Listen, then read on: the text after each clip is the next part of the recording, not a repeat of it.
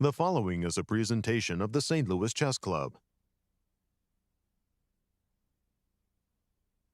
The Grand Chess Tour is back stateside in the U.S. chess capital for its penultimate leg, the 2026 St. Louis Rapid and Blitz. After a disappointing event last year, Praggnanandhaa Ramesh Babu was determined to have a better experience, taking clear first at the end of day one and refusing to give it back, entering the Blitz a full point ahead of the field.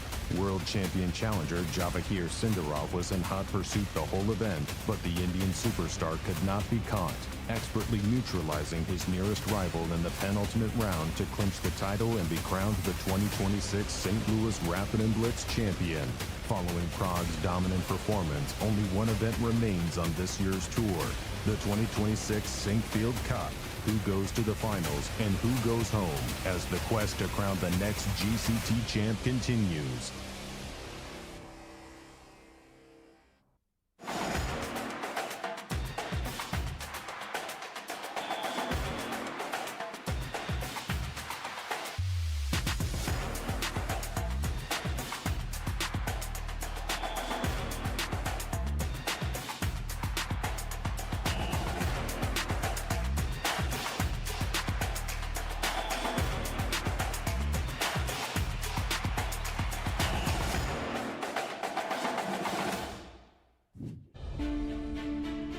Welcome, chess fans, to day one of the 2026 Sinquefield Cup, a legendary tournament at the legendary St. Louis Chess Club. We start the day in the club as we are waiting for the players to arrive and start the battles over the chessboard. For the next 10 days, these 10 players will be battling for supremacy and for those 4 spots of the grand finals. Who will take it? Let's go to the studio and find out with Yasser, Maurice, and Peter. 10 of the world's best players have come to the capital of chess in the United States to battle for prizes and precious Grand Chess Tour points on their way to the finals. Hello, everyone. This is day one of the Sinquefield Cup, and these players have traveled all around the world, but it's all come down to this. 4 of them will emerge from this event and move on to the finals. Who will that be? We're going to find out. It all starts right now.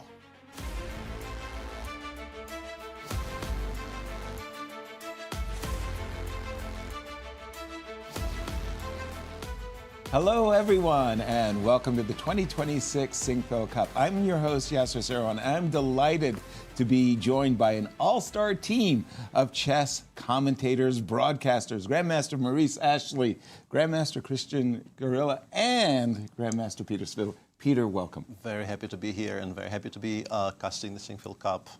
Very exciting times ahead. Absolutely, it certainly is. And let's take a look at the Grand Chess Tour and where we stand after the 4 events that have been completed. Let's take a look indeed. And with everybody in the main tour having played 3 events, Fabiano Caruana enjoys a very, very slender lead at the top here, as you can see on your screen. Half a GCT point ahead of Prague, who is in 2nd. Wesley is further down in 3rd. And Vincent Keymer is currently in 4th. But only half a point separates Vincent from Javokhir Sindarov. And we're expecting those 5 to jockey for the top 4 who will advance to the GCT finals by the end of the Sinquefield Cup. Somebody's on the bubble. Tell us about the roster of players of this tournament, Peter. This being a classical event, the roster is every single full tour participant and 1 wildcard. But due to the very, very, very late withdrawal of one Alireza Firouzja, we have 2 wildcards this year. Levon Aronian, who had his own reasons not to be a full tour participant this year, but he is coming back for this one, and it's a very, very welcome addition, of course. Levon being GCT stalwart for many, many years. And another wildcard is Sam Sevian, the replacement for Alireza. A star-studded lineup here. Fantastic. And tell us the schedule of this year's Sinquefield Cup. We begin today, the 10th of August. But we begin with the format. Pardon me, apologies. Format first, please, Peter. This is a 10-player round robin, which means 9 rounds of all play all, and the time control is a classical time control of 90 minutes for the first 40 moves, 30 minutes for the rest of the game, and the 30-second increment beginning from move 1. Draw offers, as usual, are not allowed at all. and we have a classical scoring system here of 1 point for a win and half a point for a draw. I'm absolutely insistent. Schedule. Schedule. I must know. Very important. I must know. Absolutely, absolutely. And there you have it on your screen. We play 5 rounds beginning today, the 10th of August. There is a rest day after 5 rounds on the 15th, and then 4 more rounds played straight through. With playoffs for the Sinquefield Cup, if necessary, happening on the 19th, immediately after the 9th round finishes. Right. And if we do need the GCT playoffs, which is not very usual occurrence, but it is possible, those will be played on a separate day on the 20th. Coverage begins at noon Central every day. Fantastic. Maurice, I'm sorry, but it's all about getting to the playoffs. I want to be in the Final Four. You know, before this, we were all speculating, and the players would say, oh, no, I'm not thinking about the finals. Now they're thinking about the finals. There's so much money up for grabs. There's no way in the world they don't have that in the back of their minds, even as they're trying to focus on each and every game. Let's take a look at those players once again and those standings. As you see, as we talk about the finals, the 22nd through the 27th, that'll be a huge deal. That'll happen right after this event. And so a long way to go still, but not so long. We're talking 9 rounds, and it'll be upon us. And as we look at the players, we see the top 4, if it all ended today. But right there in the shade is Javokhir Sindarov and one Maxime Vachier-Lagrave as well, with a remote chance to be sure. We'll get into that in a second. But Jorden and Anish, they're done. There's no way they make the finals, even with a victory now. It just, the math doesn't hold up. Let's take a look at a couple of the players, starting with the reigning Grand Chess Tour champion, Fabiano Caruana. He is a 5-time U.S. chess champion.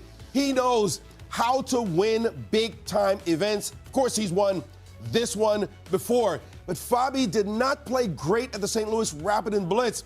He did enough to rise into a position where a comfortable result here will get him into the finals. That's not what Fabi thinks about. He thinks about victories in tournaments, and he's a dangerous player, one of the best prepared players on the planet, so expect him to be contending all the way to the very end.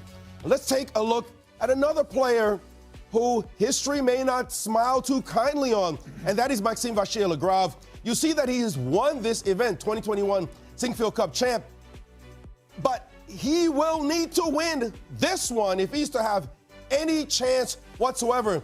And the thing about Maxime, he's been Mr. Consistent. He has literally finished in the top 3 of the Grand Chess Tour 8 years running.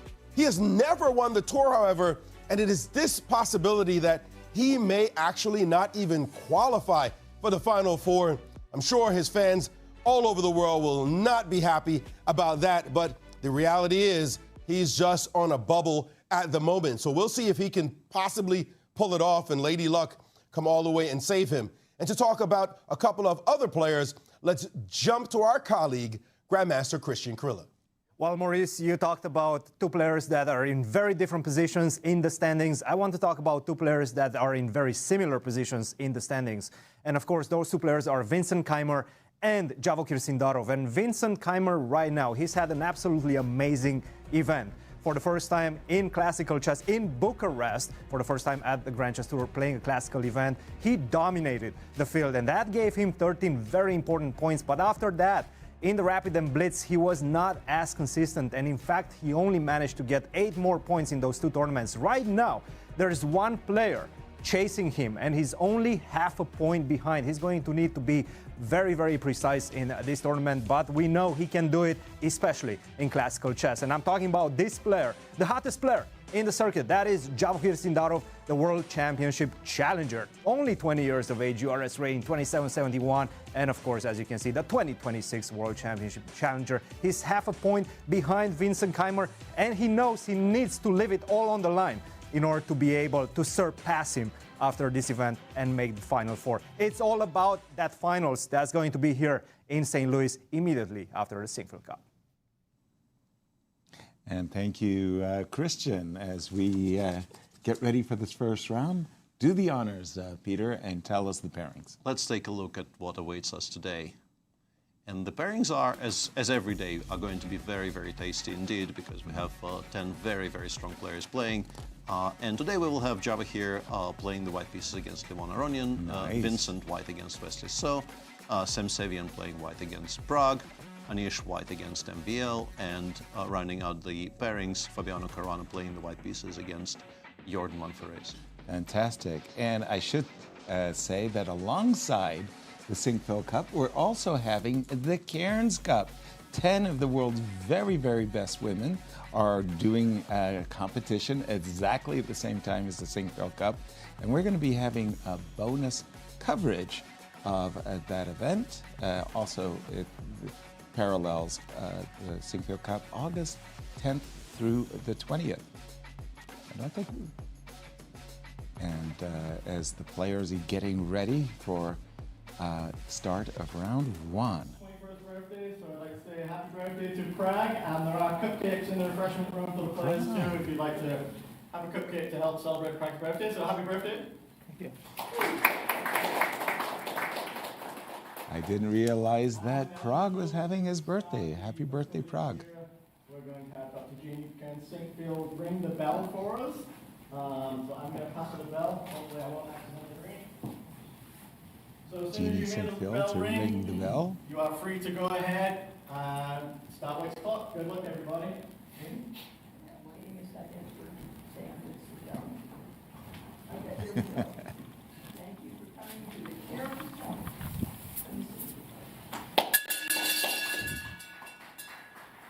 Give it a good shake there, Jeannie. And that is it. Round one of the Sinquefield Cup, and Off as they well go. as the Cairns Cup are currently underway. Peter, your pick. Where would you like to guide us at the start of the round? Everything looks potentially very interesting. I guess we could begin by taking a look at Fabi's game, because Fabi is leading the tour, Right. and he has a very good record in Sinquefield Cups in general.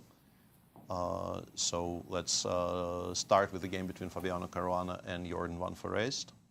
And we have E4, E5. Yeah, Now- Fabi opening with E4. Jorden plays all kinds of things against E4. He is, I think, a very proficient player of all kinds of Sicilians, but opts for 1 E5 today, and Fabi goes for the Italian. An early showing for the Italian. Exactly. The Gioco Piano has become so incredibly popular. There you see on your screens, is that right? 11,800,000 games? I mean, my goodness, that is just... And I was about to say, a why deep don't more database. players essay the two nights? Because the two nights is very sharp. Okay, he decided we're going to back down and not have that discussion. The fried liver attack, of course, is something we all learned as children. But it just seems to me that maybe you'll get a little bit away from the beaten track if you play something else other than bishop to c5. Yeah. Knight f6 was Jordan's choice. And I wanted to say after d3, also has become very popular is bishop e7. Bishop e7 is very much gained a lot in popularity recently, and there's also those quirky things with d6, h6, and g5, which very strong players have tried recently. But Jorden, after asking Fabi if Fabi wants to engage in the little bit two-night action, but no, we're back very firmly in the Gioco Piano territory. Yeah, conventional.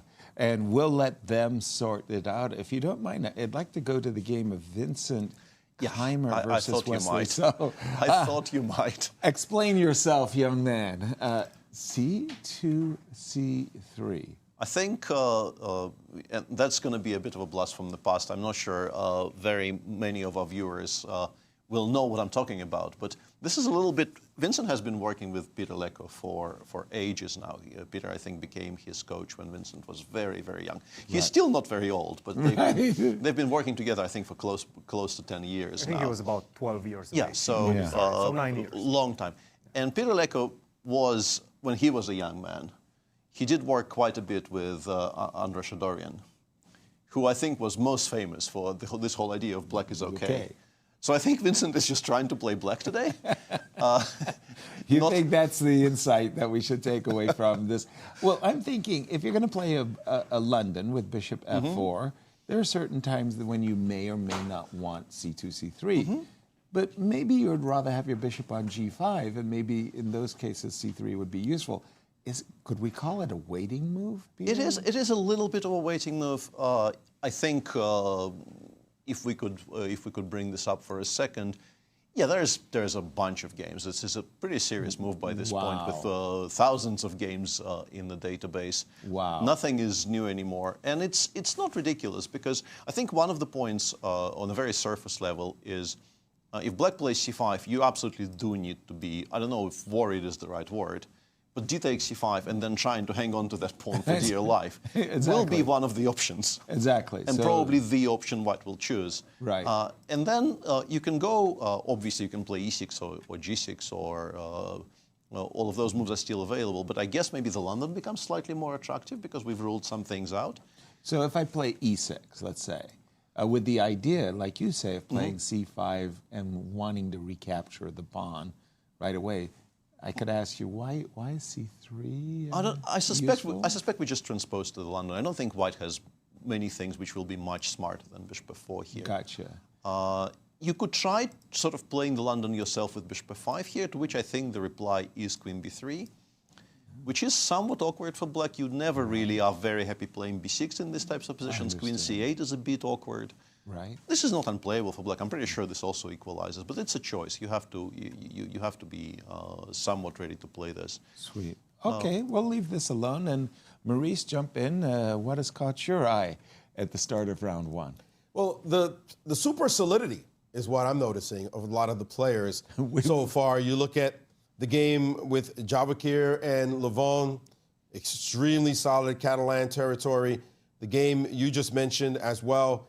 And Maxime Vachier-Lagrave, who's normally a Grunfeld player, he has decided to essay a Bogo Indian with bishop to b4 with check. So you see very solid openings, very classical, except this one here with Sam and Prague, where we could be going into some Archangel territory, Archangelsk for those who sticklers who want to get it exactly right.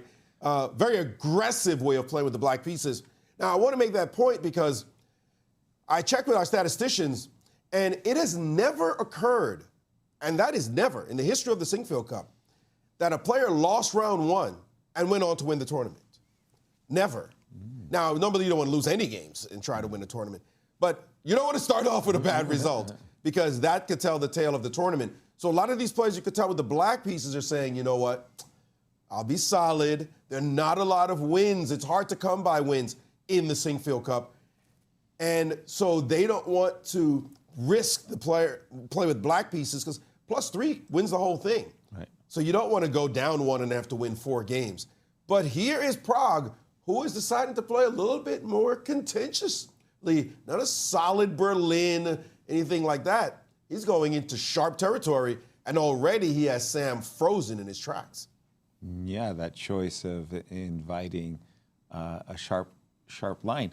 I am also noticing that in the game between Fabi and Jorden, Peter, referring back, well, Jorden went, I think, for the most aggressive line, which is to play for d7, d5 right away. Absolutely. Say, I can force equality on you. Yeah, and we left it after c3, and Jorden went for, I guess, I don't know if I would call it aggressive, the most forcing, I think, is the way I would describe it.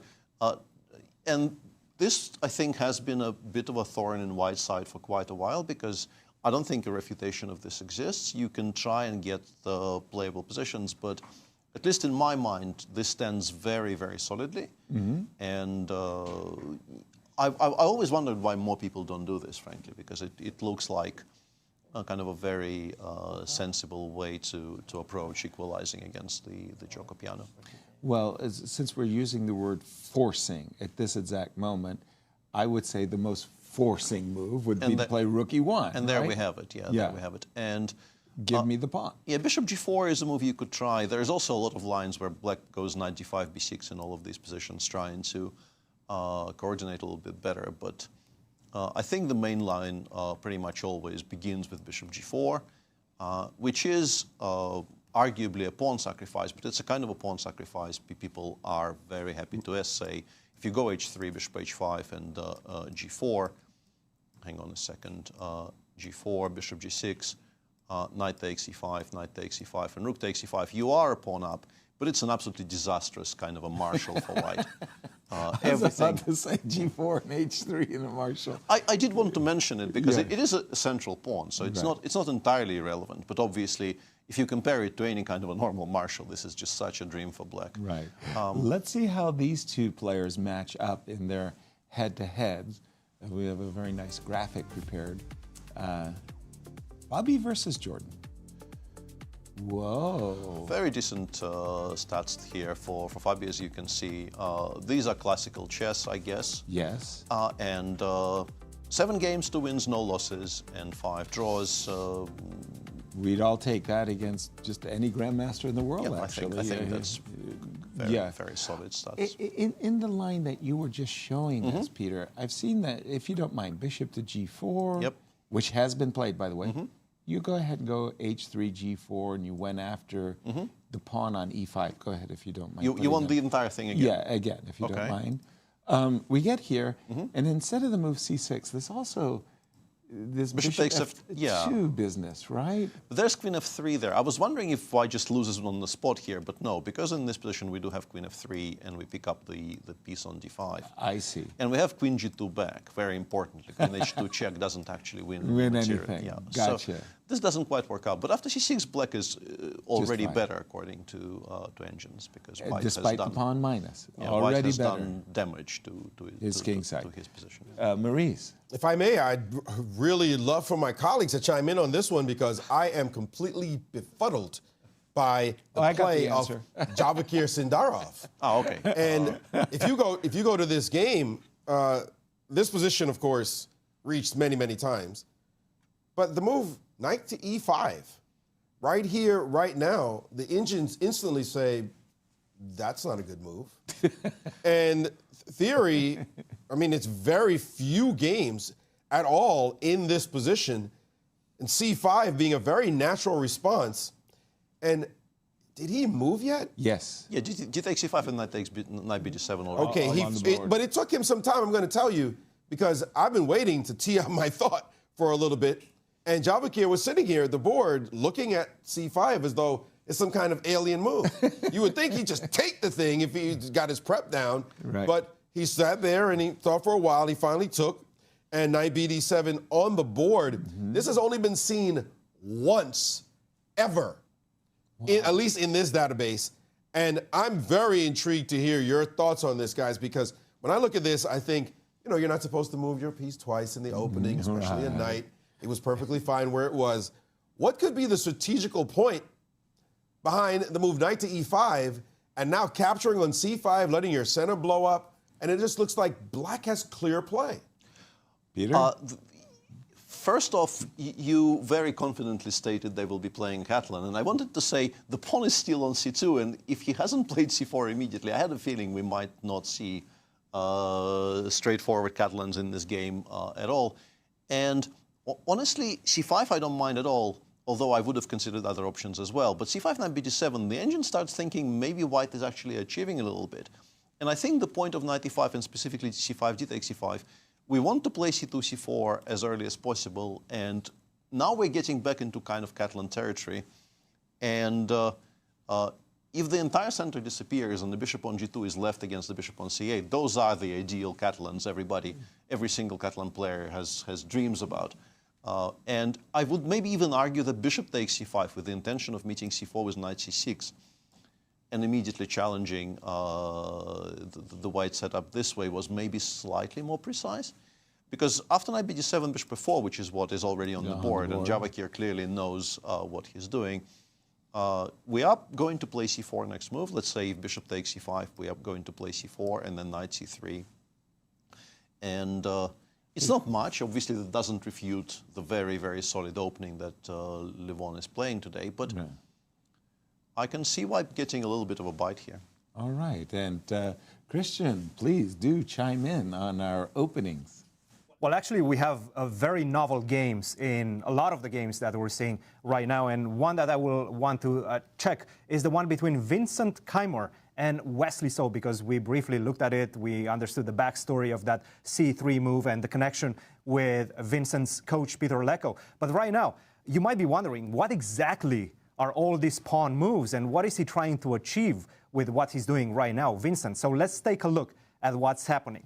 Right now, after C3, Wesley thought for a while and played the somewhat innocuous move A5, which didn't stop Vincent in his tracks. In fact, he immediately responded with the move H3. Now, what do you want with the move H3? Is you're trying to control the movement of the light square bishop. You cannot go to G4 right now because the pawn on H3 is ready to capture that. But also what you're trying to do is next move, if you don't play the move bishop to F5, which we will see in just a second what would happen. If you play the move bishop to F5 right now, I'm going to go G4, and I'm sure this was his idea, his preparation. Wesley definitely smelled the rat in this one, because after G4, bishop to G6, knight to E5, things are getting wild in this one. Wesley did not play that. And if, by the way, if you don't play the move bishop to F5, let's say you make a random move such as H6, for example. I can go queen to C2, for example, and now you're no longer getting that bishop out. F5 is controlled, G4 is controlled, so that bishop stays on C8. Now, let's take a look at what happened in the game.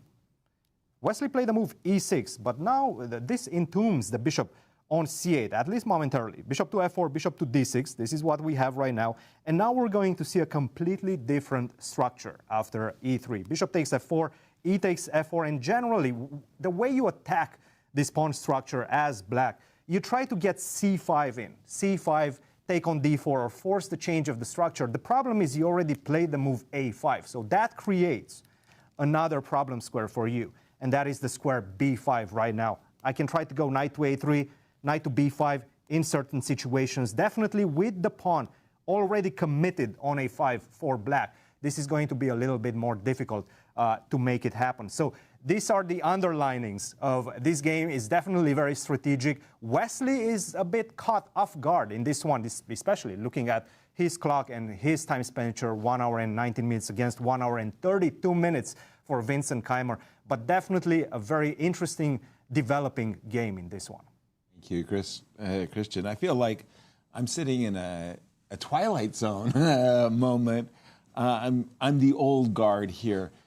C2, C3, H2, H3, you know.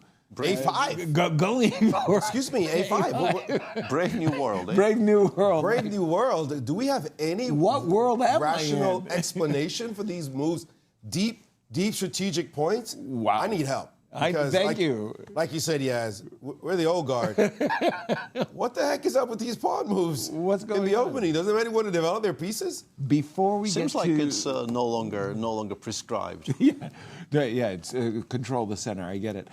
Before we get too deep and heavy into this round one, gentlemen, I'm going to have to call for us to let our viewers know who's going to win the tournament. Go on. Go on. And my being the host, and my last 5 choices, by the way, I'm 4-1, so trust me on this one, folks. Your first 4-1 in the same event. Stop. I was Stop second bragging. in the St. Louis Rapid and Blitz. So was I. I accidentally picked the same as you, unfortunately. I'm going to go with our defending champion of the Sinquefield Cup. I'm going to go with Wesley So. Surprise, surprise. Maurice. I'm going to go with Sindarov. Sindarov. I think He's hot. He's hottest hot. player on the tour right now, so I'm going to go with him. I'll take Fabi, I guess. We need to pay. That's okay, Peter. Okay. You can take Fabi. That's okay. I was going to pick Fabi, but maybe I'll think of a different name. Don't worry. There's so many people Fabi picking. squared. I think there's going to be others picking as well. It's okay for them to pick the same person. You're going with the GCT tour leader. And the man with an impeccable record in these tournaments in general. How about the guy And the defending champion of the Grand Chess Tour. How about the guy who's winning the most amount of money, Vincent? Any love for Vincent over there, Cristian? Look, you took my pick. That's fine. I forgive you, Peter. Sure, why not? I'll go with Vincent. I do think that he has a chip on his shoulder. He knows what he needs to do. He knows that he needs to score a lot of points He does. if he wants to maintain his lead, Confirmed. and he wants to make the top 4. Let's be honest. I mean, Wow. he hasn't tasted that Grand Chess Tour finals yet. He wants to get there. A lot of the players have already tasted that. MVL, Javokhir Sindarov, it's a big race. He hasn't tasted it either. So definitely we're going to see a race of ideas as well. In classical chess, we're already seeing a lot of interesting ideas from Vincent. I'm going to go with Vincent. Fabi's going to hate me for that, but I'm going to go with Vincent on this one. And I do think that Fabi's going to qualify to the top 4. Right. Well, he's a great place Somewhat for that. lukewarm take. Yes, that's not a, This guy's a genius. that's not a hot take. Yeah. Well, you are picking the guy who won Bucharest. Exactly, The classical chess there. So far, but you're none a of us- turncoat, being a podcaster of C Squared. Did somebody pick Prague? Did I hear his name? No, Levon. Var picked Levon. But I'm saying, Nobody but has did picked anyone Prague. pick Prague? Nobody's picked Prague so far. We've got to ask the ladies on that one. You know, it's funny Almira because and the Maxime. players know when we pick. Yeah. And we're thinking we're And they're- picking in an isolation. No. They and then, poke and us then they when come, we get it you wrong. know, we're at dinner somewhere talking, say, you know, none of you picked me. Yeah, or yeah. thanks for picking me. Right. It's not personal. No, folks. they We just- remember when we don't pick them. We are impeccably professional here and entirely Thank you. unaffiliated. Thank We're you. just trying to Thank have you. some fun.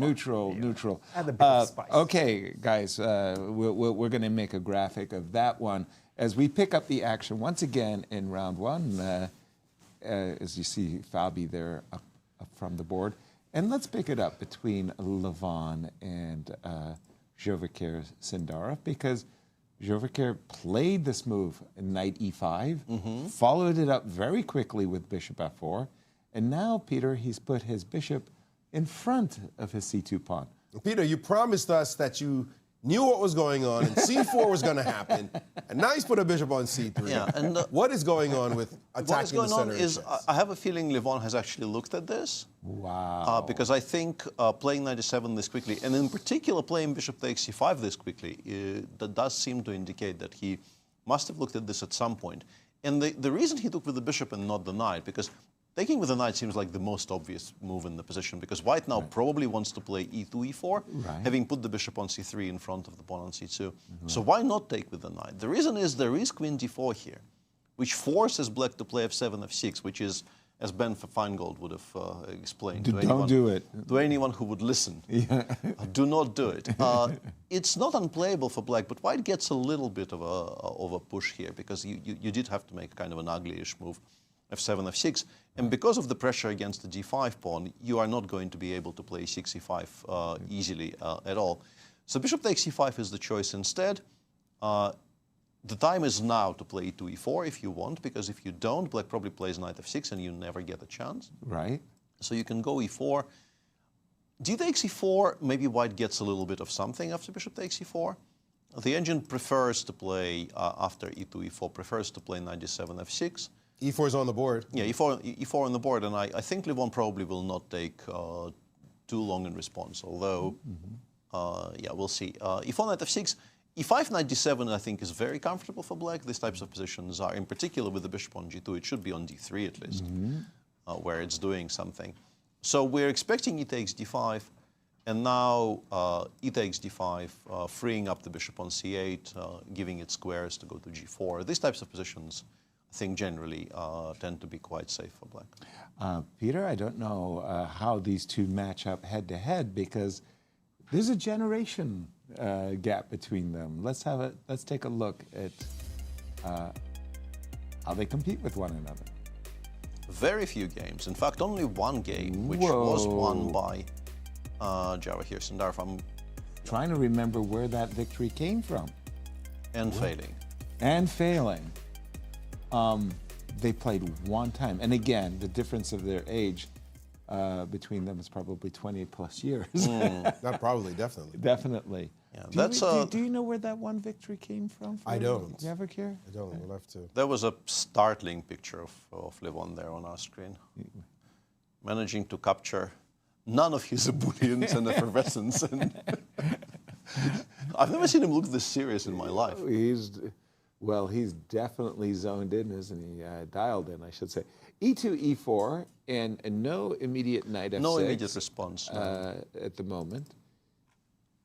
And it was, if you don't mind, going back to a moment here, just go back to knight d7. And I just wanted, before knight d7, if black had just gone bishop takes c5. Yeah, there you do play c4 in a hard bid. And it occurred to me that, yes, it's a Catalan, but it feels more even than like a Grunfeld gone good. Peter, you're very happy with the fianchetto bishop on g2. Kind of a Grunfeld reversed, yes. Right? It's not much. Black is still not doing all that poorly. You can take and meet, let's say, knight g2 with the engine suggests going knight d7, knight b6 to make recapturing this pawn on c4 slightly more difficult.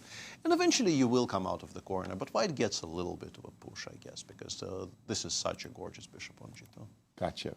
All right, and Maurice, we're getting quite an education in what I call soft opening moves. Knight e5, move a piece twice, h2, h3, c2, c3. Do we have any brutal attacks going on? Oh, there's a game that has gone just haywire. Let's do it. And what's fascinating is trying to get the concrete features that allow you to assess a chess position and then realizing that you don't understand chess at all. I'm talking about myself. So take a look at this game between Fabiano Caruana and Jorden van Foreest. We saw this very forcing line, as we mentioned, after rook e1, bishop g4, knight bd2, knight dropping back, going after that bishop. This bishop drops back, said, okay, listen, let's just play. And now queen takes on d3, grabbing the pawn, and we see queen back to f5. Note that both queens were hanging just temporarily here. This is hanging and this is hanging, so the pin was broken, and he could take on h5 with white. If, for example, you take here, then white just captures on h5 with a fantastic game.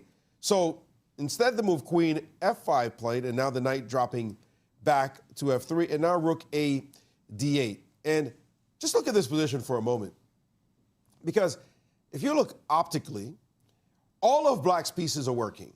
Every last one. Maybe you might complain about this knight on b6 being a little bit offside and dominated by this bishop. But everybody else is working. Now, you might start to say, well, maybe this knight is not that great because it can't go here or this square, so there's some control.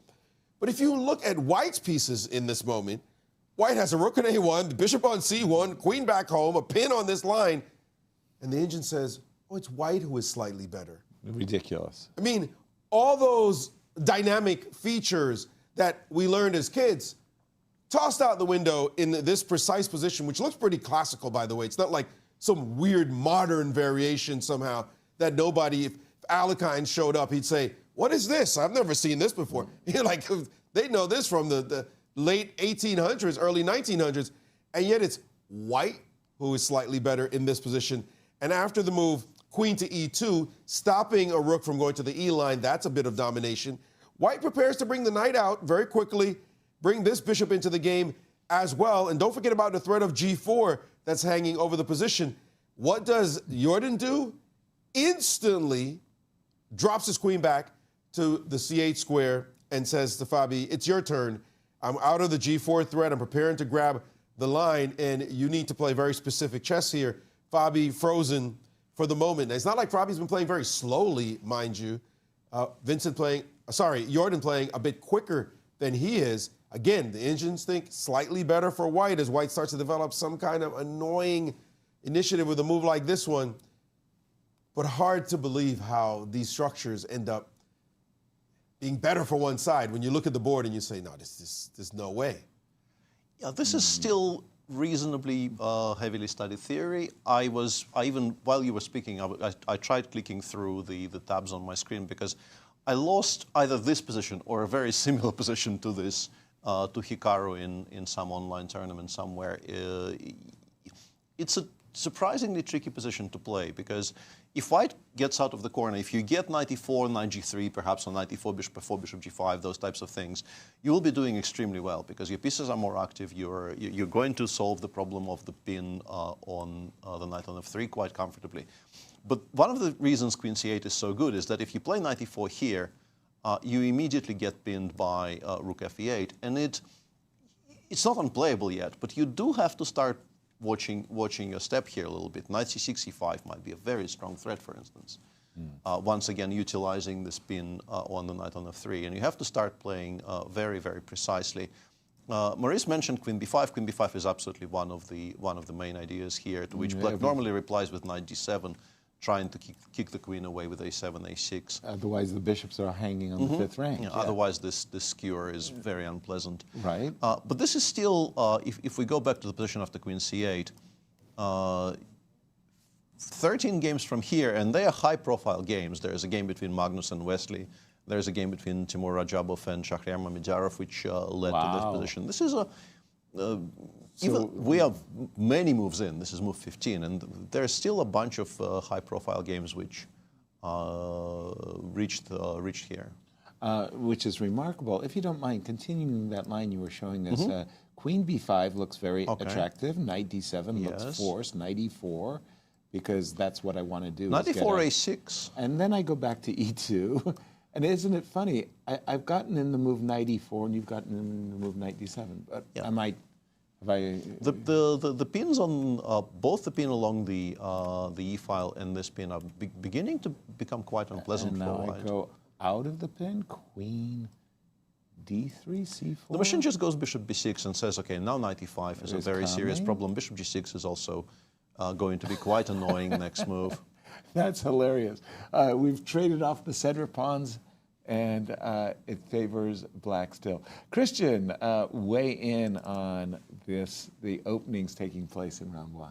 Well, this one is quite a crazy game, of course, and you might call it alien chess. This is novel theory, the way they play nowadays with the help of the engines, of course. And I just want to, back that move queen to c8 with a few words as well, because I think you guys covered a lot of ground. Queen to c8, of course, you're trying to go rook f2 e8. That's the main idea behind it, but also you're trying to shield away from g4, which did become a real threat once the queen landed on e2, because this pawn on f2 right now is protected. So bishop takes f2 no longer comes later on in the game. So let's take a look at what happened after queen to c8. For example, we're going to go queen to b5, knight to d7. Take a look at these crazy moves. I mean, you tuck the queen on c8, then you cover that up with a move knight to d7 just to keep the bishop on c5 on this important diagonal, and then be ready to attack that queen with a6 also.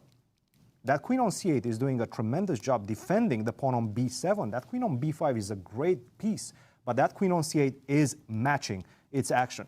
Knight to d7, for example, knight to h4 is one of the main lines. In fact, the move played by Magnus against Wesley, you have a clear idea in mind. You want to get to that f5 square. That's the critical square in this position. a6, and very often the queen drops all the way back to f1. So black put the queen on c8, white is tucking in the queen on f1. And guess what? In this position, there's been some games with bishop to e7, some games with knight to f6, but I have a feeling that we're going to see something new from Jorden after queen to f1 if we do land in this position. And that is this crazy idea with g5 in this position. g5. If you go knight to f5, then I go bishop to g6. You can give a check on h6, but that knight is going to start getting hit after king to g7, knight to g4, h5. It is black who is taking over the initiative. After g5, most likely we're going to see the knight drop back to f3. And take a look at this position. It's so unusual, right? We don't see black just simply willingly going g5, h6, weakening the king like such. But it does seem like the fact that you have so much space advantage on the king side, and it doesn't seem like white has enough pieces to get to your king, or at least get close to your king. It seems like black is fine. It's a very typical type of preparation that we see from Jorden. He's a very creative player in the opening phase, and I think that's exactly what he's displaying in this game right now. Another small backstory that I can tell you, because I was chatting with Fabi, Grigory Oparin is going to be his second, his long-term second for quite a few years now. But last night he was in Wisconsin, winning the US Open and qualifying to the US Championships. So I don't know if he had time to catch the red eye and be able to help Fabiano in the morning. Fabiano probably had to do a lot of work by himself. Did he cover this variation. Is he ready for this one? His time spender right now is saying no, but let's wait and see who's going to be able to handle this crazy-looking position better.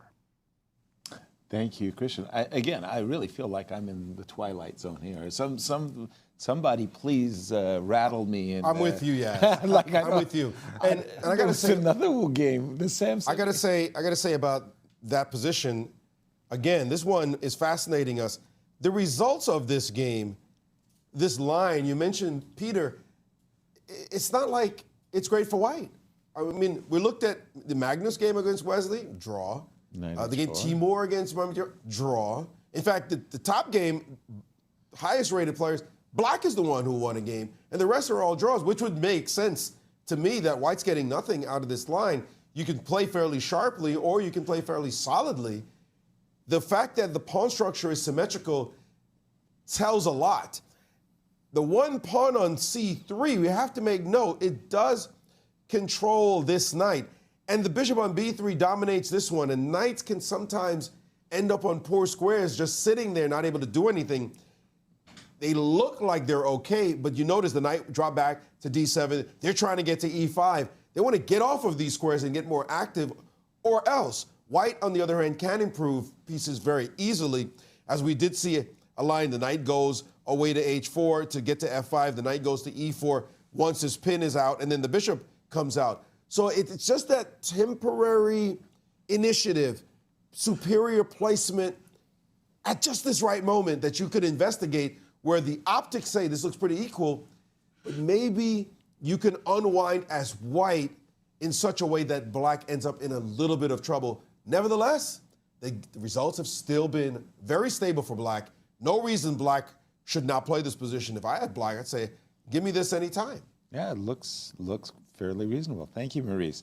We're at that stage where we'd like to say, statistically speaking, Peter, who's going to win the tournament? Well, our own Ben Underwood has run 15,000 tournament simulations to tell us the following. I have taken 4th place.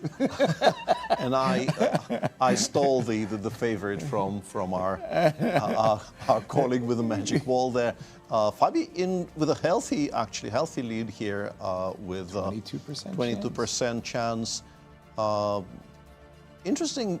I mean, I guess it's at least in part a function of Fabian Sindarov having 5 whites and 4 blacks in the tournament. That's important too.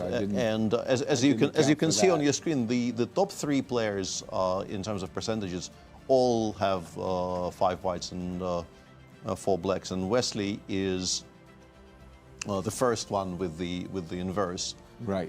There, Praggnanandhaa only 9.1 seems a bit low to my eyes, but Ben knows what he's doing generally. And to pull the curtain a little bit, we had a discussion yesterday when we were doing the rehearsals. We were discussing not this particular pie chart, but we were talking about what MVL needs to do to get into the finals. Exactly. And Maurice destroyed me. Maurice was so much more precise on the percentage chance of MVL getting to the top 4, because I thought it might be around 5%. And as you can see, MVL winning the tournament is 4% already, and he needs other things to go his way to get into the top 4. Wow. Peter, I think you're overstating the fact that you're calling it that I destroyed you. I think you just lost your mind. I mean, when you told me 5% getting to the finals, I was like, what are you talking about? That's hard. The guy's at 14 and a half. He needs 13. So he needs to win 13 points. Then he needs the other players to face plant, but he has to win the tournament, by the way. Yeah, when he's one of the lowest rated players in the competition at the moment. If you look at that, in addition to the 5 points, the 5 whites you're talking about, it also tracks pretty well their ratings, ranking in chess right now, fairly well. So for him to do all that he needs in order to make it to the top 3, forget the top 3, just the top 4, as he's done 8 years running. That's incredible. Just the COVID year was the one, messed up. The one interruption. But for him to do that, just Maxime himself, he's a mathematician. He already knows, like, this is, I'm just here to play some chess. have a good time and try to win this tournament if I can. Yeah, just two things I want to add. First of all, you know, I'm a huge believer in MVL, and we've known each other for ages and are very good friends. And also, me losing my mind, that's not news. I don't know why you brought any attention to it. It's, Yeah, I don't think I did anything smart. I wasn't so much of a genius. But history, it was certainly... History is on Maxime's side, let's face it. It is. I mean, come on. This would be his greatest achievement, I'm going to say ever. If he actually qualifies for the Grand Chess Tour coming back, that would be a miracle of miracles. And somebody would be saying, listen, the world is a better place when Maxime Vachier-Lagrave is playing on the Grand Chess Tour. Fantastic. Thank you, Maurice. Peter, I want to turn our attention to the game between Sam, Sevian, and Prague, if you don't mind, because I have a question for you. Sure. As black, coming out of the opening, when do you get your queen on A1? Specifically in some Spanish positions it does happen, and it did happen here. Tell us about it. What is and I clicked around a little bit, and I found some very funny lines which did not happen. Okay. So just briefly, I guess we sort of left it here, and C3, B5. B5 is already not forced. You can actually castle here, but Prague kind of steers it back into the Arkhangelsk, Yurtaev kind of territory, bishop B3, D6, A4. And if you do it via this move order, what it gives black is the option of playing bishop G4 instead of the very normal rook B8, which you would have to play if you began with B5. So bishop G4, and Sam quite quickly and confidently took on B5, took on A8 and played G3. And Queen A1 here is not the prescribed way the engine plays it, but it's one of the moves you can absolutely consider. And Sam's reply already justified it. Because if you play knight G2, you can no longer really quickly play bishop G5, right, which is the one aggressive idea white had in this type of a setup. So now black can just castle, and black, I think, is doing quite well.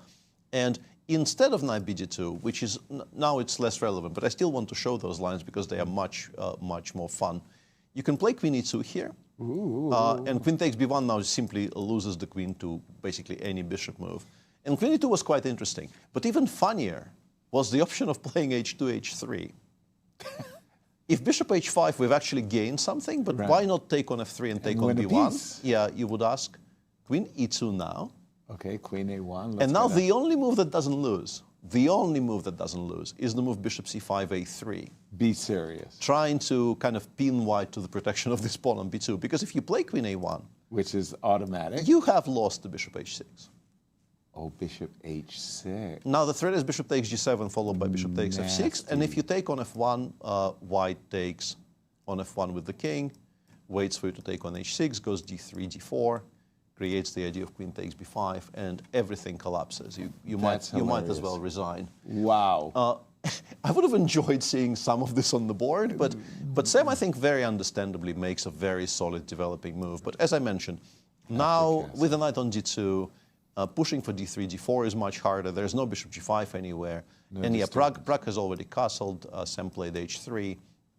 The bishop generally actually drops back to d7 or c8 because giving white this option of locking it out on g6 is generally not very advisable. Something like this probably is a dream scenario for white. Gotcha. So I'm expecting the bishop to go back to d7, and I think black is quite healthy here. Thank you, Peter. And let's just see how these two players square off head-to-head.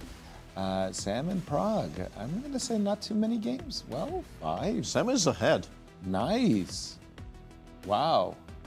They might have played like in a World Team Championship against one another. I mean, Sam has played for the U.S. team. Sam is a bit older than Prague, right? Not that much. But not. I wonder if they played in some World Juniors. Is why the reason I asked. Well, I think there may be a little bit too far from that.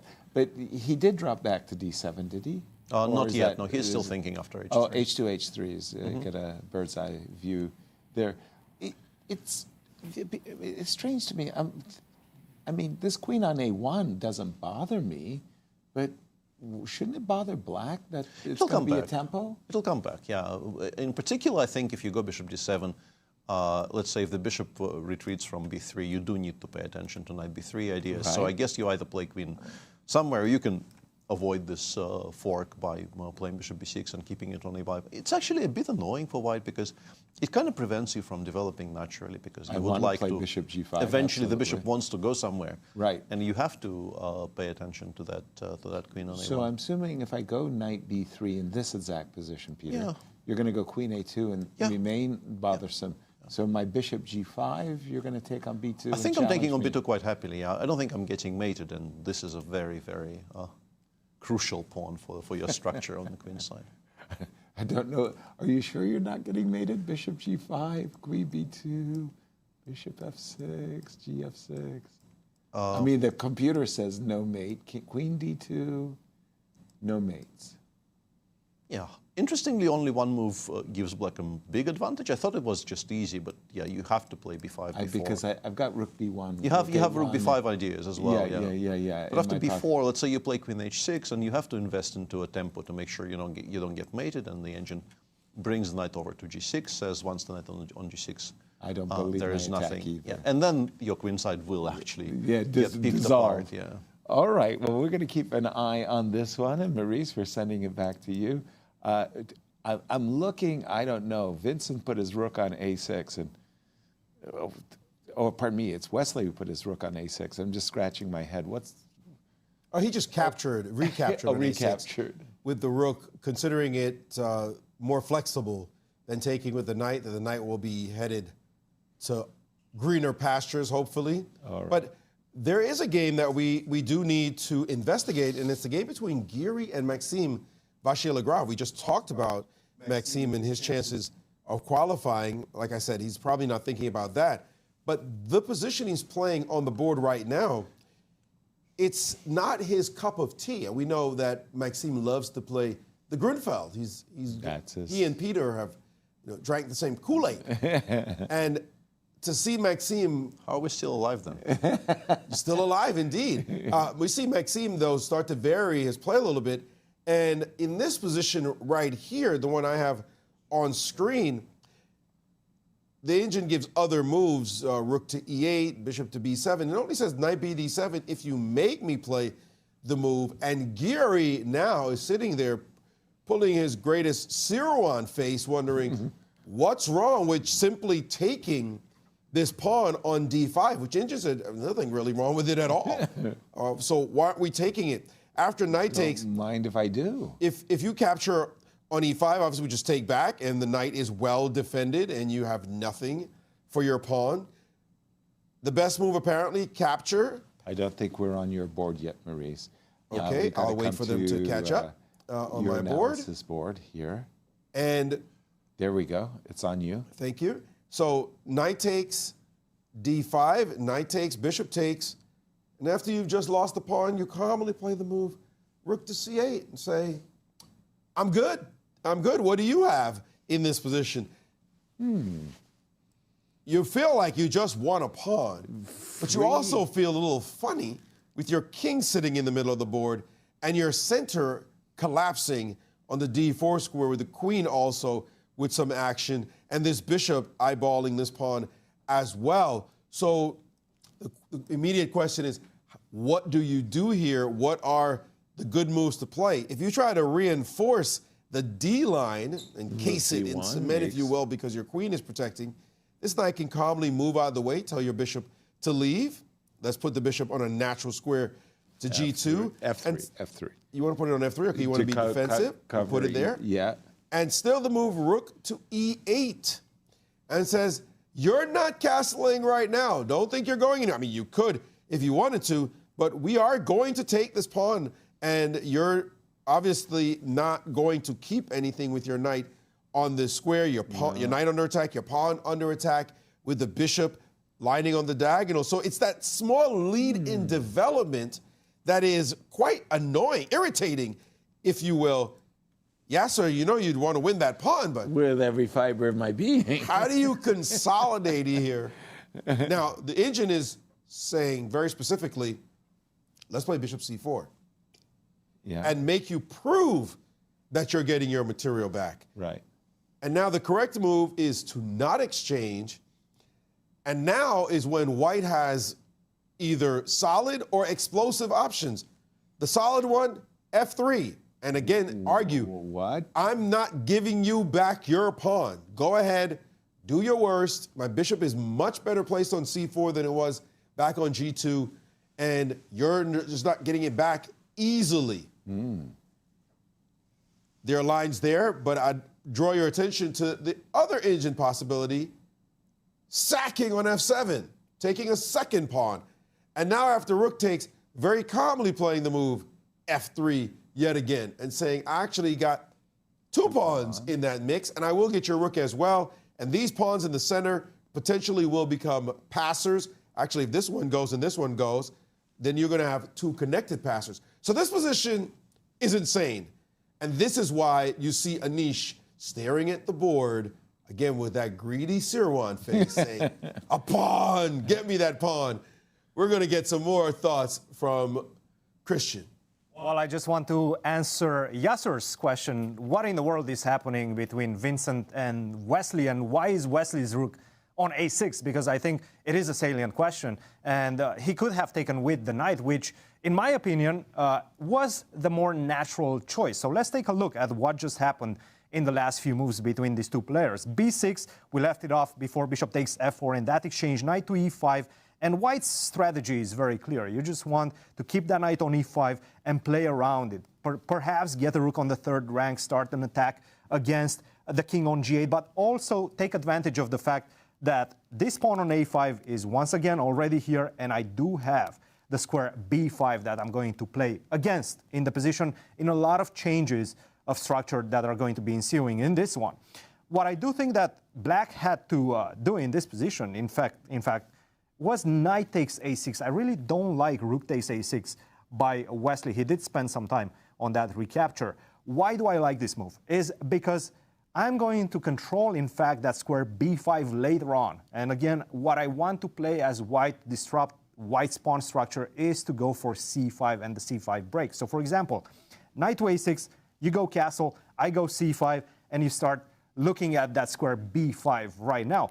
But what I have with the knight on A6, and I really don't like the knight on B8 as much, and especially now that rook on E6 that we will see in just a second, right now I can just simply drop with the knight to C7, and that's going to beautifully control the square B5. That allows the other knight, the knight on F6, to go to the center, knight to E4, and perhaps force White to go F3 and displace that knight. But F3 comes with its own set of consequences, which, of course, is going to weaken the pawn structure for White on the king side. Now, what we've seen in the game, he played the move rook takes A6, and after, let's say, just a normal move such as castle, if you try to go C5, knight to A3, and I do believe that this is his plan. He wants to go A4, and he's trying to say that, look, if you go knight to B5, I'm going to be able to attack and displace that knight immediately with the move rook to A5. But the problem in the position, once you expand it so much on the queen side, what I can do as White is change my tune. And with the knight on A3, I'm not worried about that square B5 anymore. What I want to do is tackle you in the center, in this beautiful cluster of pawns with the move C4, which I do believe that right now would be giving White an advantage, because I'm just simply ahead. In development, your rook on A6 is completely out of play, and you are banking everything on this idea of maybe getting the rook to A5. If you want to go back, rook to A7 or rook to A8, you're going to spend additional tempes in this position, and I don't think you're ready for that. So right now, despite the fact that the engine is really saying the position is very neutral right now, I do feel like White, Vincent, with his preparation in his back pocket, because I'm sure he's looked at this structure, particularly when he prepared for this game, I do think he has the practical advantage, and I really don't like Wesley's rook takes A6. I think knight takes A6, the more natural choice in this one, was just a better move. Thank you, Cristian. I feel like I'm getting it from both sides. Then Underwood statistically is telling me my choice of Wesley was wrong, and now I'm getting Wesley has played a bad opening with rook takes A6. I don't hate it. I feel like maybe the knight will eventually come to D7, and I can definitely find the argument for taking with the rook. And just for a brief moment, returning to what was happening in MVL's game, right? That pawn sacrifice that he played against Giri. An important part there in Giri's considerations is that MVL is above his starting time. MVL has not begun thinking yet, which means this gambit is not an improvisation at all. At the board. And Anish did eventually play simply castles here, said no, thank you. You probably know what you're doing, and I'm not particularly interested. I'm not going to digest that fun. How do these two match up head to head? Let's take a look. I'm going to say a long history. Whoa, 31 draws. Didn't see that coming. Today is game number 40 between those two. Wow. In classical chess. Anish is slightly ahead Remarkable. with 5 versus 3. But yeah, 31 draws. Very, very solid players when playing each other. Hat tip to Anish. To have a plus score against MVL is pretty darn good. And Maurice, jump in. We're seeing pawn sacrifices everywhere. Another pawn sacrifice made on the board between Javokhir and Levon Aronian. And that idea of e4 did occur in that game by Javokhir, and we saw that. And Levon said, I'm going to capture this pawn. And after captures, as we pull up the game, Your analysis board? and pull up the analysis board, we'll see that Levon was just undeterred. He played knight f6, the bishop dropped back, and now he decided to play the move e5. That's a pawn sacrifice. It's a pawn sacrifice. Go right ahead and capture. It turns out trades, which is what did take place, this pawn is poisoned. After knight takes, there is the move knight to g4, hitting this bishop and also preparing their own sacrifice on f2 if you're not careful. For example, if you play the move bishop back to c3, you get your face rearranged after knight takes on f2. And now rook takes is met by check, bishop f1, and bishop to h3. And you can cry, but it's not going to change the result of this one, as you got problems on the f1 square. Only way to deal with it is to play like this, which is completely unacceptable. So the pawn is, in fact, not hanging, at least not to queen takes d8, which was what was played. Also, bishop takes also runs into the same idea of knight to g4, which is not as bad for white, but is not something you want to play. So Javokhir was quite smart in this position. He took and then said, no problem, I'm going to develop my piece. And I do have the Catalan bishop Waiting. that Peter's been talking about. This bishop is waiting. What are you going to do to develop? This pawn is still hanging, by the way. The knight's headed to b3 or c4, hitting this pawn right here. It's right here, right now. You need to come up with something that you feel very comfortable will equalize the position. Levon has not moved. He played this enterprising idea of e5. His opponent played a very natural trade, brought his knight out, and after much thought, Levon decided, I can't just sit here, and he's playing the move bishop to f5, according to the engine, the best move in the position right now. Yeah. It does entail another pawn sacrifice, however. B7. Bishop takes on b7, and then bishop to a6 is the engine's choice, where now if you play the move bishop to c2, you start walking into punches. Your bishop is on a funny square with this bishop sitting back there as well. Knight's headed to c4. There's some intriguing variations you'll have to calculate here as black. Yasser, I see you making a face. I'm suspicious. You're suspicious. Levon's Indeed, and position. Levon's going to have to play some precise chess to keep the advantage minimized. But it's definitely slight pull for white. That's going to transpire if the youngster goes pawn hunting. Thank you, Maurice. And as we mentioned at the top of the show, we are so pleased to have two tournaments coinciding with one another, including, of course, the Cairns Cup. They will parallel exactly the Sinquefield Cup. 10 of the superstars of women's chess are doing battle from August 10th to the 20th. And we will include in our broadcast a couple of bonus coverages as Almira and Nasi are doing the honors there, hosting. What did you think of this sacrifice of Levon Aronian? It was strictly just required. Everything else is much, much worse. The position is really shockingly dangerous for black. If you don't play bishop f5, I think you're in serious, serious trouble. If you don't mind, I wanted to go back just a second. Before the move e5 was played. Queen e7 was fine. Well, You know, it's funny. I look at this position, Levon Aronian, Armenian French defense school of chess. This looks to me like a Rubinstein French defense is black. And A little bit, yeah. You know, if you could get him b6, bishop b7, you're a happy camper. But can you? Can you? And this is, people used to actually try to play the g3, bishop g2 setups against the Rubinstein. Precisely. Precisely to get a position like this. Right. And so I was thinking queen c7 like you were about to say. Queen e7 seems to, or maybe even queen c7, exactly, yeah. You go ahead and take my knight if you want. This structure is supposed to be okay for black, I think. That's what I thought. Yeah, I don't think taking is necessarily, I would maybe try to play something like knight g2 and just play slower, but then maybe you can play bishop d7, bishop c6, and you should be quite healthy. Right. I think Levon underestimated how annoying queen d8, knight g2 is. And I think so what let's happened take a is, look at the current position, because you're about to tell me he's suffering. yeah, maybe he thought bishop d4 equalizes on the spot or something like that, but you get hit by bishop a5. Bishop a5. It's very annoying because b7, my. b6 is unavailable because the pawn on b7 is x-rayed by the bishop on g2. Gotcha. And then the rook has to go somewhere, and this bishop gets kicked away with c2, c3. As well. And more tempi coming yeah, up. positions like this become very, very risky. Gotcha. Because now we can always meet knight g4 with knight e4. The other rook probably enters via the d1 square. Knight c4 is constantly an idea.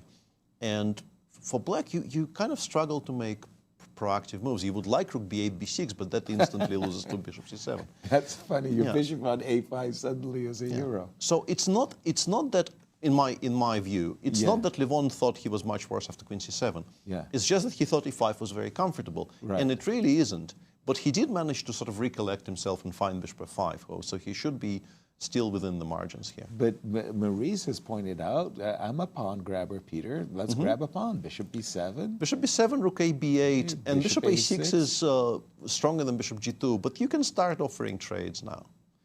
Because if the bishops do come off the board, let's say bishop takes d4, e takes d4, both of those are you're hanging. taking with the pawn. So I am winning one back and equalizing on the spot. So after bishop d4, the engine tries something like knight c4, trying But to that preserve wasn't some the way I advantage. wanted to Yeah, do it. but it feels like black should be able to salvage this. Nice. For instance, one way to do it would be to take on c3 and then force the bishops off the board by playing bishop c8. Okay. And we get some kind of a position like this where white is currently a pawn up, but the structure on the queen side is so broken that these...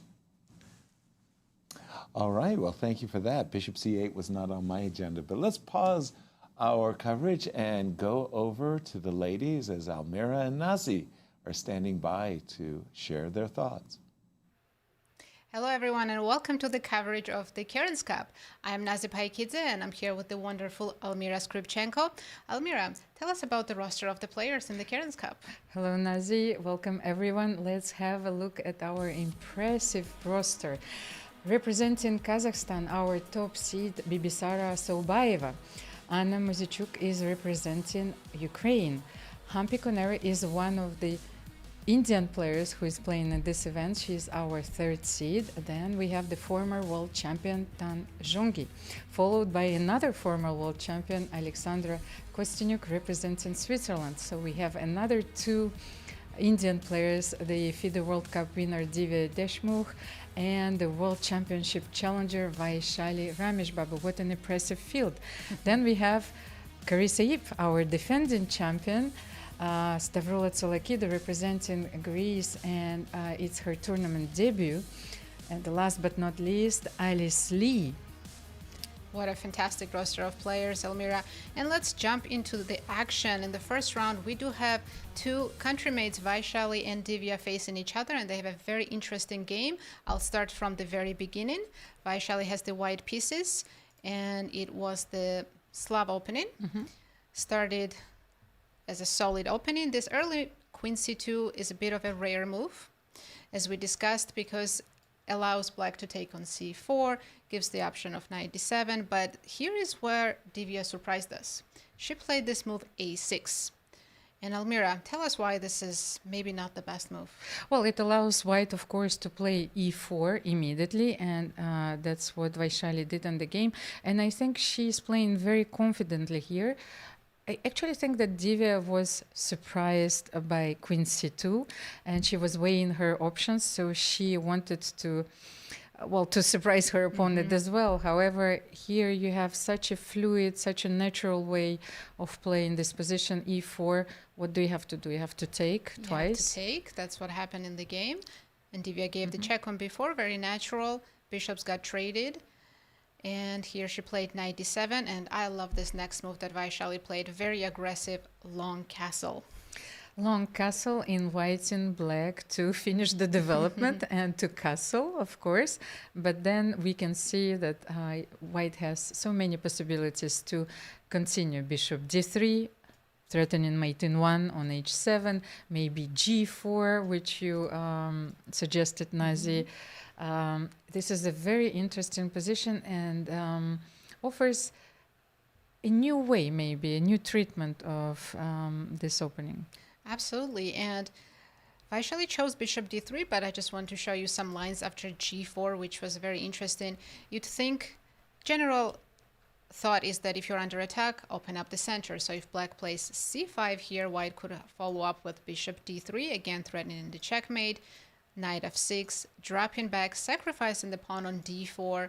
Go ahead, take it. I'm going to focus on the attack on the king side. And this looked quite scary. Would you take the pawn here or the compensation, Almira? Well, I love this positional sacrifice. And actually, one of the things that I want to underline is that Divya is taking her time, she's weighing her options, but the thing is that she doesn't see a clear way to equalize in this position. So we all know that c5 would be a thematical breakthrough, but then what? Yes, you suggested that even leaving this pawn on d4 and developing such a powerful attack leaves white with great compensation. Great compensation, but of course with a long-term compensation. Exactly. This didn't happen. Vaishali chose bishop d3, which is also a great move. And after knight f6, I was looking at queen h4 here. It's a natural response to knight f6 often, but it was not the best move, and Vaishali figured this out, because after queen h4, black can play again immediately c5, attacking the pawn, and unfortunately for white, we can't take. The d3 bishop is hanging, so white would have to spend a tempo defending this pawn, either knight f3 or something like this, and then after c takes d4, you start with g4, and it looks very scary. g5's coming, checkmate's coming, but black can simply play g6. Yes, it's weakening the dark squares, but white is missing that dark squared bishop to take advantage of this. This is still a very interesting position. Could be played after g5. Black can play knight d7 or knight h5, but white doesn't have a big advantage here. So instead, Vaishali found the strongest move here, queen e5.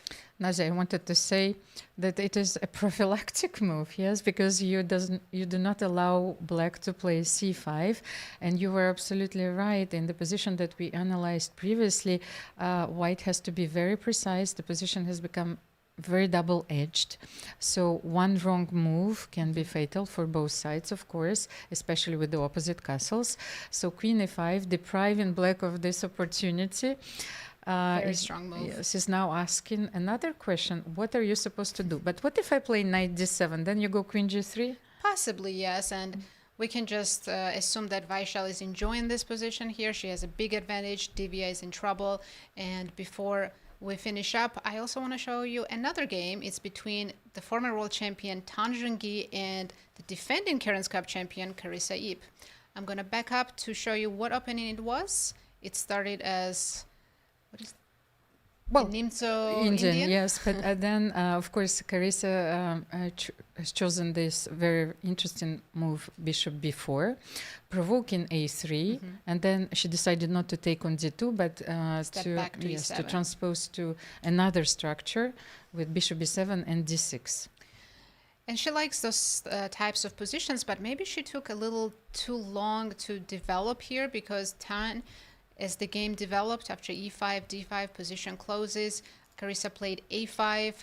We thought she wanted to put this knight on c5. Tan played knight g3.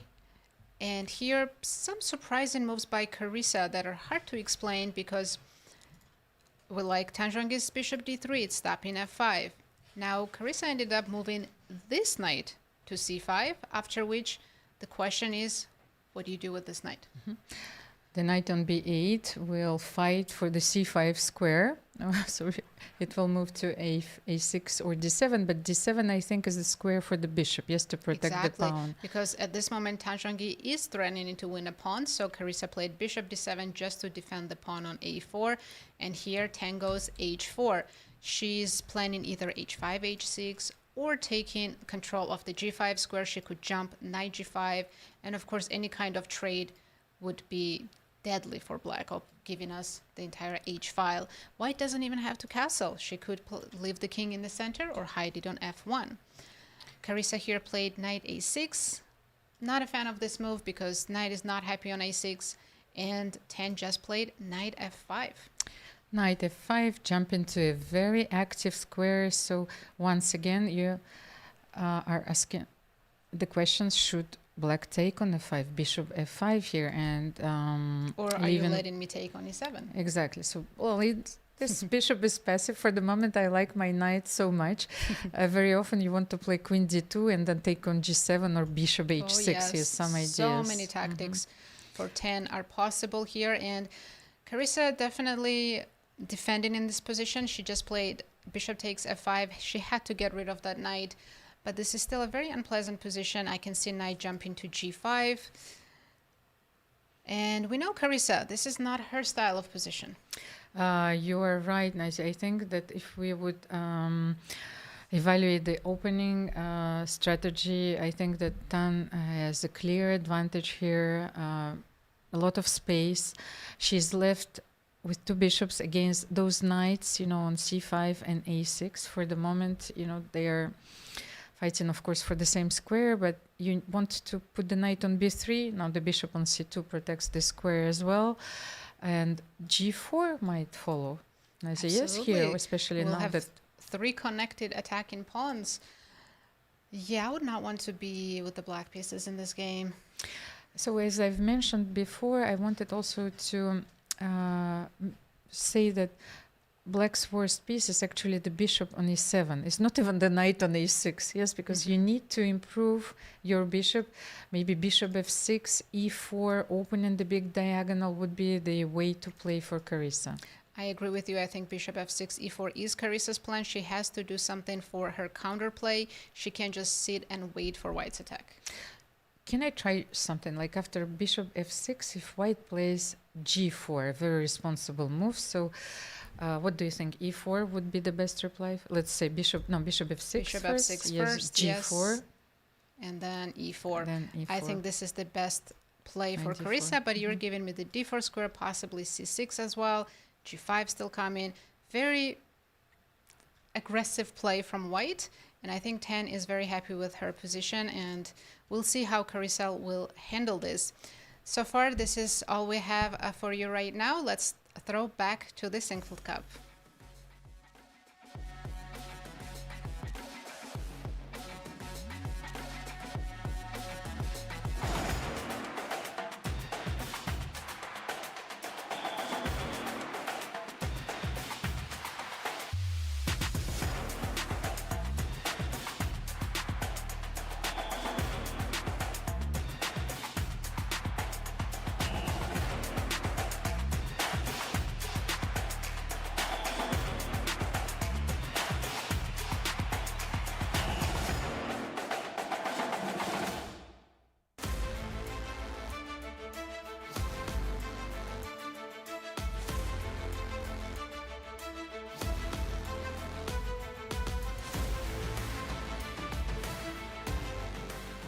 Hello, everyone, and welcome back to our coverage of the Sinquefield Cup. I'm Yasser, and I'm with an all-star team of Maurice, Peter, and Cristian. And gentlemen, it's been the first hour, but one Fabiano Caruana spent 38 minutes on one move. 38 minutes indeed on one move, and it was just queen f1.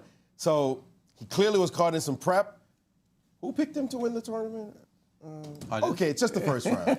It's still a long ways to go. But definitely, you don't want to sit on moves like that as white. Certainly, especially against Jorden who's got 2 blacks in a row. So Jordan's thinking, all right, just get out of here with a nice draw, and maybe the next one, I think he plays Wesley So next. Right. He'll be quite pleased with his opening prep.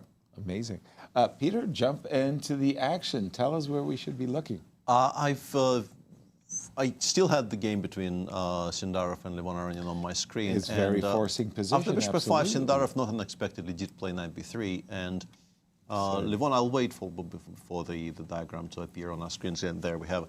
Levon did not play bishop d4, and his task probably is now trickier. He did play bishop b6, which seems logical, but now both bishop b7 and bishop takes e5 seem very logical for Sindarov. Let's say you take on e5, black probably interposes with knight g4, we drop back to c3, okay. Wait for you to take on c2, go bishop takes b7, and then you do have to worry about bishop c2, g3, which And means that F2 which means we put the bishop on a6. Okay. And there is still some compensation for black, of course, because there's quite a lot of pressure against the pawn on f2. The bishop on a6 is, you would argue, slightly misplaced. But on the other hand, it is a fairly healthy extra pawn for white. And if white manages to coordinate and to repel the immediate pressure, you're going to be quite a bit better. And the way the engine plays this position is kind of counterintuitive. I don't know if bishop c2 f5 is an obvious choice at all, which appears to be by far the best move. I have no real explanation as to why. I thought for sure you were playing bishop d3 and trying to double on the d file or something like that. The engine does not like at all. After takes, and king g2, it thinks this is just a healthy pawn. Yeah, this is just an extra. I'm not going to argue otherwise. Yeah. Okay. Bishop e5 already played by Sindarov, as I was speaking. We saw on the screen that he took. Okay. And yeah, those are the best options Levon has, because if you allow bishop b7 without kicking the bishop away, the rook on a8 will have no squares. You more or less have to play knight g4. Okay. So we are probably getting the position I was just describing, and Sindarov will have significant pressure. Yeah. Nice. Going around the horn, Maurice, I noticed that Anish Giri ended up taking the pawn on d5 against MVL, but not winning the pawn, just simply restoring material equality. Well, yeah, he got nothing. Took you a while to get there. Just giving deep analysis there. Yeah, right. Anish against MVL. This one backing down with castles. Either you go for it or you don't. And he said, I'm not going for it. And, you know, we've seen him draw a lot of games at the St. Louis Rapid and Blitz. And here, this one is looking just the same, as he allowed MVL to capture, and then attack his pawn and say, okay, what exactly are we doing here? After some trades, we got this position, and this is literally nothing to worry about with black. All the pawns symmetrical. The one weakness, the D pawn, gone. White does have a couple of centralized pieces, if you want to write home about that, but this ending is clearly nothing burger for white, and we should expect this one to end in a draw eventually. If not at the moment or any time within the next 10, 15 moves, these players are not going to blunder this one away and make it into a victory. And just to add another point to this one, I do think that Castle, in allowing all this simplification, was a conscious decision by Anish. Sure. Because he did spend some time, and there were other moves, which surely he considered. Knight to c6, knight takes d5, just picking up the pawn. Right. Now, after knight to d7, in that position, there was only one game. And with the black pieces, there was Maxime Lagarde, another French player. So perhaps there is some connection to that. MVL was playing fast, so he definitely knew what he was doing, and perhaps Anish just made a conscious decision to allow this simplification, and it does seem like the game is just going towards a draw. That's your sophisticated way of saying he backed down. He backed down. Chickened out. Chickened out. That's really what it came to. Yeah. He just didn't want to see the prep. Right.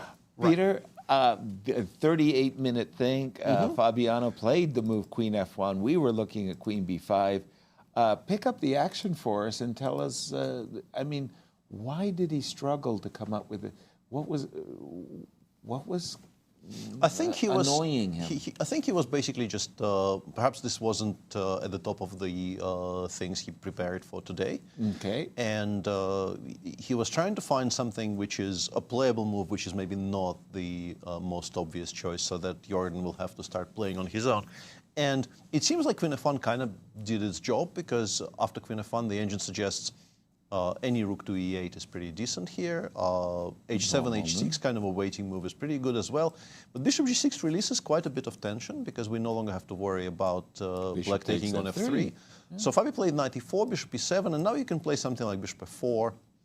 And although black is still quite healthy, you can go knight a5 and start chasing those pieces around, or you can maybe go rook f8. It's not that it's panic stations for black, not at all. But we do get a game. We do get a game, and Queen f1, although it has taken him a long time to make a move in this theoretical position, I think it's probably a decent choice in practical terms. Paying off. Thank you, Peter. And Maurice, back to you. I'm looking at this game also between Sam and Pragg. And Prague's queen is still on an annoying A1 square. Like, we haven't gotten rid of that queen. Why not? Well, I got to say, a lot of times the players, when they get surprised, you know, they want to sit back and they don't want to blunder. They don't want to make any stupid decisions, obviously. And it's funny to watch extremely well-prepared players, seemingly, blitz out moves, get to some position, and then suddenly freeze. and nothing much happens. And I'm sure fans could be frustrated because, you know, you're enjoying these players making these moves so quickly, and then suddenly they go into a 10-minute thing, 15-minute think, 38-minute think. And, you know, well, I thought you said they were so extremely well prepared. Well, you can't prepare for everything. Chess is way too complex. And sometimes even preparation, we've all been there. Preparation can actually sometimes be as much a curse as it is a benefit, because you feel so well prepared, then somebody plays something surprising against you, and you're like, what? What is that? How come I didn't see that move? Is this bad? Let me refute it. Wait a minute, it's not bad.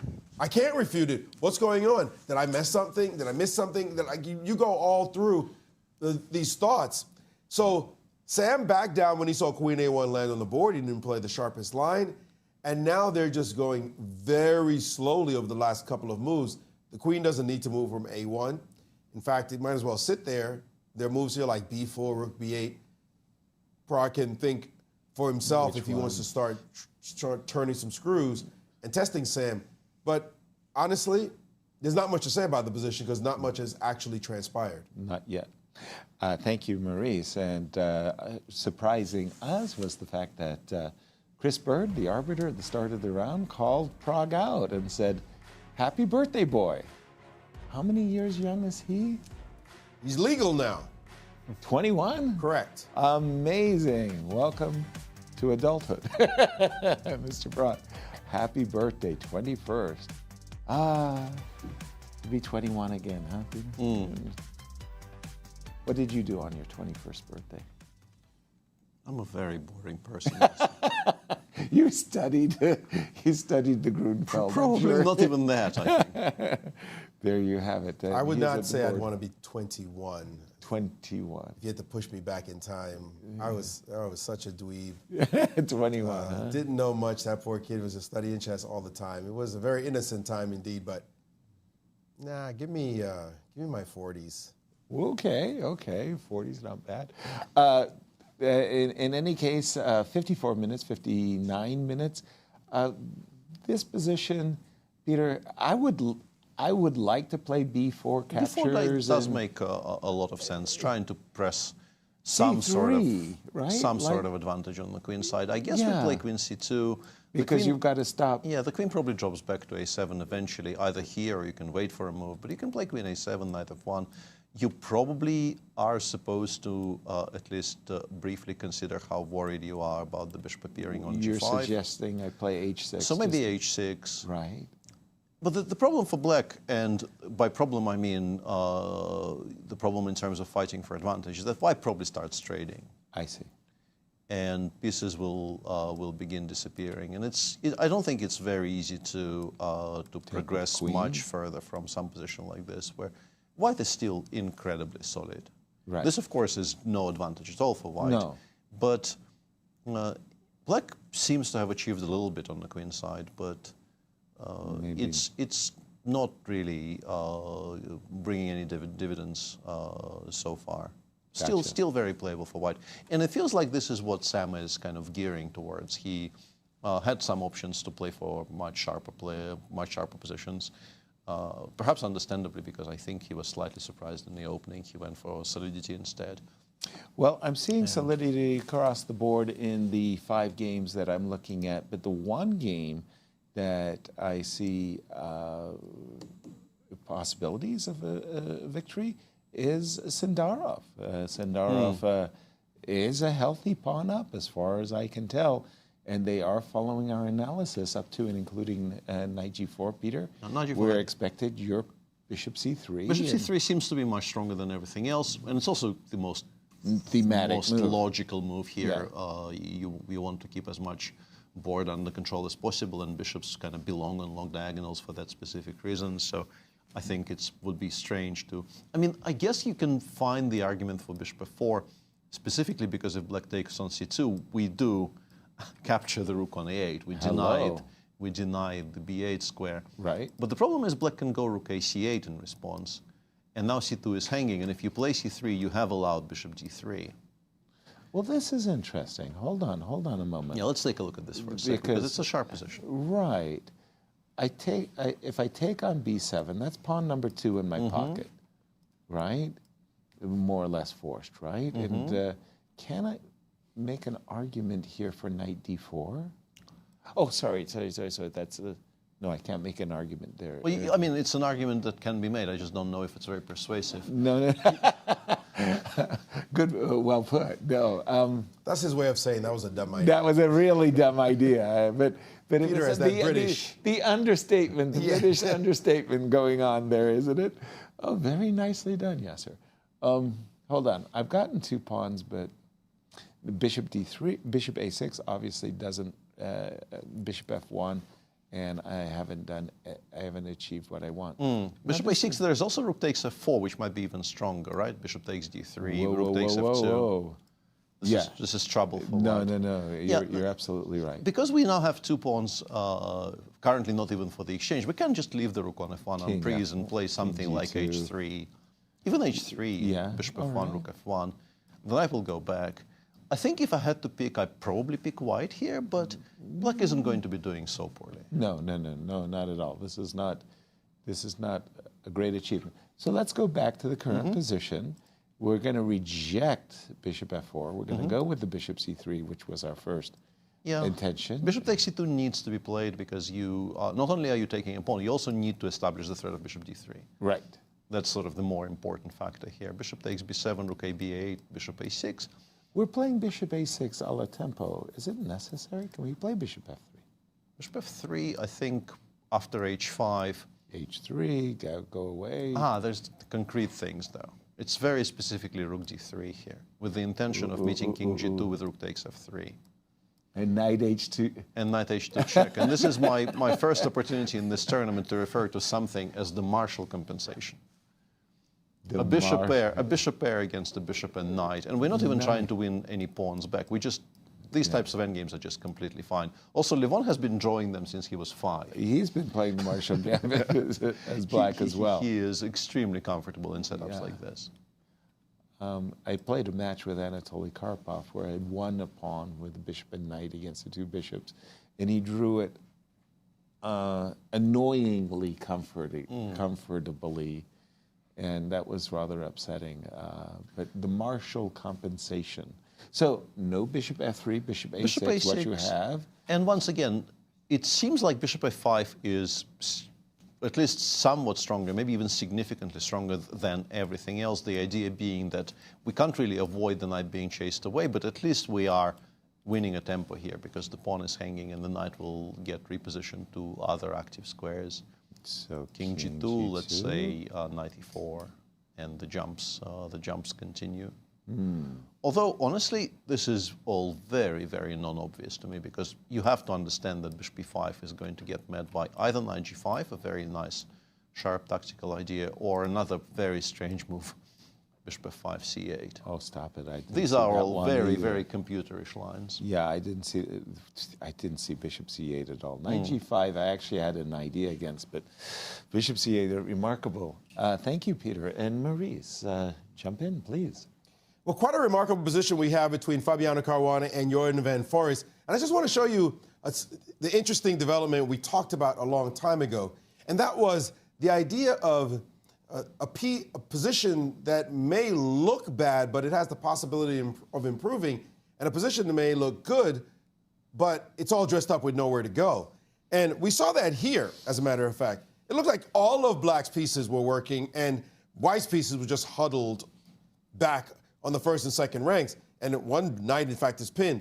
Fabi played the move queen e2. His opponent retreated with queen to c8. Okay, it looked like you had active pieces, but the queen drops back. 38 minutes later, Fabi played queen to f1. Okay, not much of a change. And here, he could have played rook d e8. Instead, retreat and retreat some more. And a second ago, now look at this position that we have, where Fabi looked like he was huddled up in a ball, and he has released his pieces thanks to his opponent retreating his pieces. And for more on this position, let's jump to Cristian as he has some thoughts about what has happened here. Well, I think Peter also made a very good point with regarding this move bishop to g6, what Jorden played, releasing the tension between that bishop and the knight on f3. But I think, again, this was a conscious decision by Jorden after thinking for a while. For example, if you go rook to e8, which was the engine stop choice, and to be honest, the most natural move in the position, leaving that bishop on h5, the problem is you will need to take on f3 at some point, leaving that bishop on h5. So, for example, take, bishop to e7. Now you have to contend with this type of situations. For example, very forceful. After knight to g5, not the only move in the position. I can also play just normal chess with the move bishop to f4. And in fact, that's another question that Jorden had to answer. But bishop to knight to g5 was the most testing move in the position. You have to take because there's no other way to defend against bishop takes f7, take on g5. And in fact, this is a crucial position. From afar, it's not that easy to understand. But what you have to do in this one is to launch your counterattack. With the move knight to e5, you don't have time to defend against this bishop attacking the rook on d8. You don't have time to, for example, go rook to d6 in this position. For the simple fact that I will take on e8, you take back on e8, rook to e1, and finally everything comes with tempo. I have the two bishops, and in fact my king is not weak at all on g1, despite the fact that my pawn structure in front of it is damaged, because I have the two bishops, and in fact, you are the one suffering due to the dynamic nature of this position. So, after knight to e4, rook to e8, knight to e4, bishop to e7, for example, you don't have to take immediately on f3, but then I can continue. And this is the question. How comfortable are you with this trade? And it does seem like after some thinking, Jorden just decided that he wasn't comfortable enough. He saw this queen landing on g2, potentially starting to look at that pawn on g7, but also with the queen on g2, I'm going to drop the bishop on g3 and maybe even open up that queen with f3, opening it up towards the pawn on b7. Everything seems to be coordinating well for white, and this is what Jorden, after some thinking and being out of theory, because this one was another important, crucial key factor of that move queen to f1. You're taking your opponent that's very well prepared out of his preparation. And he had to make a choice. Either you keep the bishop on the board with bishop to g6, what he did in the game, or you exchange it for the knight on f3. He was more comfortable with the initial decision, what we see right now on the board, the bishop on g6. But that opens up the possibility for Fabiano to get an advantage in this one. And I'm sure he's quite happy with the outcome of the last few moves. Thank you, Cristian. I think I've been scarred, Peter. I've been, whenever I get my king side badly damaged, like you were showing, g2 takes f3, really bad things have happened to me. So I'm rather fearful of that structure And even that line that Cristian was mentioning with rook d6, I would think, like as black, I'm playing against the two bishops, but I've got squares. So that's tough. That's a very hard position. I to think judge. specifically there, and we could maybe bring it up on the screen again. Yeah. Well, Cristian was describing lines such as, let's say, after queen f1. Yeah. Let's say rook f2 e8, knight e4, take on f3 take on first. f3, g takes f3. Let's say bishop e7 and knight g5. bishop f4 or knight g5. Yeah, but take that guy. And he was saying you don't have time to play rook d6. And right here I stop, and in my mind, I would start to be a little, okay, rook e1. He said rook e8. Yeah, rook takes. E8, But and rook e1. what I would like to draw your attention to, though, is the. 1 second, let me just succeed in playing rook e1. Those guys are very, very far away. They're far away. I agree. So but queen d7. Yeah, generally bishop gets transferred over to g3, and all of your problems kind of fade away.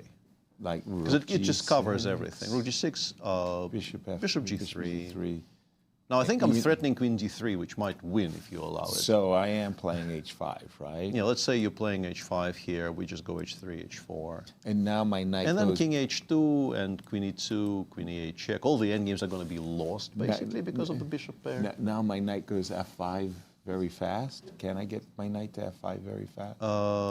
Yes. You know what I want to do. I guess I'm not getting to f5 fast enough. Not fast enough, no, not fast enough. Queen c8, queen d3, and you start running into some very, very serious interference. Yeah. So two bishops, huh? Yeah. The bishops are very comfortable, and also importantly, the knights just begin so far away. Yeah. If they were already on the king side, I would be very much with you. It would be quite scary for white, but with them on b6 and c6, it's not really that. It really takes fabulous judgment to understand that in this position, the two pawns are not terrifying. Peter, where would you like to pick up? We haven't. We've been discussing everything fairly in depth. Let's go back to the game between Vincent and Wesley. Where Wesley, after castles, he did play a5, a4. He played it immediately.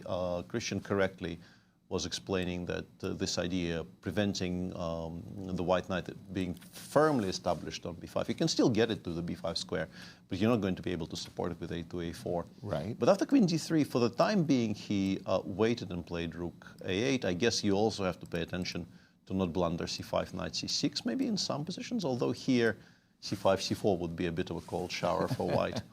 Trying to win by tactics and losing to tactics.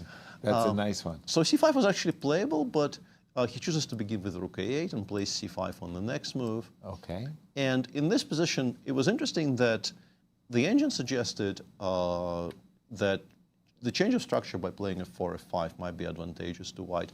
I think the reasoning behind this idea here is that we can expect the center to be somewhat open, soonish, and removing some protection from the pawn on d5 might be in our long-term interests here with white, because it might become a bit vulnerable.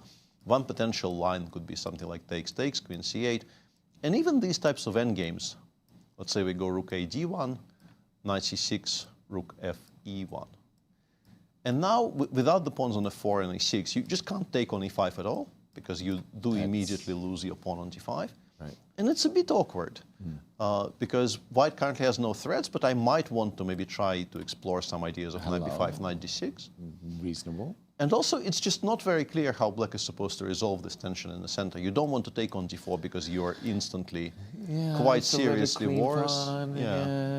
Once again, this is a kind of a French isolated pawn type ending in which you would much rather play a4, a7 here. Right. Because this is actually an additional target. You really do not want to have it on a4. Agreed. But Vincent instead played rook f e1, which is also a very logical move. But black can now stop this idea in its tracks by playing queen c8 first and stopping f4, f5, and perhaps preparing to put the knight on c6. Very useful move, queen c8, like you say, a dual purpose. Stop f5 and just play. Only knight b5? Are you still playing c4? Knight b5, maybe we play rook a5 for the time being, or maybe we even stop knight d6 altogether by playing rook d8. That was the intention, of course. I was a bit kind of reluctant to play rook d8, because whenever there is a knight on e5, I feel that relinquishing any kind of control from the f7 pawn is kind of scary. Right. But white does not really have the pieces to exploit it, I would guess. Right. And now we are ready to play knight c6 next move. And once we get all of our pieces into the game, it shouldn't be that bad. Yeah. Absolutely. Thank you, Peter. And Maurice, weigh in on what has caught your eye in this round one. I got to tell you, what's caught my eye is that the games are so balanced. I mean, you've got these incredible players, and it's the first round of the Sinquefield Cup, and so much on the line. Nobody wants to blunder in the first round. And so everyone is playing conservative, very conservative, limited space for great possibilities. Literally all the boards. I mean, I don't want to say it's kind of like a tepid start, but it is sort of not much going on. And there are a couple of games where there's full content. And this one is not one of them, right here. It's absolutely not. And then that one is just fast heading to a draw. The one game that may be the most, well, there are two of them. One is the Fabi game that Cristian detailed and you guys have been looking at. The other one is the Sevian Prague game, where so far a pair of rooks have left the board and a pair of pawns, but there's a lot still remaining on the board. The problem is the position is so solid. We can just look at it and see that how would one side play for a win here? White doesn't have anything.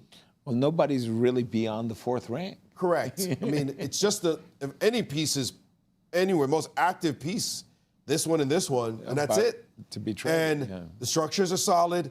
Not much should happen without a blunder of some kind. So no dynamic imbalances, at least ones that will seriously count here. The B pawn is advanced and is trying to make some sort of say, but not much there. Fabi's game, we said, had some content to it. Yes, indeed. The Vincent Keymer Wesley game, we're still seeing what Wesley's trying to do with his pieces. His knight on b8 does leave a bit of a negative impression. But just looking all around, I got to say, they're right now playing just within themselves, warming into the tournament. We see this happen quite a bit as players decide, I'm not sure what's going on just yet. I'll try my prep. If it doesn't work, I'm out. I'm leaving. And one player got caught in Anish Giri in Maxime's prep. He said, I'm not losing the first round. You can forget that. And he just played very solidly. So we'll see if they pick things up in this round. But I got to say, I'm seeing I hate making predictions like this. 3 draws minimum. Likely, 4. Right now, looks like 5. Right. Maybe 1 win would be the game with Sindarov. But even that one, Levon is wily and sneaky and loves upsetting little kids. He might squirm his way out. He squirms his way out of anything. Well, we've just seen the Rapid and Blitz where the players were just going at it wildly. We had some crazy, crazy games. Maybe they said, after Rapid and Blitz, I left a lot on the table. We saw that happen in the Rapid and Blitz, them going hog wild and having 5 draws in rounds. Remember that day in Rapid where it was 5 draws followed by 2 wins next round, followed by another 5 draws. 2 wins out of 15 games. And they were going fast, and they were going at it as well. The preparation level is so fantastic. The defensive technique is so wonderful. And just the tenacity. And there were some missed opportunities as well. Sure. It's tough to win games here. Absolutely. Yeah, I want to say that I feel like this is a topic we keep on bringing up, and I think I remember fairly distinctly that actually round 1, over the years, in classical tournaments of this format, and specifically in the Sinquefield Cup, is the most decisive round of the tournament. Might not be this year. I think history bears you out on that one. We used to have this graphic. We probably, since we didn't warn production well in advance, they probably don't have it at hand. But there's definitely a graphic with the percentage of decisive games per round in classical tournaments in GCT. We've done that, sure. And I think round 1 is the one which generally sees 60%, quite a lot of decisive results compared to other rounds. But yeah, this one appears to be quieter. Intriguing. Again, looking at the games of Sevian, I can easily imagine Prague playing Bishop E6, and that one's balanced. We didn't see Wesley play the move Queen C8. No. Instead, Peter, pick up the action there. There is a knight d7 sighting. Yeah, it's a choice. F5 suddenly interesting. F5 is back on the agenda, but also you just want it on c6. Because I don't think black is particularly interested in taking on e5. I think the situations in which you will be happy taking on e5 are fewer and far between. Because if you let's make a move. Yeah, let's just illustrate this. If you do this and then you just calmly retreat to d7 and white gets c3, c4 is going to be very strong. But also knight b5, knight d6. That's what I'm thinking. And then some kind of a 4 f5 attacks are going to be very, very threatening to black. And it's a one-sided game. Yeah. In view of that, you play knight b7, you're not really intending to take on e5 anytime soon, I feel. No. And you're not really challenging the center very much. The knight on c6 plays a much better part in trying to maybe find a good way to play c takes d4 in the future, for instance. Another thing to say about getting knight to c6, let's say in this position, let's make some indifferent move for white. Again, rook d1. Sure. Rook a d1.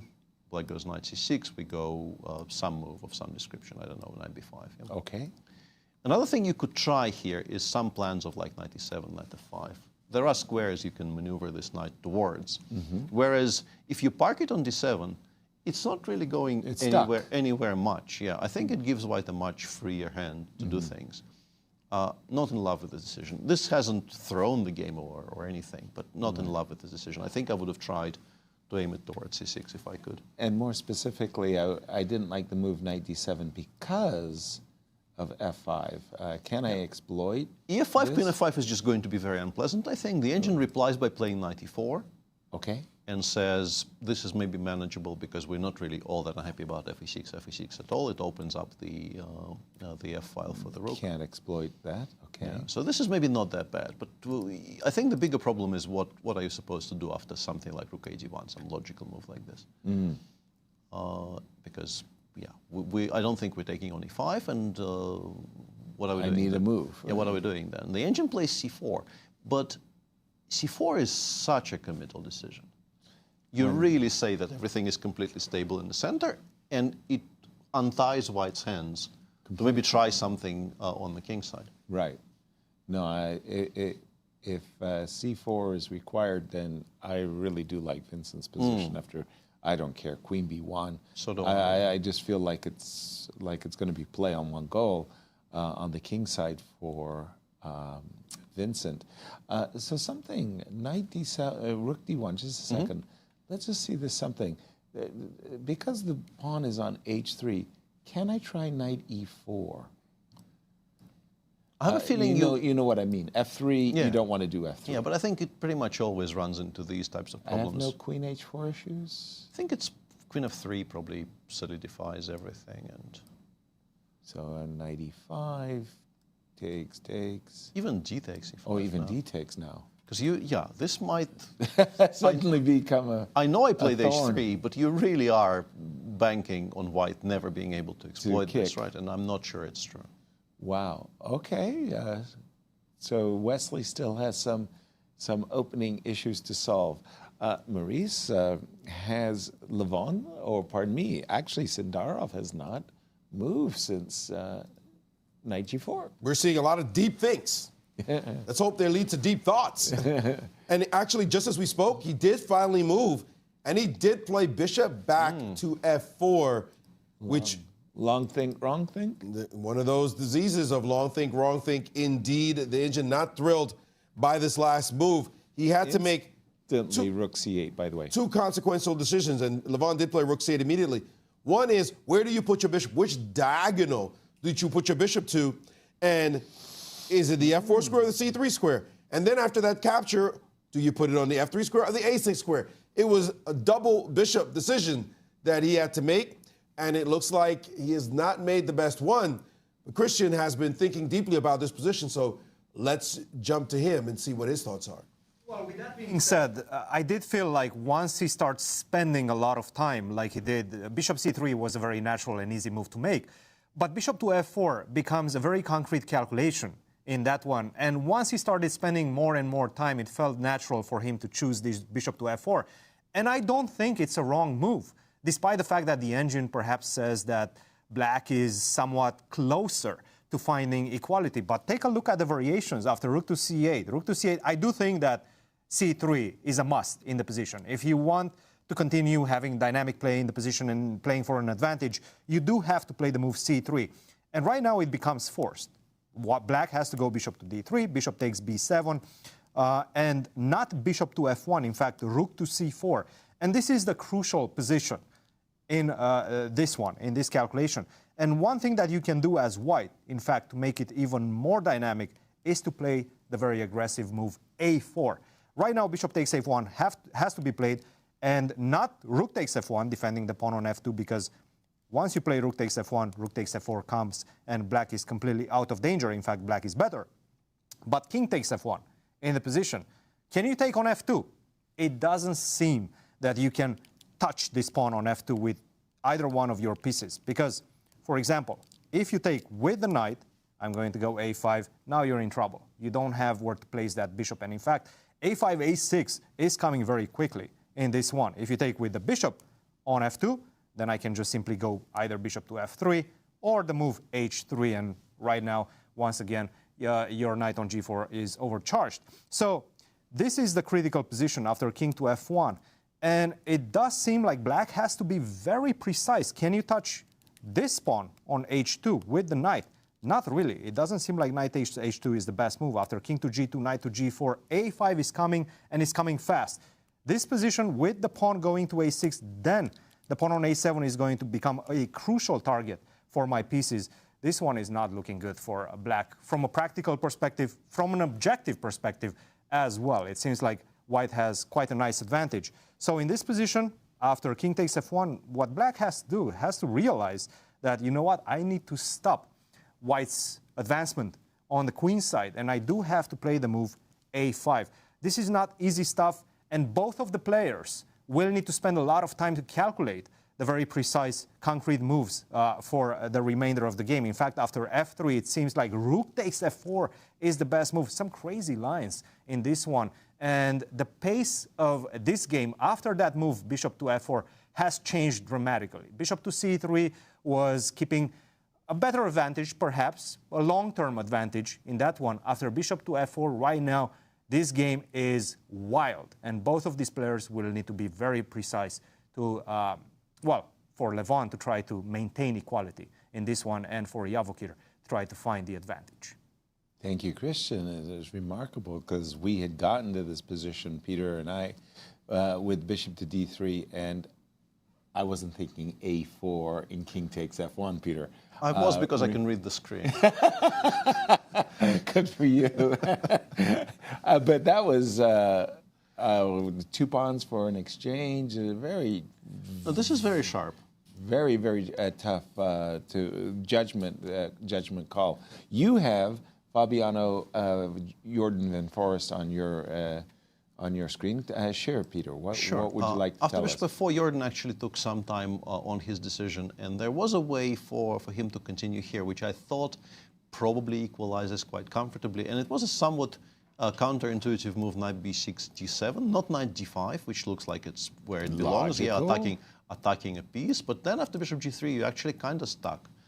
And it will come under threat itself very soon. Knight d7, though, creates an immediate idea of bishop takes e4, followed by knight c5, knight takes b3. Trading. Which is actually very difficult to stop, because if you begin with bishop c2, I can play knight c5 anyway.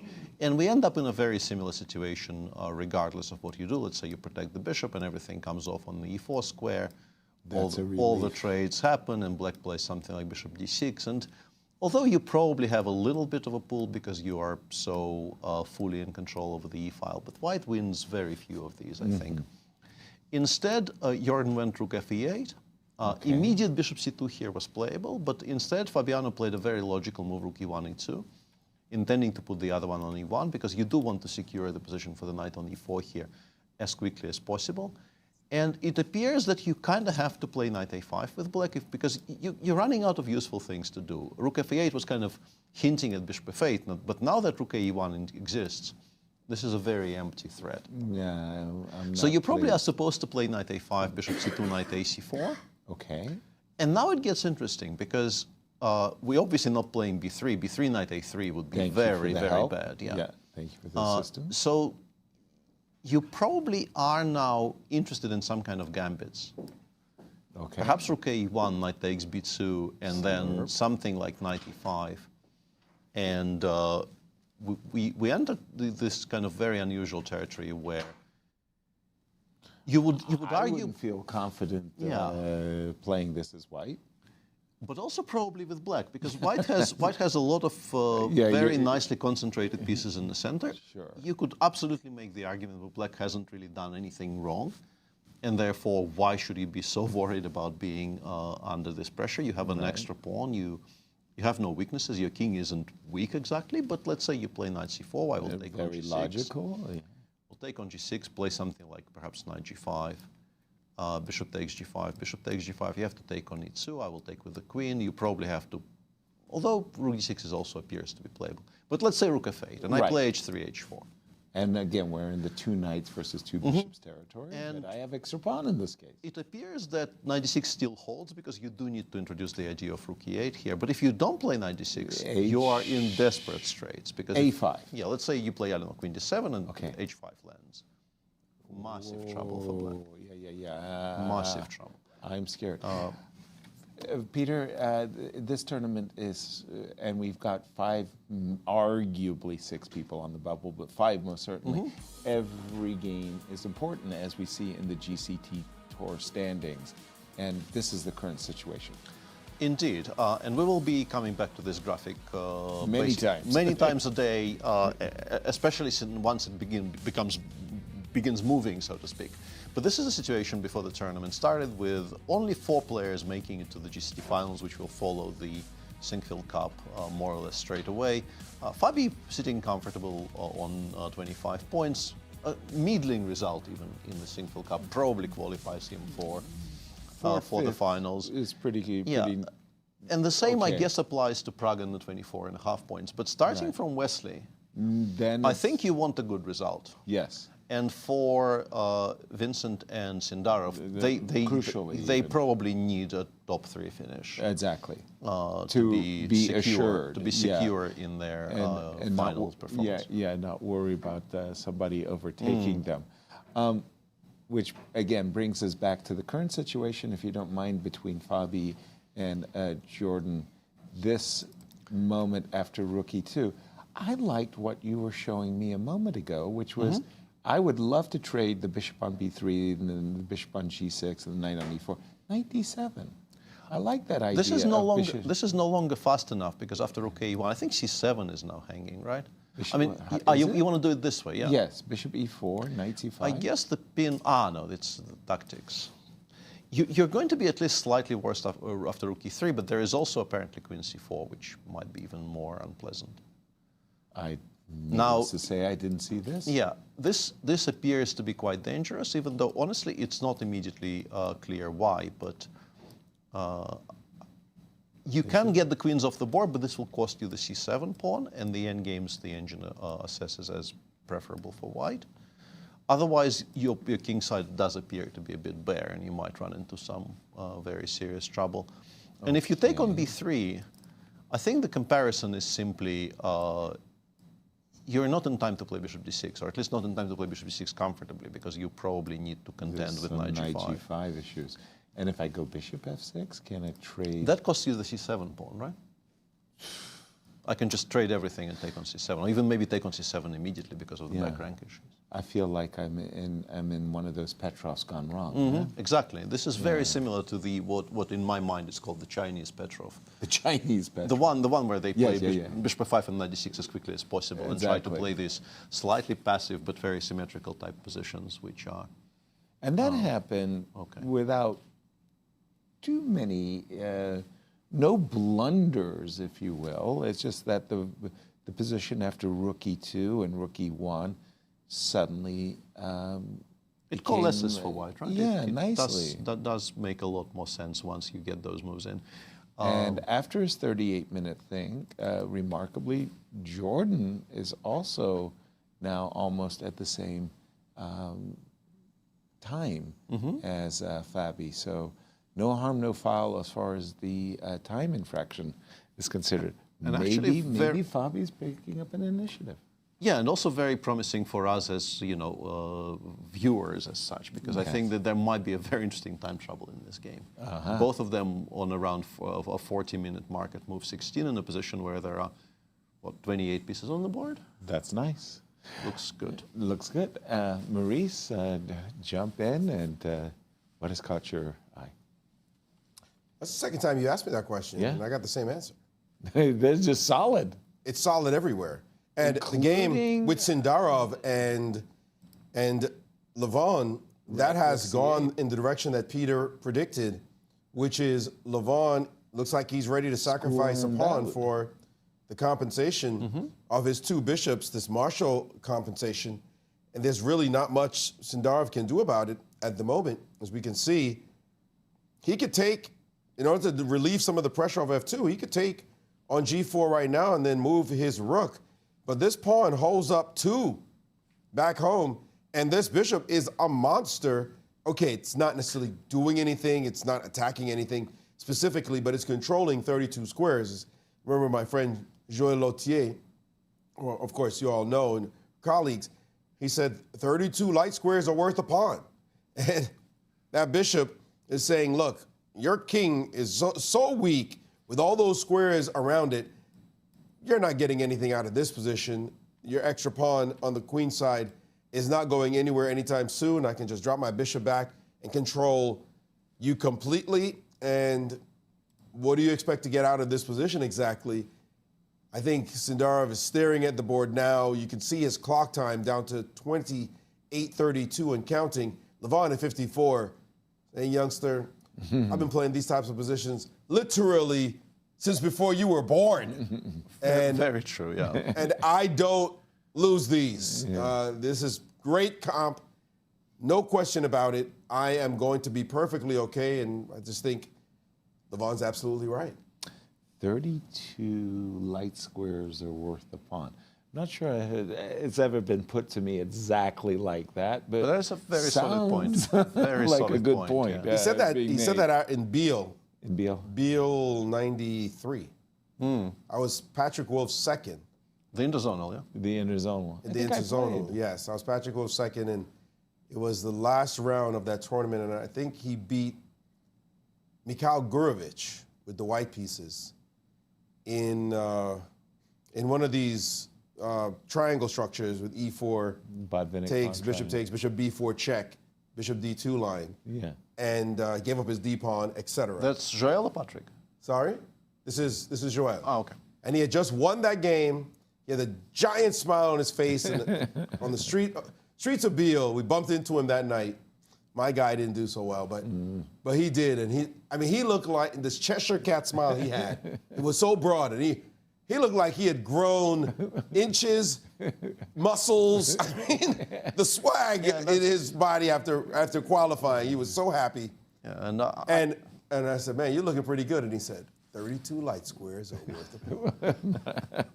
Yeah, and that's obviously impression. part of that legendary happenstance where Gurovich basically needed half a point from his last 2 games in that tournament to qualify for the candidates. And he began by playing the exchange French against Nigel. Right. And did not make a draw with white. And then I guess he lost that one to Joël. I didn't know the backhand because the one against Nigel tells that story so much. Yeah. It's impossible not to know it. Well, I think you guys are trading pages because I was actually at that event, that interzonal in Manila. Was it that Nigel Short won the last game against Michael Gurovich? I guess I qualified for the candidates instead of Michael Gurovich qualifying for the candidate. But that was rough.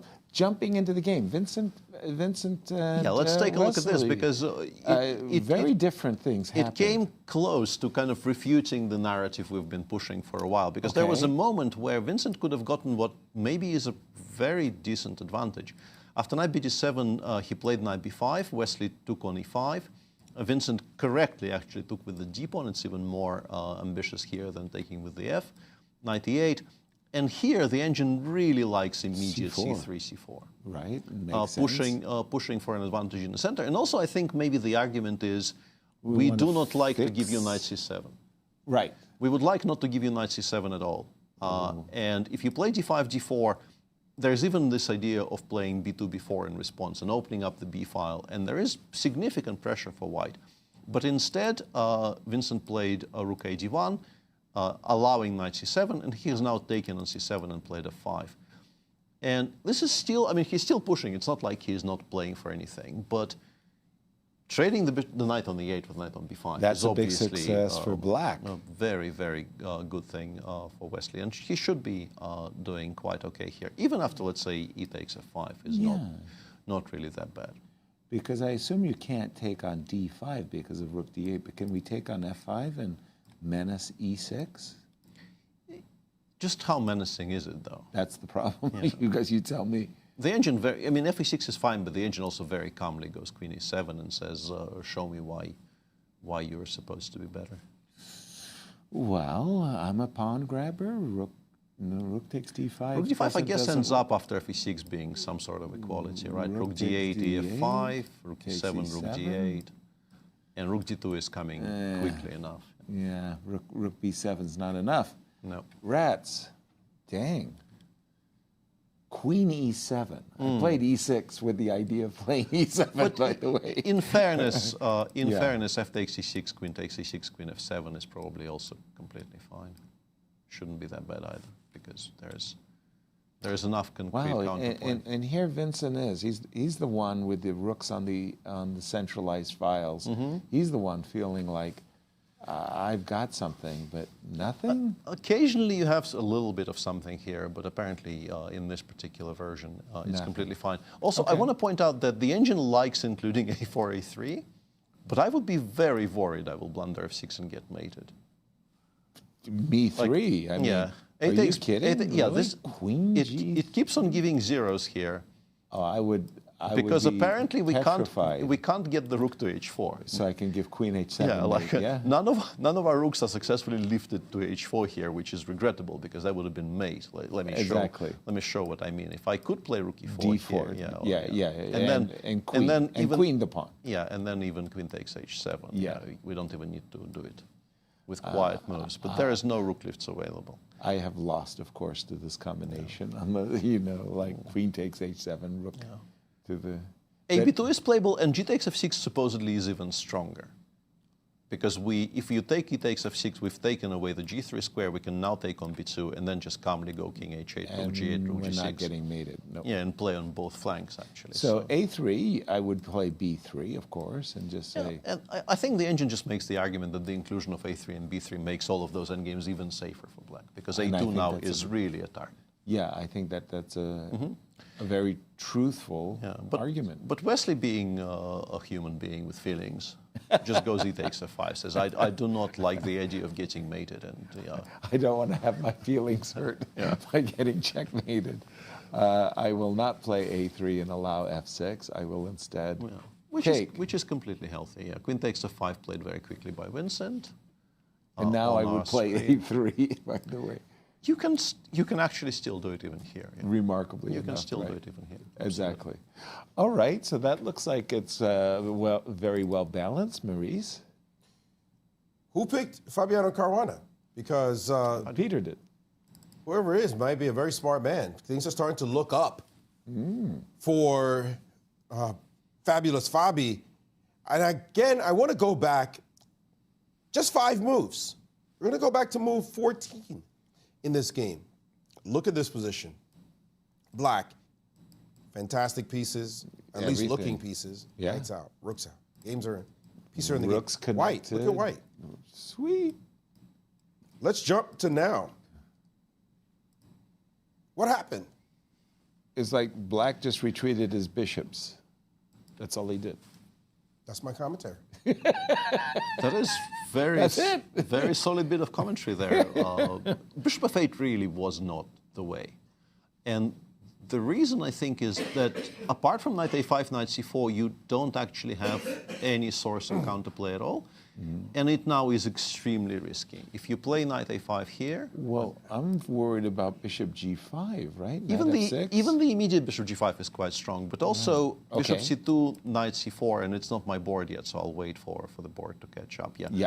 Knight c4, we had this with the bishop on e7 and black to move, but now with bishop on f8 and white to move, knight h4 is very, very strong. Knight b2 straight up loses to knight g6, hg6, bishop g5. Your idea? Yeah. And there is just no way to deal with this battery of major pieces on the e file. Well, just to be clear, rook to d5, and then the sudden whoops. Yep. And rook takes e8, and you're done. That is over. Yeah, you are done and dusted. Game is done.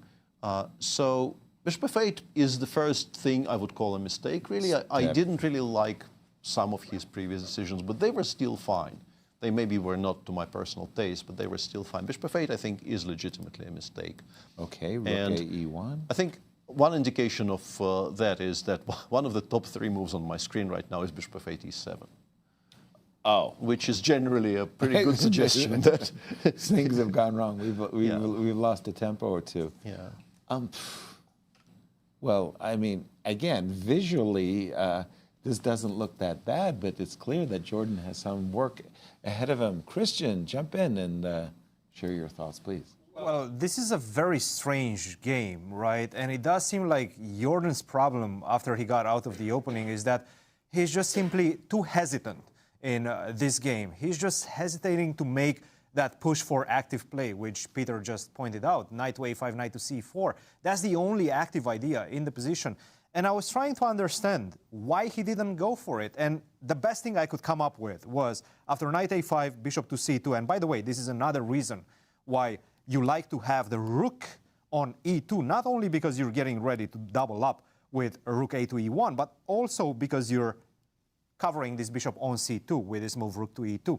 Knight to c4, for example, rook to e1, and that's a pawn sacrifice, which it does seem like you probably will have to accept. If I manage to get this bishop to c1, once my rook is on the other side of the board in the center, it does feel like slowly but surely I am outplaying you in the position. So you do have to accept the sacrifice with knight takes b2. And just simply visually, right now, it feels like white is starting to take over. Look at these knights, 2 knights in the center, the bishop on f4, the 2 rooks are already doubled up on the e file. Visually, it just feels dangerous. And I do think that he didn't see anything concretely, Jorden, that is to be afraid of, but he felt that his position is just on the brink of disaster with so many white pieces going towards the black king. So that's why he hesitated and he played this move, bishop to f8, which again, Peter, you don't like it, I don't like it, the engine hates it, obviously, and it just seems like right now, you still will have to go knight a5, knight to c4. That's still going to be your main idea in the position, but you've hesitated for a bit too long in the position, and white is just taking over with rook a to e1, every single piece of whites. And as Maurice painted a beautiful picture 5 moves ago, it was a completely different situation. Right now, white has achieved everything in this one, and it seems like Fabiano is taking over in this crucial matchup. Thank you, Cristian. Yeah, this bishop f8, that one tempo in a wide open position there, I have to give my colleague Larry Christensen a great deal of credit. He was wonderful in open positions. And if I dilly-dallied with a move like bishop f8, thinking in general principles, well, I'm just going to be solid today, you know. No, it never worked well. Let's pause our coverage of the Sinquefield Cup and pick up some bonus coverage of the Cairns Cup. So I'm going to send it over to Almira and Nasi. And welcome back to the Cairns Cup coverage. Almira, let's give updates on the games that are happening. Yes, we have some interesting developments, and I think that Carissa Yip has some chances to turn this game around. Absolutely, we're worried about her position, but let's jump to that game between Tan and Carissa. I'm going to back up from where we left it off. Here, we didn't like Carissa's knight on a6. Tan played knight f5, great move. Here, Carissa traded, and she found the only good idea in the position, which is she needs to put the bishop here, play e4, and open things up for herself. She started with e4, and here 10 chose knight d4, but Almira, I think knight g5 was also very interesting. Oh, because we only considered the very natural option, knight d4, controlling c6, b5, but knight g5 and... the idea is that if you try to kick me out... You leave it there. I leave it there. I'm not touching that. I can play any move. Let's say king f1, just to showcase why the knight is not hanging here. Once the h file opens, I'm going to be very happy with next queen h5, and checkmate's almost unavoidable. But can you take on g5 here, just to continue this line a little bit? Let's take a look. Queen and h5. f6. And f6. So how do you win No here? mate yet. Well, I would be very tempted to give you this check. King f7. Give you another check. And if you go back, I have rook h7. Yes. This looks deadly. Well, let's say then queen is7, and then maybe you can take on g5. What do you think here? Oh, yes, take. And this is going to be a mate here anyways, right? After queen h5. A very beautiful geometry. Yes, but queen h5 is a very elegant solution here. Yes, so. It is indeed.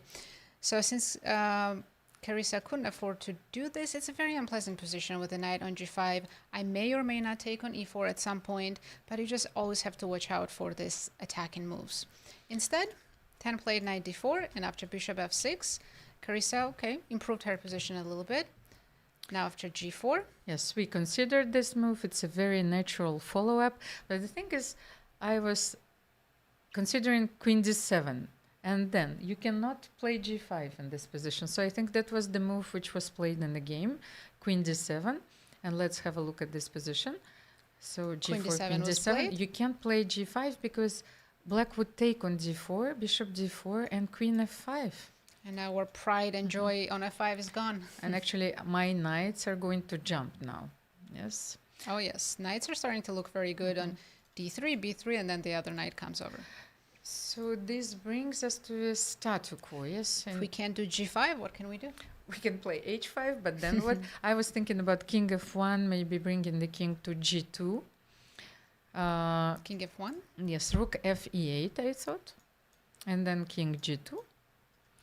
And I think it's time to sacrifice a pawn for black just to improve the position.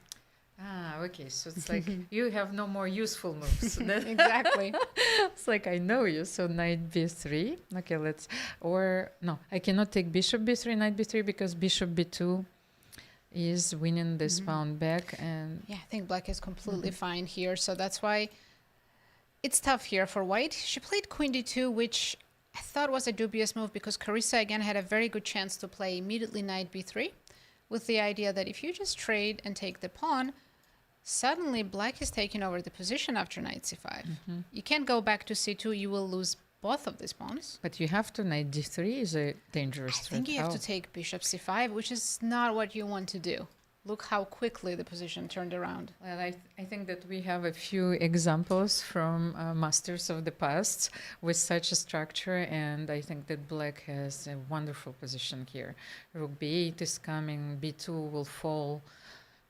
So yeah, I'm loving this position for black, but Carissa didn't play immediately knight b3. She went rook e8. But you see, this is a very natural move because when I was thinking about this position, rook e8 was the first move. The most natural move. Which comes to mind. Of course. She may have played this pretty fast as well, or she calculated knight b3 and chose this over it. Long castle, that was coming, and just now she played knight b3. Does this pawn sacrifice still work? Let's take a look.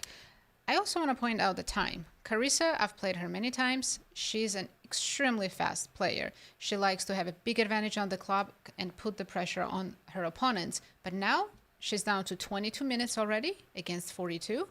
Maybe she's not very happy with her current position. Well, you're right. It reminds me of her game against Bibisara last year because she played with the black pieces and also had a very passive position, spent a lot of time, but I think it's very important to keep finding tactical ideas. So she played knight b3, already shows that she understands that she needs to make things messy or messier. Definitely. Yes. She needs to spice things up in this position. Would you take with the bishop or the knight? Both are good options. I was thinking Or keeping the knight on the board actually, because this bishop is not doing much. It protects, of course, the g3 square, but the knight also covers the breakthroughs b5, c6. So it's very important maybe to keep this knight on the board. I was not even sure if I should take the pawn on b3. Yeah, maybe we're not even taking on b3 here and playing king b1 or something like this. So in the current position after knight b3, I think Carissa finally feels like she has some play. We'll leave these players and jump to another game. Let's check out Hampi Conero against Stavrula.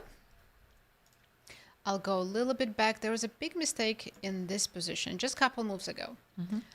In this structure, of course, white's enjoying the position. We've got the two open files and the rooks are dominating. And very strong move here for white. Natural looking rook d6. We're just attacking the pawn on c6. And if you try to defend it, let's say you play rook c8, I can double up on the d file. Very uncomfortable for black. You would have to play something like rook c7. And just look how cramped black's position looks. I agree with you. I think maybe Hampi missed something in her calculations, because after rook d6, you're looking at knight c5, of course, and you're thinking that you will lose this rook on d6, but you have a very strong move, bishop c5 then, Right. and if knight c5, then knight c5. You can take with the queen as well and just keep the rook on d6 protected. Oh, yes, of course. I was mostly looking at this bishop on a6, yes, so it's like both moves That's work, also of possible. course, yes. So maybe bishop knight c5 doesn't work, of course. But then It's what? hard to imagine what she missed in her calculation, because rook d6 is such a beautiful move. You just want to double up and put so much pressure on the black pieces. Let's try knight d4, another try, because then you have Can to we just take take on this d4. pawn? Let's say take with the knight and then bishop takes. But then it's maybe I can take on d4. My two pawns on c5, e4 look pretty safe. And bishop b5 I wanted to play at the end of the line. And you finally want to get this pawn back. But what if I take another pawn now? After knight c3, you take on c5, I'll trade. And after rook b5, I'm still up a pawn. Maybe black has some small compensation, but honestly, I'm loving this bishop. The only compensation black could hope for is actually to control the dark square. So maybe to play knight d6, rook d8, you know, queen f6. So let's say Something like this, yes. Yeah. But it's still two-result game. I agree with you. But Hampi missed this opportunity. She played instead bishop f1, offering to trade these bishops. It does make sense, but I think she allowed this move knight to d4, which wasn't played. Stavrula chose rook b8, but even this looks good. I think black doesn't feel as much pressure in the position anymore. What do you think, Almira? Can we still somehow manage rook d6? Or is it too late for this now? Well, no, maybe Oh, it now you just take blunders, on right? c5. That's Now it that's works, the idea that exactly. I wanted to work. Didn't work before. So, but I know that Hampi has this tendency to be sometimes a bit more cautious in the first round. She calculates very well, but you never know, especially given the time difference. Yes, you Jet lag, probably. jet lag probably, so you have to adjust yourself to a different reality. Maybe you're preparing at 4 in the morning. I know someone who does this. So Yeah, definitely. I can understand this move, bishop f1, if she is not trusting her calculations. Yes, maybe there is one move you're missing somewhere, so she wants to be sure that after bishop f1, king f1, her pieces are actually more active still, and the game continues. All right, but I think Stavrula is out of danger in this position. Let's check the other game, Anna Muzichuk against Bibisara Asobaeva. Bibisara managed to equalize, but there was a critical moment in the opening, and I'm going to back up to it. It was right here, early in the opening, where after the castle, Anna could have played e5, forcing the knight back to e8. And after bishop d3, we like this position for white. Yes, of course. And then let's see maybe the current position on the board, because knight b2 was played, yes, and I think that black is fine, yes. Okay, But not much has happened actually in this game. Would you like to jump to Alice Lee and Alexandra exactly. Kostyniuk? That was the game that we have overlooked for some time, but It was the exchange Slav. A lot of trades happened early in the game. Alexandra did equalize, and maybe even more than that, she's playing for more after this move g5. I think Alice should have taken on f6 here for full equality, but now it's black for choice. Of course, we're talking about a very small advantage, but still pleasant. But this small advantage is this very uncomfortable feeling, Nazi, because here, for example, after knight b6, maybe black has to take on c1, even though that Alice still has the control over the c file, and she cannot play rook c8 here. Maybe Maybe g4 yes, now Alexandra can try something else. and bring And the knight. e4. And very often you like somewhere in the future will have this idea, will deflect the rook from the first rank, and then you'll have queen e1 check, queen f2, maybe knight g3, something like this. Absolutely. And even though white's in control of the c file, there's not much happening here. We can take advantage of the open c file for the reasons that you just mentioned. Queen e1 would just win the game. Yeah, I think after this, it's Alice who's trying to equalize. And even the knight on b6, while it looks pretty, it's kind of misplaced. I would love to bring it back to e5, but I don't think that's possible. But I'm thinking, Nazi, for example, if we continue with the move, let's say a3, just to illustrate the point, will you win with knight somewhere, knight f2 and knight d4? Let's I try don't know. this. Yes. I Very wanted nice to try. sacrifice. And then queen d2. Queen d2, double attack. You think you can defend both with queen d1, but this would lose to queen takes e3, and doesn't matter which way you go. I'm just picking up all your pawns on the king side, and this is a dream position for But black. so knight f2 is a deadly threat? You It is. cannot make just a quiet move in this position, so you have to play something like rook d1, but then giving up the c file, and what do you have? I think black is much better in this position. Exactly. Alexandra has a good chance in this game. However, the time, she has 13 minutes left for the next 20 moves. She might end up in time trouble in critical position, and that will be Alice's chance to equalize and save the game. Because we really like black's To muddy position the after waters. g4. to muddy the waters, yes. Yes, absolutely. But, it's the first round. The nerves play a big role. Maybe Alice wasn't too happy with the opening choice. Because she shouldn't be trying to equalize with the white pieces. Of course. Right, and Alexandra, of course, we know she's a fighter. She's very experienced, and she can play for a win, even with the 13 minutes on the clock. Of course, even with 1 minute on the clock. Oh, yeah, exactly. She's a very dangerous opponent to She would face. still be fighting for a win, even with the 1 minute. Well, we'll keep you updated on our games at the Cairns Cup. Now let's go back to all the action at the Sinquefield Cup.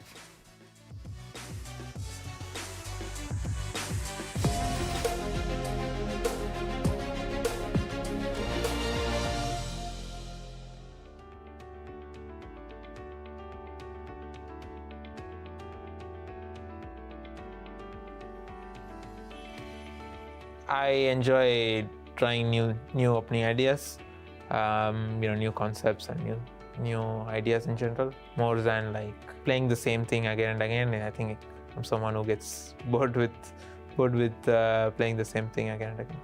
I like to focus on old ideas, but my team is like working in other type of style. New ideas for sure, and this is something I do every single day. This is something that makes me fall asleep with excitement and makes me wake up with excitement, because I think tomorrow I'm going to check this rare opening and discover something that hasn't been yet discovered. So that's my main motivation in playing chess. I certainly enjoy finding new ones more. To me, that's more of a creative part and something I find more interesting. It's an interesting question about new opening ideas. There's nothing like really new to be discovered on the first few moves. Like all the openings already have the names. Usually they are named after players at the were living at the beginning of the 20th century. So since then, it's more about going deeper, wider, making smart choices. So for me, a lot of modern chess is not so much, to try to reinvent the wheel, but to pick the right approach for the right opponents. Well, it's becoming more and more difficult to find new ones. So whenever I get the chance, it's very enjoyable, but it's getting rarer and rarer these days, I would say, to discover new stuff. Chess has just been so analyzed, and honestly, going over analysis that I've done before is kind of dull and boring job, but it's also part of what you got to do. You got to remember your lines, and sometimes you got to revisit your old notes. So that's a bit boring, but finding new stuff is very exciting when it does happen. I think discovering new things for sure. That's by far what I prefer. I mean, definitely discovering new ideas, because maybe you've been playing an opening since you were like 5, 6 years old, and you've seen it basically all your life. It's kind of fun sometimes to go back to them and check what they are, but new things always, help you stay in a kind of creative mood, and it's fun analyzing new stuff. I mean, ideally it would be finding new ideas, but of course in these days it's more and more difficult, and most of the players will come up with it already. So, with the engines being so strong now, but in general, of course, it's much more satisfying to discover something new. Yeah, it's a really good question. I'm the type of player who kind of does better copying other players' styles, copying other players' ideas. For example, guys like Fabiano, they're good at finding new moves, new things, but that's not my specialty. That's not my skill. So it's very special to me if I am able to popularize or find new variations in early on.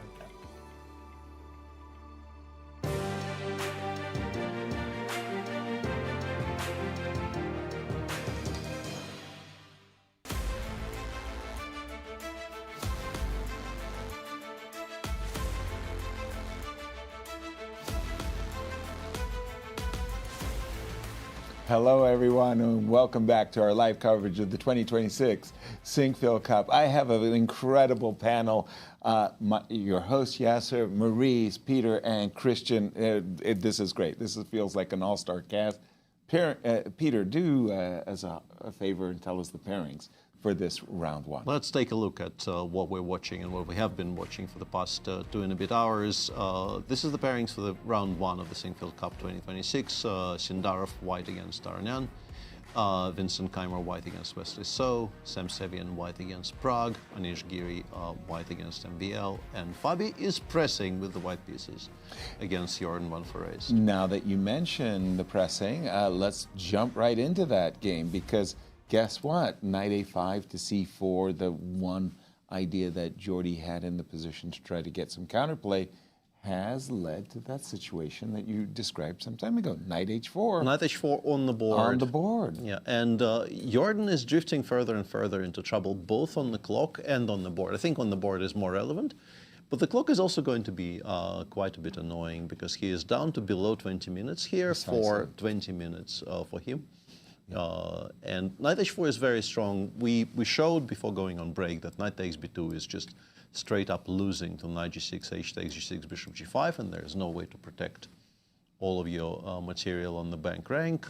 So the moves you are choosing from are queen d7, knight d5 maybe, but queen d7 I guess is what you do play. Knight g6, h takes g6.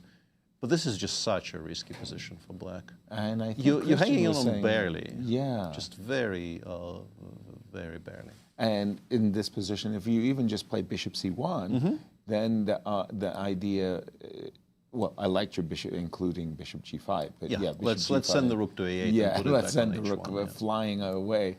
And then you just say your knights on b6 and c4 are doing nothing. And as you've just pointed out, knight g5, h4, h5 starts to be very, very attractive. Yeah. Engines does seem to suggest that black still has defensive resources. The advantage is not as huge as I originally suspected, but you probably no longer have any mistakes left. Like one more inaccuracy or an actual serious mistake, and you're probably done. Yeah. Yeah, but it also feels like this is so easy to play for white. Fabi has so many happy moves, and like you say, black has to be precise. And I think it's a two-result game. Maurice, I know so many of the games are solid, so I'm not going to ask you where the action is. Where would you like to Good take choice. this? Good choice there, to be sure. I'm starting to think big picture. I know it's round one, but, you know, it's never too early to start speculating. Right. I don't think the result of this game between Fabi and MVL seems to me, Fabi and Jorden, I have MVL on my mind because I'm thinking MVL's the one guy that hates this result. Of course. Because he must win the tournament to have any chance whatsoever of qualifying for the finals. And he's drawing his game against Anish. That's done. They're sitting there now. If they were allowed to take draws, they would have taken a draw a long, long time ago and went inside and had a brewski together. But they can't. So they're sitting there trying to figure out some moves, but they both know this is a draw. Right. As far as MVL is concerned, he doesn't need anybody winning. Just everybody draw the games because now he's going to play chaser. It's early days, but that's the only person. Everybody else is fine with Fabi winning. He's got 25 points. Right. If he wins at 13 points, okay. But we have some matchups. We have critical matchup, especially between Sindarov and Keymer. They're half a point separating those two. And in order to get top four, one has to do better than the other. Right. Simply.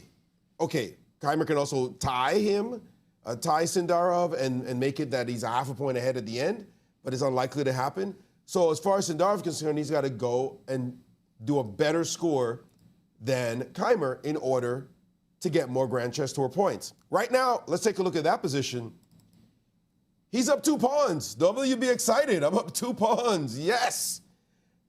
No, because you're about to give one back after the move bishop to e6. We're not trading bishops. We're keeping on the opposite colored bishops. Your rook can't move and defend. I mean, you could play this move and insist, I am up 2 pawns. I'm going to keep the 2 pawns. But then this rook takes over the file, and you have a question. How do you keep your pawns in a good way? You could try to play the move bishop to b6, trade these off. And here, let's state it, he's up 2 pawns. Incredible. Shouldn't he be somehow better, even though it's opposite colored bishops? The problem is, these pawns are dead on this side. They're not going anywhere, and this bishop is such a monster. It's just controlling so much in the position. And bishop e6 was played, and now bishop back to d4, accepting, as you see, played on the board after rook e5, bishop to e6. And now bishop back to d4, saying, I'm not getting my pieces tied up. I'm not letting you do any of that. I'm going to give you a pawn back. And he'll gladly grab his pawn back, and they'll play this position. Now, there is this move, rook g5. That does seem to change things. Right. But there's the move, rook to g6. And after takes and takes, it's triple pawns on the file. Is this enough? No.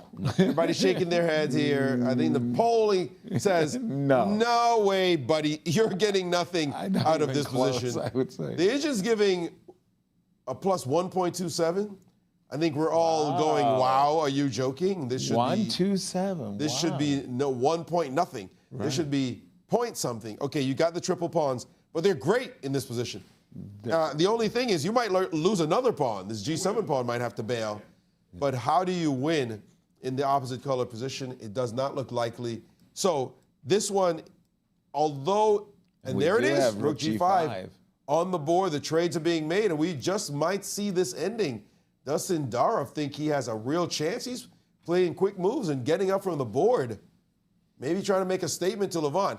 It doesn't matter what statement he makes. Levon has to play rook G6. Right. There's no other move. You're not giving away the G4 pawn. That pawn is an all-star. Right. So we will see this endgame. And He'll pray maybe that there's some kind of winning chance. We don't think so. Right. Thank you, Maurice. Peter, we never really got a chance to go through the prize money. Let's take another look at what the players are fighting for in this event. Absolutely. So the vanilla prize fund, so to speak, Yes. is only a screen there with $100,000 up top and very nice prizes for all the way down to the 10th place, 65 for second, 50 for third. But there's also an additional bonus pool of $125,000. Let's talk about that. That's a nice bonus pool to be discussing. How does that work? Well, it's a pool of money which will be divided by the total number of wins achieved by the end of the classical part of the tournament. If there is a tiebreak, those games will not count. And if somebody wins one game and nobody wins any, that person takes the entire pool. But obviously that is unlikely to happen. And I think we ended up during the classic in Bucharest, the players ended up on 11,000 and some change. Each victory was worth that per win of money. And that, I think Keymer won 3. So that was an additional 35, I think, grand for him. Which makes sense because he's not leading the tour at the moment, but he's leading it in terms of prize money with his $154,000 after 3 events. So that's the way the bonus money works. It's good to win in these classical chess tournaments. And as we look at the position, I was a little bit surprised by the 1.27 advantage that Maurice said the engines give for Javokhir after Rook G6. Yeah, let's if you don't mind, discuss this for a second. I guess the argument here is that after we take on G6, the king will be very tied up to either the G7 pawn or black can sort of progress further, right? You can switch your weakness from G7 to G5. Okay. But your king will not be able to be, you will not be able to very safely make a draw by getting the king over to T5 without losing one of the G pawns. I still feel like this should be a very, very comfortable draw after something like Bishop D5, I don't know, King E3. Although I guess we're still playing G5 eventually. We don't really want to allow King F4. Okay, Bishop E5 and King D4 to C5 and... Yeah, but apparently this may have lost already. We don't really want to misplace our king that badly. So after Bishop E5, the engine goes, let's say, Bishop C4, King D4, and plays B5. So we want actually to make you create a passer on the C4 square where it's much easier. Oh, hang on. I'll fall Back to for being it. lost again. I'll fall for it. So I want to play B3. How drawn is this, by the way? Because I made some moves which actually were suggested to me by the engine, and it's +3. How drawn is this? Wow. Okay, so let's say you shouldn't play G5. Let's say you're just going to give up the pawn on G7. You'll go back to the original position, the position at hand. And as fast as you can, you're going to play King to D5. Okay, so we begin here and we run with the king towards... Yes. Some and as fast as you can, go King to D5 and Bishop to B1, right? Apparently, this one is lost because the H-pawn will... If I white didn't want creates you a to pass... do. Yeah, okay. I wanted to put the bishop on F3 and the king on D5. So let's try this. Bishop D5, King E3. But now I can't get my king to D5. I'm not afraid of king to F4. Go.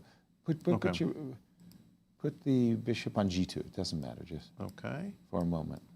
Oh no! But you lost, right? Because you need to misplace your bishop really, really horribly now. Bishop F3. Okay. No, then this loses, and if you have to play Bishop H3, you kind of know you've lost, right? Because this is never.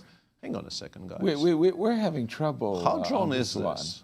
This is not so crazy. How drawn is this? We're gonna work on this one, Cristian. I'm going to throw it to you because Fabi's been making great progress. Well, first of all, I do think that this is a big moment for that game and for Levon because he needs to make that decision, which, again, visually, first hand, the first thing that you're thinking about the position is that it's an easy draw, but then you start going deeper and deeper and deeper, and you start understanding that there's problems in that one. So you see Sindarov just blitzing out his moves, being quite confident, and we remember how many of this type of positions Sindarov managed to pressure at the candidates as well, and very often win them. So you understand that you're facing a tremendous opponent. Rook g6 is not an easy decision right now. This is the problem for Levon. I do think he's going to play it. I do think he's going to get to the realization that he just simply cannot be 2 pawns down, allowing that rook to capture the pawn on g4. He needs to go for this endgame. But there's still some decisions to be made along the way, along the path towards equality. Now, speaking of Fabiano versus Jorden, guys, Fabiano had 48 minutes and Jorden had about an hour and 20 minutes a while back. Right now, Fabi has 31 minutes, so he spent a little bit of time. Jorden is down to his last 9 minutes. He needs to speed things up because the position does not allow him to think for too long. You cannot have 2 minutes, let's say, and play on increment in this type of crazy position. And right now, he's facing some serious dangers. Let's take a look. Knight to h4, bishop to e4 was his decision. And he did give up the 2 bishops, but in a much worse version than the one where he was taking on f3 and destroying White's pawn structure and, in fact, liquidating a lot of pieces along the way.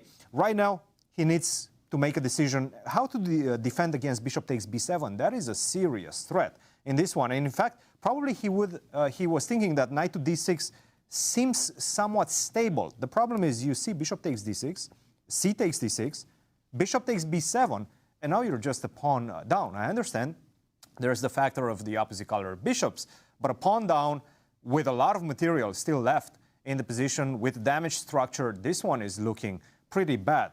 Also, this knight is going to land on f5, and you can start feeling the heat. This one, from a practical perspective, is really bad for black. So what is his defense in this one? Perhaps c6 to try to defend against, again, bishop takes b7 is a big threat. You want to stop that with the move c6. The problem is that right now, I continue. Bishop to g5. Everything is very concrete. Everything is very forced. You can see it on his face. He understands he's in deep, deep trouble right now. After bishop g5, the only move is f6. Why, you might be asking? You cannot move the rook. Bishop takes h7. That's a discovery attack. King takes h7, and after rook takes c8, the game is over. So after bishop to g5, you have to continue creating weaknesses in the position with the move f6, and you can understand. Bishop f5, everything comes with tempo. Bishop to f4.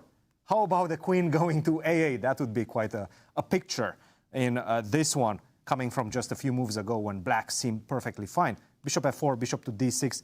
It's not easy to play like this. I can just simply play the move bishop to c1. It seems like with the newly created weaknesses on the light squares, this bishop coming to e6, this knight following it up to f5, this is starting to look very, very dangerous for the black king. And I'm looking once again at the clock. Jorden hasn't made a move yet. 6 minutes, 30 seconds, and counting, with a lot of moves to go until you reach the time control. This one is starting to look pretty much decisive for Fabiano. I think Fabiano will take the full point in this one. Thank you, Cristian. I've been often asked by amateurs, do chess players have tells? I said, not really, but the clock is a tell. It definitely is when you get down on time. It means you're not comfortable with the position. Blunders are coming. Maybe it's only one that he needs, Right. but it's coming. You can't go down on the clock in this kind of position as well. Yeah. Forget it. Maurice, you had something to share with us on No, actually. Special. I'll tell you what I'm sharing. I kept looking at this endgame, and we all judge this endgame to be easily drawn, but Sindarov has looked deeper into the option here, and I don't know if I would know how to draw this position if it is drawn, because this g4 pawn, it looks like it should be defensible, but it just doesn't. I mean, literally, it looks like nothing will be able to stop the problem on both sides. And White will create a passer is threatening to create a passer on one side, which you would think so be easy to blockade. But both sides, he suddenly gets stretched. And it's a bizarre endgame because optically it just looks so drawn. Yeah. But it truly is not so easy. Okay, well, let's take it from the top. King f1, bishop c4 check. Okay. So I don't want you to play king e2 to e3. No, and king f7.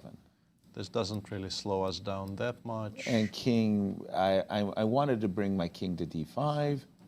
And yes, you can take the pawn, and I got my king to d5, but that's it. Now you've got your king to e3, and I need to stop. Yeah, and as you can see, the thermometer the goes bar through the roof. seems to be. Okay, so it means I have to hang around on the king's side? You know what also is interesting here? Because the king is threatening to go to g5. Right. And maybe even there's going to be the threat of f3 or h3. Yes, g5 is going to be bad enough in most cases. Yeah, I mean, this is going to freeze you in a big way.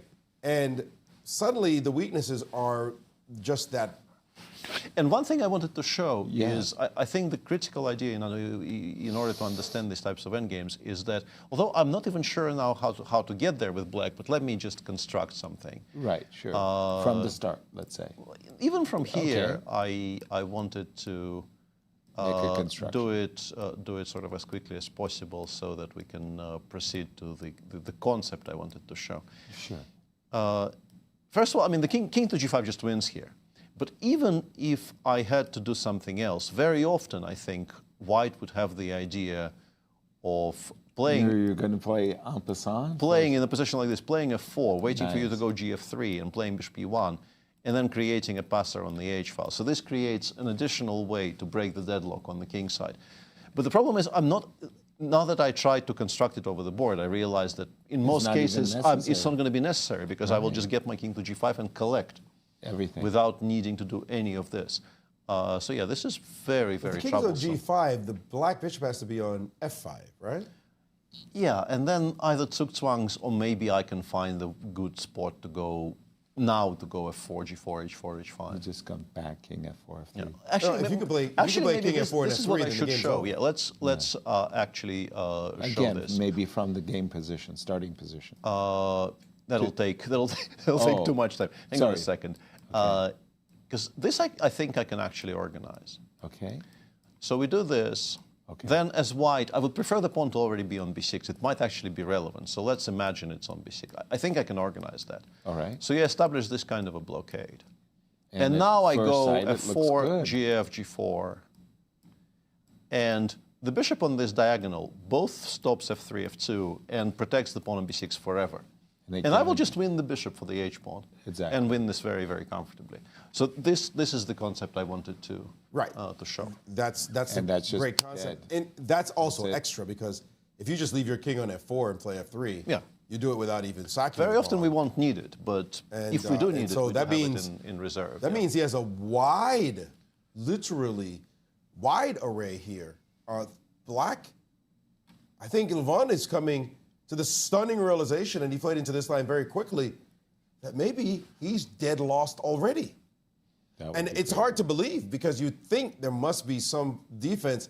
And the injured is saying, you're okay, you're okay, wait, you're not okay. Yeah. You're not okay, my bad. And with this very clear plan, it may just be that it's too late. And you don't want to play f6, rook takes g4, because that's just bad. Yeah. Well, that was a crazy. Or maybe it's the best. Maybe it's the best option. Right. Right about now, because the other thing is lost. I'm just thinking the alternative: f6, rook takes g4, rook e6, and trying to put my bishop on d5. Because if this is lost, and it would be profoundly bad news for Levon, he has to play f6 and rook. But this one you just lose, I think. This bishop e3. Yeah, just bishop e3, rook swings over to b4. Yeah, no, that's. And I will eventually consolidate. And, of course. You know, h4, h5, g4. This one is just bad. Yeah. And you can never trade rooks because I think this one is pretty clearly lost. Yeah, if you trade the rooks. The bishop would be bad. So we see Levon really stewing over this crucial decision. And now that we're here, I want to draw it back a little bit because there was this moment all the way back to bishop e3 where Levon had a choice. It's obviously white wants to get the bishops off the board and put the knight on d4. That would be very bad. Right. And Levon correctly estimated that the way to stop it is to make sure that you recapture on b6 with the rook, which pins the knight on b3 to the pawn on b2. So he went rook c6, but he could have gone rook d6 instead. And now after knight d4, he's not even obliged to take on d4, frankly. You can play something like, knight f5 is a bit of a threat, but you can play, let's say, play g7, g6. Okay. And continue playing with the bishops. Or if you want to play this position, I think it's maybe slightly better version of what he could have gotten in the game, because I think maybe you're slightly happier with the rooks as they are.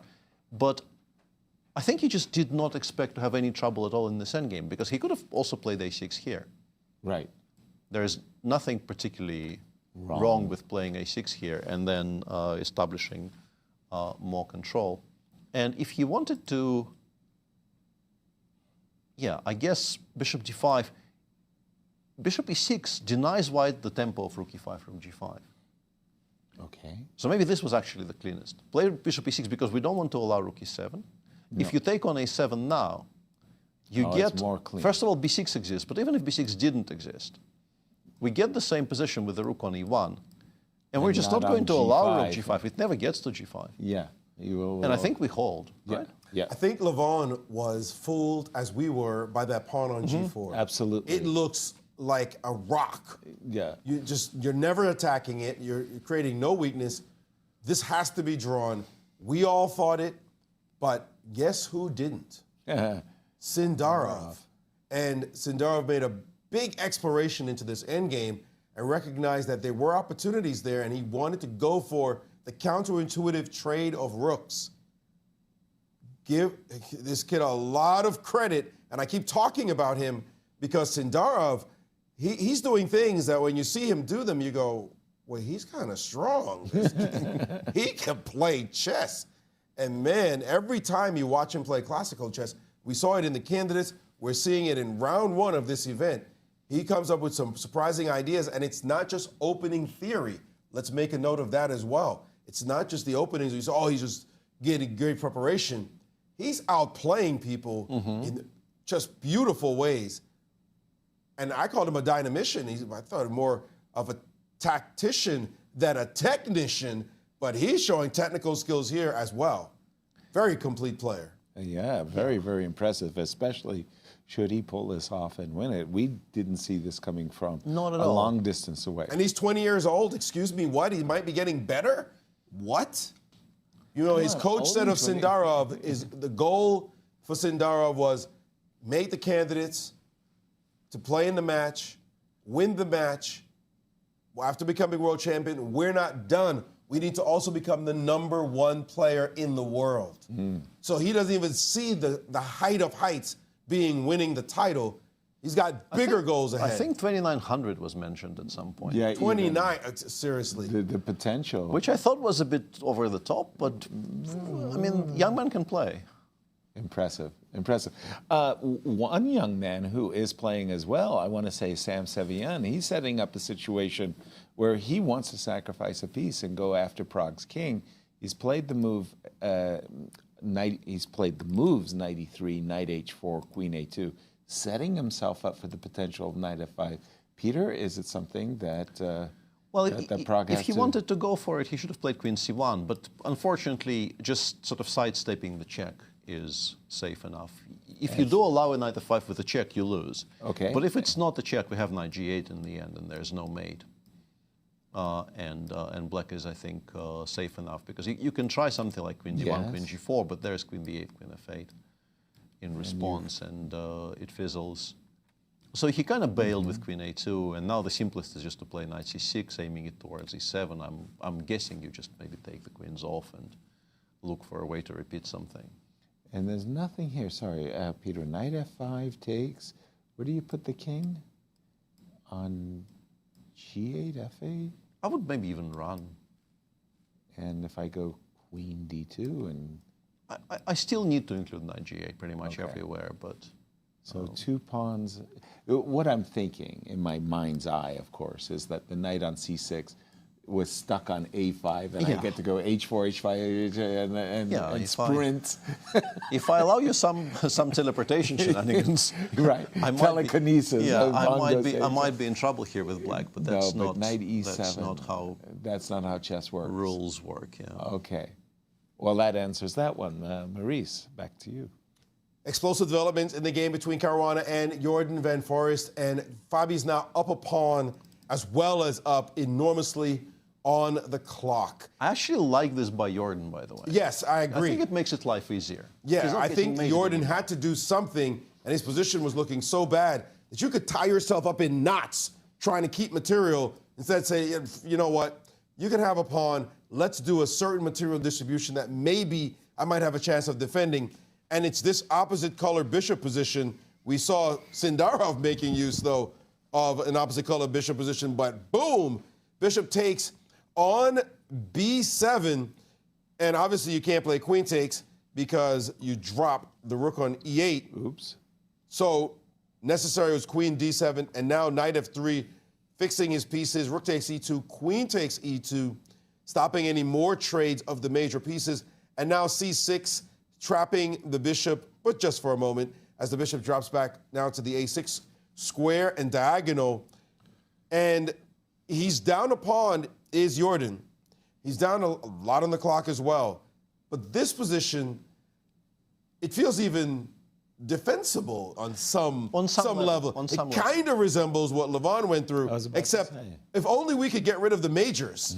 With all these majors on the board, you feel like White clearly has a real edge, and White just has to reorganize his forces once again. Maybe this bishop belongs on a b3 square on this diagonal. Don't let this knight show up on g5 with that combo. Then you will be crying, and it will not be close. So that is what Fabi is going to be alertly looking for, while with very little time on his clock, 2:48 and counting down, Jorden has to prevent any organization of forces in that way, or else he's just going to be stone cold busted if he's not already. And our first result appears to be moments away now, as players are, I was about to say, going for king and pawn endgame where everything came off, but no. Yeah, I'm surprised rook takes f6 didn't happen. Frankly. Yeah, I thought that was faster. Yeah, exactly. Yeah, but we have they found a more optimized way, I guess, of getting rid of the f5 as well. But yeah, you know you've reached that part of the game where people start moving pieces with the two fingers, the left hand, the two fingers of the left hand instead of the full hand. They're tired of pulling the arbiters and saying, look, we've made a 3-move repetition, and there you have it. The first result, a draw.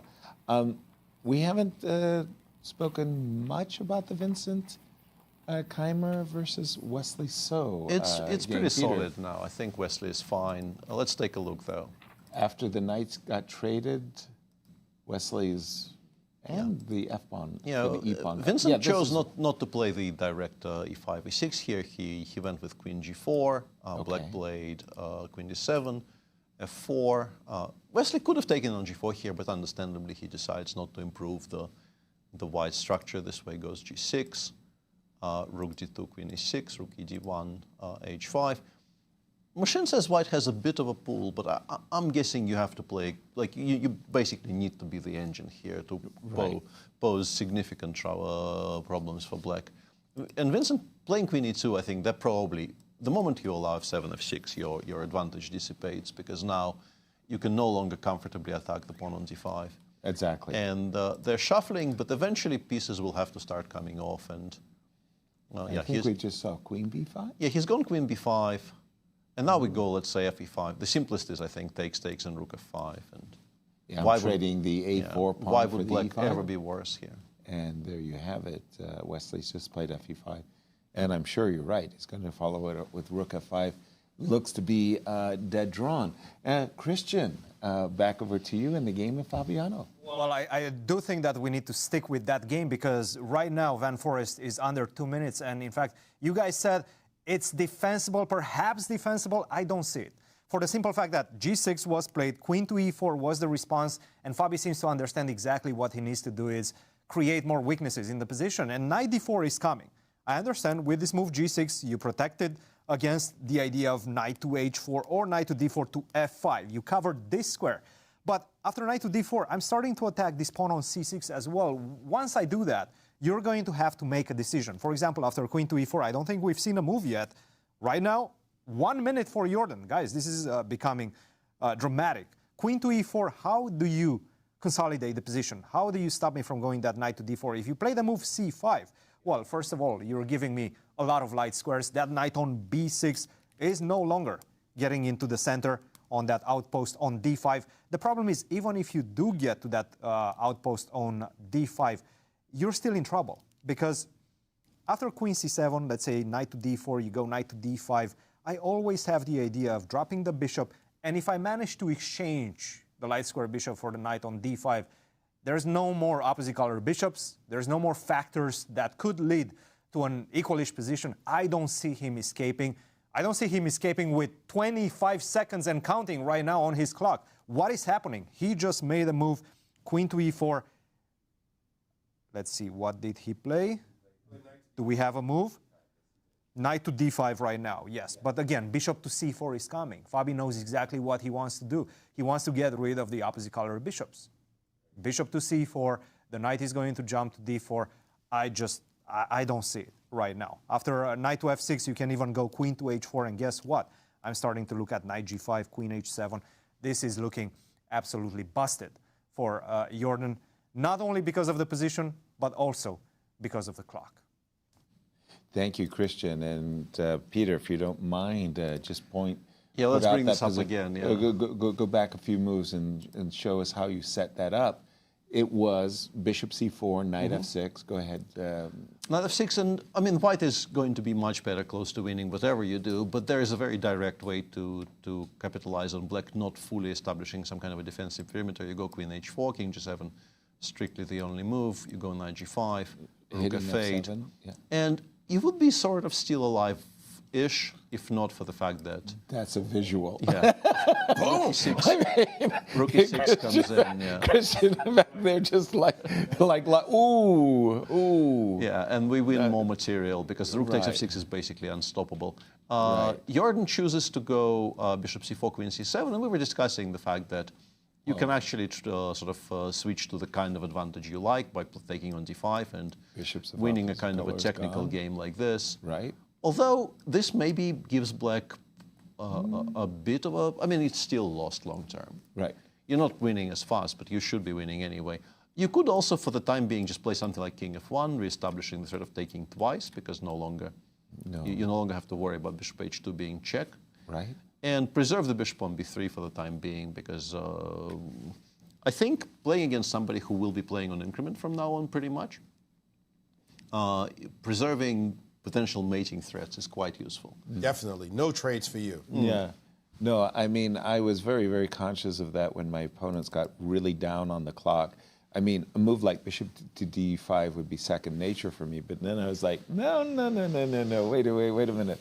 Let me first play knight g5, queen h4, and let me just, let's play with the pieces when you have no time. And Jordi is down to 44 seconds. By the way, play slowly. 45. The key is play slowly. Yeah. Look at Fabi not rushing it. Don't feel his 44 seconds. Let him feel his 44 seconds. You got 3-4 minutes you could sit here. It's move 30 for crying out loud. You got plenty of time on the clock. Me, you talk about trading, Yaz, my thing was torture. I wanted you to suffer when you were in time pressure. I'm going to sit here. Yeah, I know I'm going to play bishop b3 or king f1. King f1. And he played it. I would not rush the move at all. Yeah. I'd sit there and you'd have to try to figure out what you're going to do about 15 different things I might play. The problem is this is a game of position that Fabiano, 99.5 out of 100 games, he wins this one. Yeah. It's just too simple. There's no compensation. There's no counterattack looming in the position. It's just too simple of a position. Yeah, an advantage that Fabi just simply doesn't squander almost ever. If the structure on the queen side was not spoiled, you could at least maybe hope to get the majors off, and then 3 against 2 is not that simple with opposite color bishops. But even those probably are all lost because of how weak the pawn on c6 is. And just, we're not going to switch, but just as a bit of a note for our viewers, Levon did not play rook g6. He came to the conclusion that bishop ending is lost. But so is, frankly, what he's doing. Also. Unless some kind of a strange miracle happens. And we do have King F1. King F1 did come, yeah. Bishop C5 chosen by Jorden. I like G2, G3 here, just kind of a little bit of further gardening to do G3, King G2. Yeah. And then we can, with the King on G2, we can start, pushing for H4, H5 in some positions. And also just kind of passing the move over to Jorden and saying, yeah, think what of you're gonna something. do. Yeah, your turn. Think of something proactive. Slowly. There's no need to rush. Dude, one thing I don't really appreciate is how much Fabi, his body language is acting as though to be very nervous. He's the nervous one, and that means that he's only seeing his opponent's clock time. If Jorden had 20 minutes on the clock, you'd see a very calm Fabi. None of these body gyrations we've seen so far. But right here, you see him keep switching positions like he feels the need to make a move. You got 23 minutes plus on your clock. You got 23 minutes more than your opponent does. Why not just chill, find a move, look for a good move, slow it down, sit back, take a sip, and enjoy the advantage you have right now, and make him suffer. It's you true. see how what is he? Why is this the body? Why the body is he language? nervous? Why is he nervous? He's human. Yeah. He feels the closeness of an important victory, and it actually affects him.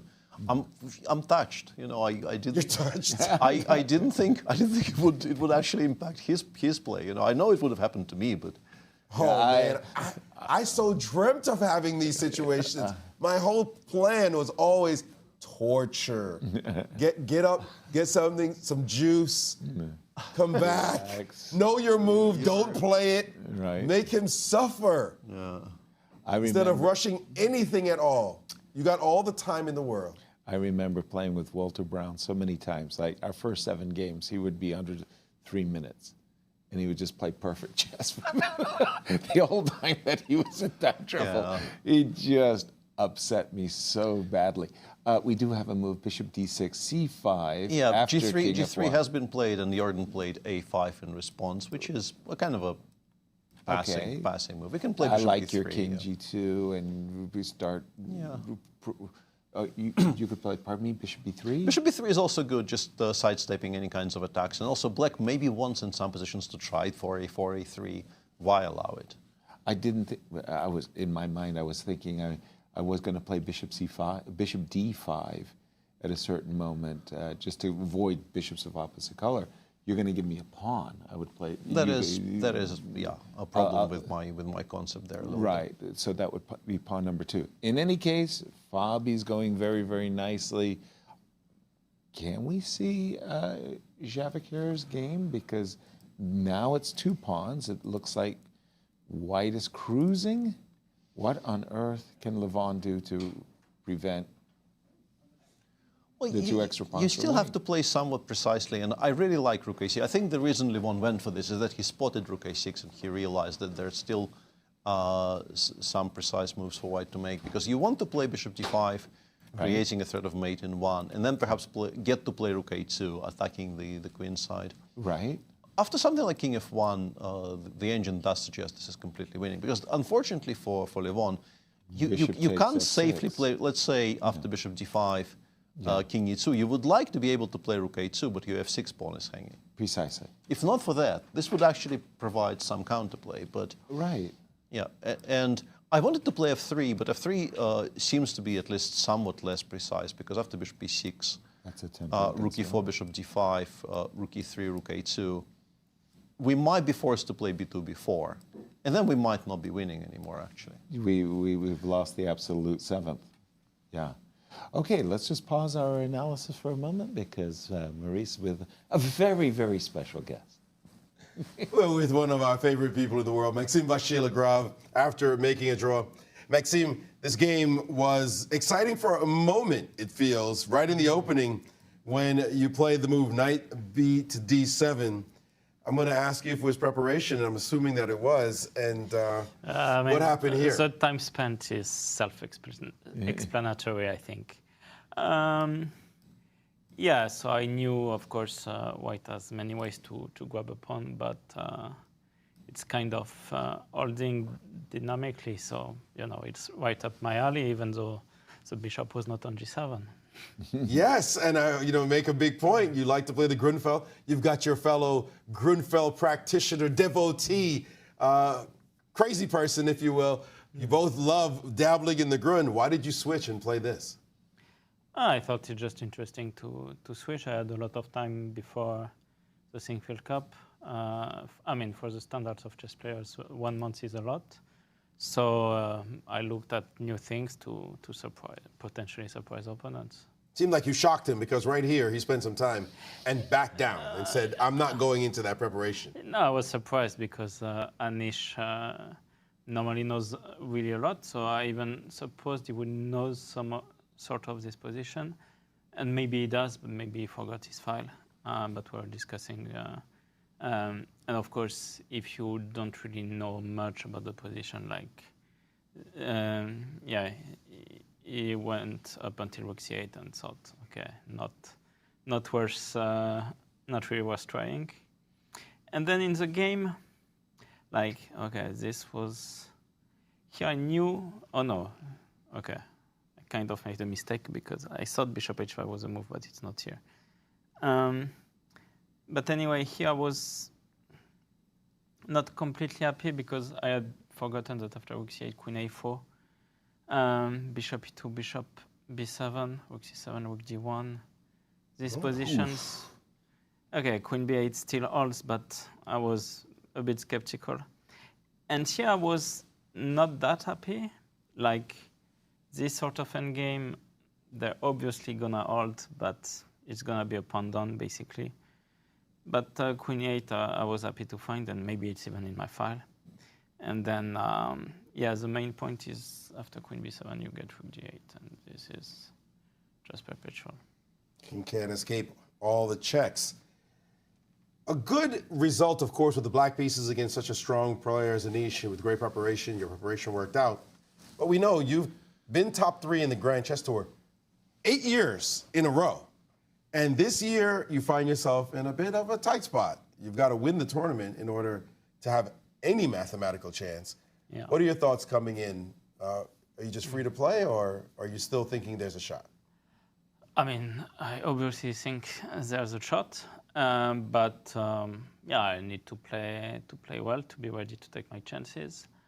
And today I was ready to grab my chances if I got any, but obviously, like, this turned out to be a bit too dry. But 8 games to go, 8 big fights, and then we'll see. I mean, of course, it also depends. I know Fabi is already winning his game, so of course, if Fabi gets into beast mode, but I'm not thinking about that. I'm thinking about my own tournament and playing well, and then we'll see what happens. All right, well, good luck. We're always rooting for you. It'll be great to see a story. Thank you, Maurice. Guys. Thank you, Maurice, and good luck, Maxime, in your campaign to get into the finals. Jumping back into the games, Peter, what's caught your eye? I was trying to figure out if there's any chances at all for, let's say, Vincent to press here a little bit. Against Wesley, it seems like unlikely. Wesley is very safe. Yeah. Yeah, I saw you just played the move Queen f4. You wanted to play Rook f2 and Queen f8 and checkmate me somehow. Yeah, and I think the safest probably is to play Rook f7, and if you take on a4, you can take on e5, and yes, you do lose the d5 pawn with check, but the activity black immediately achieves by playing Queen e3 and Rook f1, I think. You can see black is just not worse here at all. It's very hard to imagine how this is. If anyone is worried here, I think normally it is white, not black. Yeah, exactly. But there are other ways to do it as well. It's not the only way. I think he just made a very long move in the other direction. So I'm guessing it's either Queen b5 or Queen a6. Probably Queen a6, interesting. So the idea is to stop you from playing Queen takes e5? Yeah, because Queen c8 check is being indicated. Oops. Rook f7, Queen a8 check here, but we can begin by King g7 if we want. Even this, the engine thinks, is completely fine. Somewhat shockingly, even a position like this, it doesn't really... Well, this is the best Vincent could possibly achieve. Feels like we've achieved something with white, but actually, because the Queen on a4 is not connected to the pawn on e5 quickly enough, This appears to be equalizing by force as well. So Wesley still needs to calculate some short tactics, but he's pretty good at that. So. Yeah, but rook f5, rook f7 to f5 certainly looks like the way to go. Let's see, that leaves, let's go back to Fabi, Maurice. Well, actually, I'd like to talk about the Sindarov game because Sindarov has made a mistake. Yeah, he did play the move I thought was the most natural and the one I wanted to make with my hands, so to speak. But as I already mentioned, bishop e6 here, which I think Levon will find, this is no longer clean. I don't know if you're even winning anymore after bishop e6, frankly. It's incredible in one move that this move f3 may have spoiled the whole thing with the bishop dropping back. And very precisely right now, you must play the move bishop to e6, just on a timing of it all. And then after rook to e4, bishop to d5, forcing you to go on the defensive with rook a2 as well. That's not what you wanted when you play the move f3 or getting the setup. Or maybe it is what you wanted. You assume you're going to get that much. But I'd like to just go back to the moment here. Instead of this move f3. We were looking at king f1. Yeah. Just bring your king in. Yeah. Where do you put the bishop? The check doesn't do anything. This kind of check is not what you want. Even if you bring your rook here, you're dropping the f6 pawn. This is the problem. The rook just doesn't have a tempo. So he played f3, bad move. And Levon with 3:37 left on his clock to defend this position. And he has, of course, it's Levon Aronian, found his best chance, bishop to e6. And I think the youngster has given away a big part of his advantage. Despite being up 2 pawns, he may have blown the game. Blown his win. We're going to have this really strange position where white is still 2 up, nothing really is hanging, but the black pieces are so active that your chances of converting it into a full point have taken a nosedive. Remarkable. Once again, point that out to us, Peter. Rook e4, bishop d5, rook e3, rook a2. I've played b4. I've consolidated my 2 extra pawns. And what you're saying is the bishop on d5, the rook on e2 are too active? King f7 or b5. Let's say I play king f7, you play h4, I play b5, you play g4. Now, to the amateur's mind, this is fantastic. I mean, 2 extra pawns, this is like a dream position. Yeah, but now where's your progress? h5 check runs into king g5 and black becomes very active. Makes sense. Your king is kind of locked in on the bottom rank. Okay. You can't really very easily organize some kind of bishop c5, bishop f8, rook e7 types of threats because black will always have some kind of counterplay against that. And on my screen here at depth 32, the evaluation with 2 healthy pawns up is plus 0.20. That's an indication. That white is 2 up here. 2 up and there are no threats. For black. It's just everything how you active said, the pieces are. This at least is logical. Remember all those positions like that's not logical. This is logical. Active rook. It's not an extra pawn on the queen side because the pawns can't go anywhere. And your rook is guarding the f3 pawn. That's not what you want your rook to do. No. He's gone rook f4 instead of rook e3, which I wonder if that changes much. If you play rook a2, yeah, his plan is to play rook a2 c4. And because now after bishop takes f6. c4, we have bishop takes f6, and this we will win. So instead of rook a2, the engine goes either b5 or rook a1. Okay. We need to discuss this, I guess. We need to discuss this. Is this winning? With this being a check, is this still winning?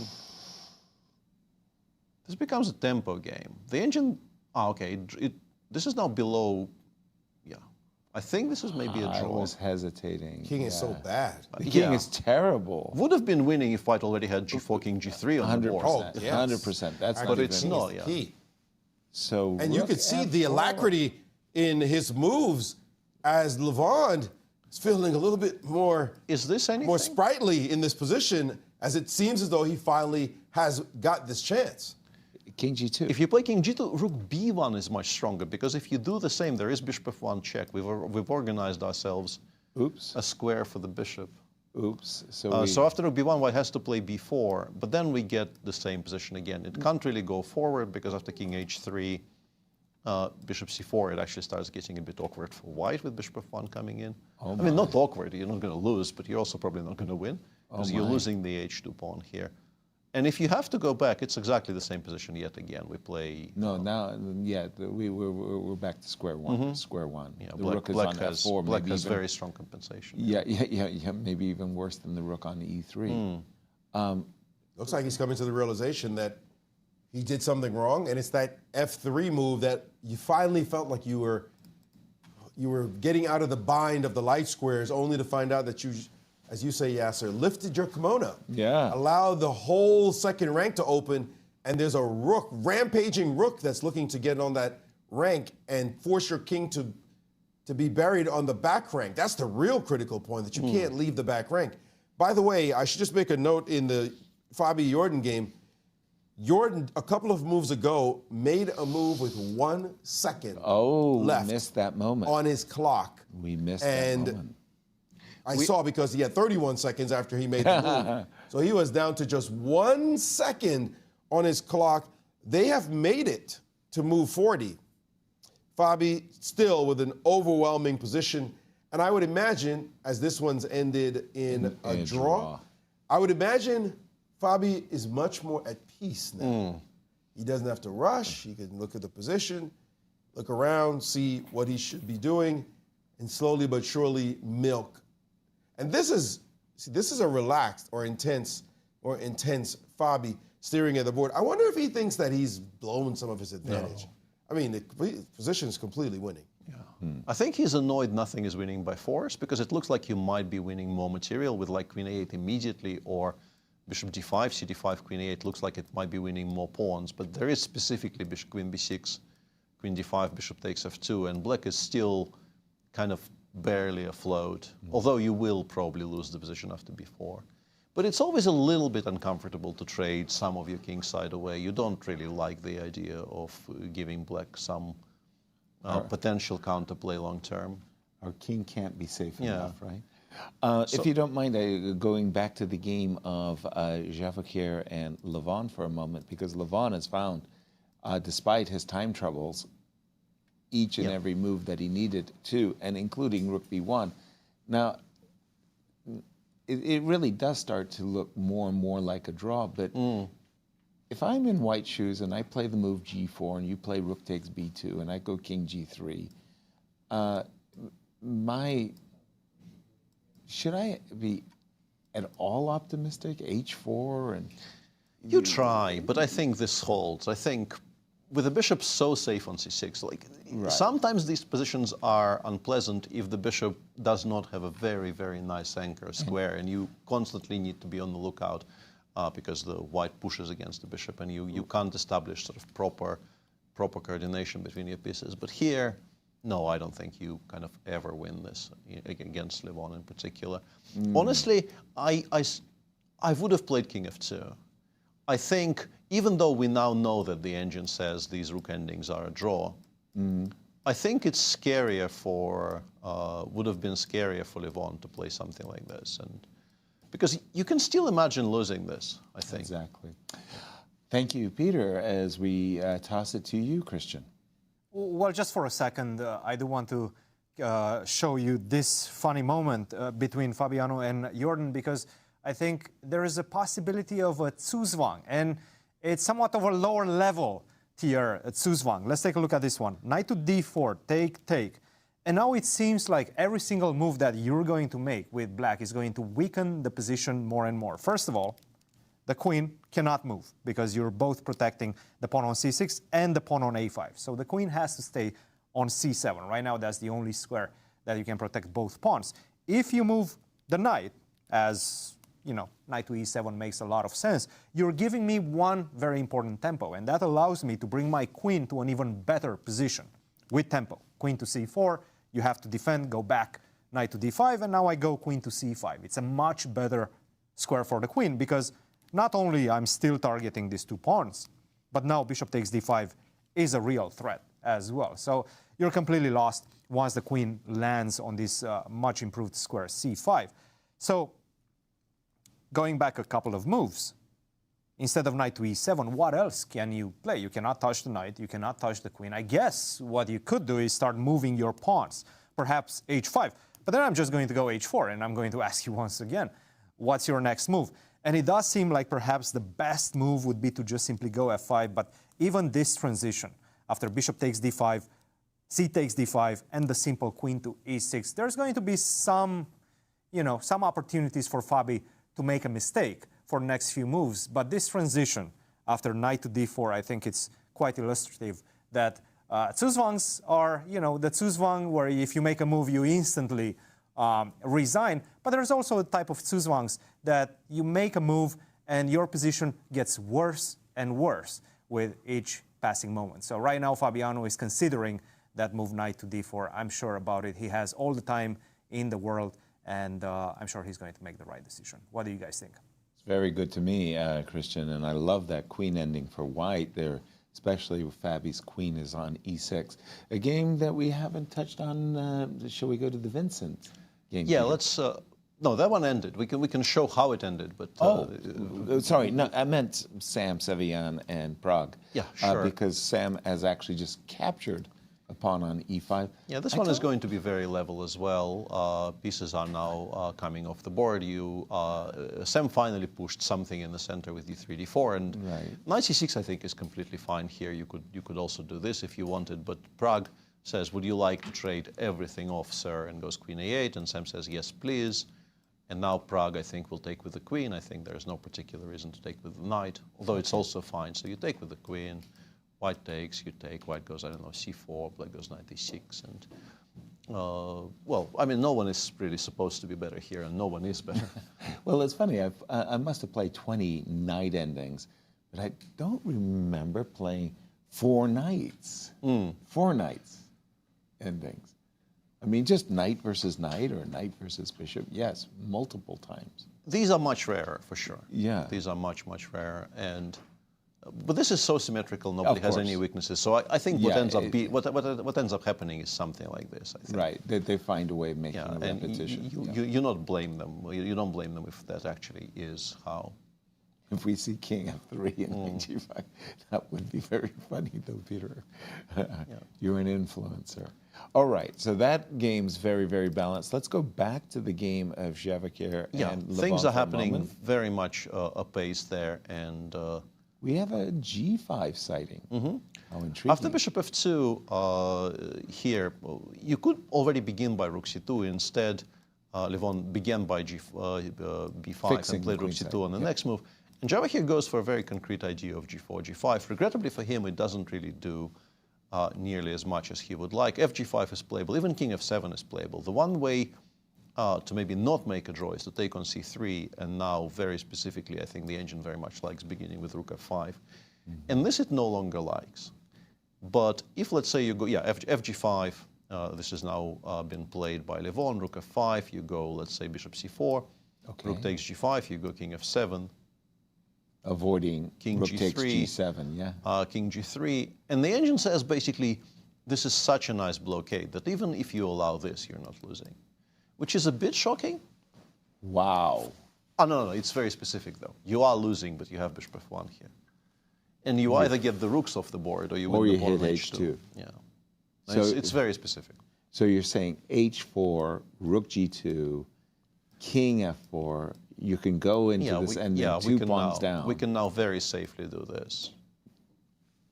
Because b5 now controls b3 and c4 so easily that we can even allow you the h-passer, park the king on h7, and basically offer a draw. Gotcha. Makes sense. Well, it's not for want of trying, Maurice. No, unfortunately, that doesn't seem as though he's going to land a blow. But I just wanted to jump over.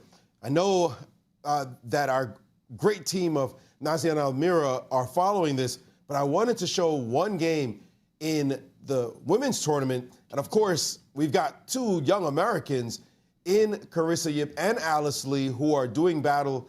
And who's the reigning champ? Carissa Yip. So she's playing against a former women's world champion challenger. And here it is, this incredible game against Tan Zhangyi.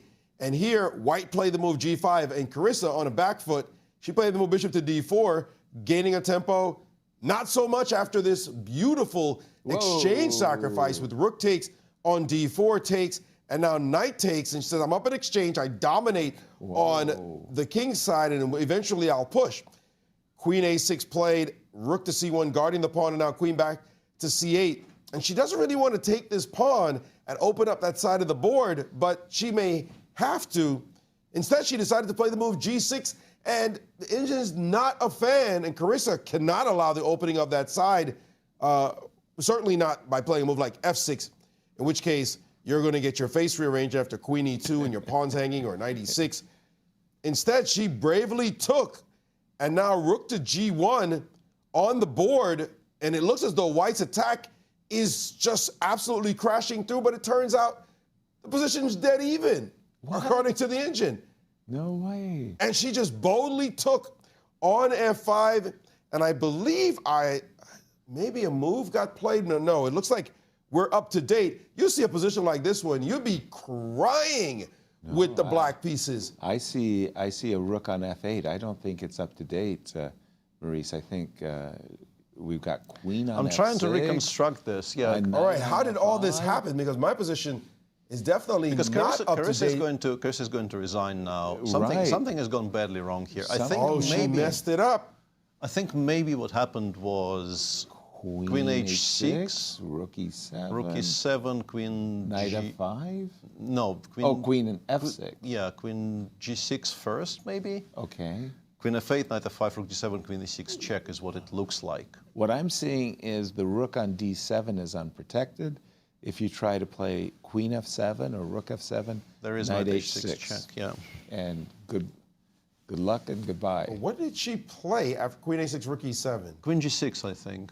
The only way for me to make sense of what's happening on my screen is this. Yeah, queen g6, and black appears to have played queen f8 and rook d7 in some order. Queen f8, queen f8, knight f5, knight f5, rook d7. And now rook, that is what happened. Move. She blundered just right now with rook to e7. She was okay by just giving back the exchange, saying, hey, you want it? You can have it. Instead, she moved her rook over and allowed this, among other possibilities, queen to e6 with check.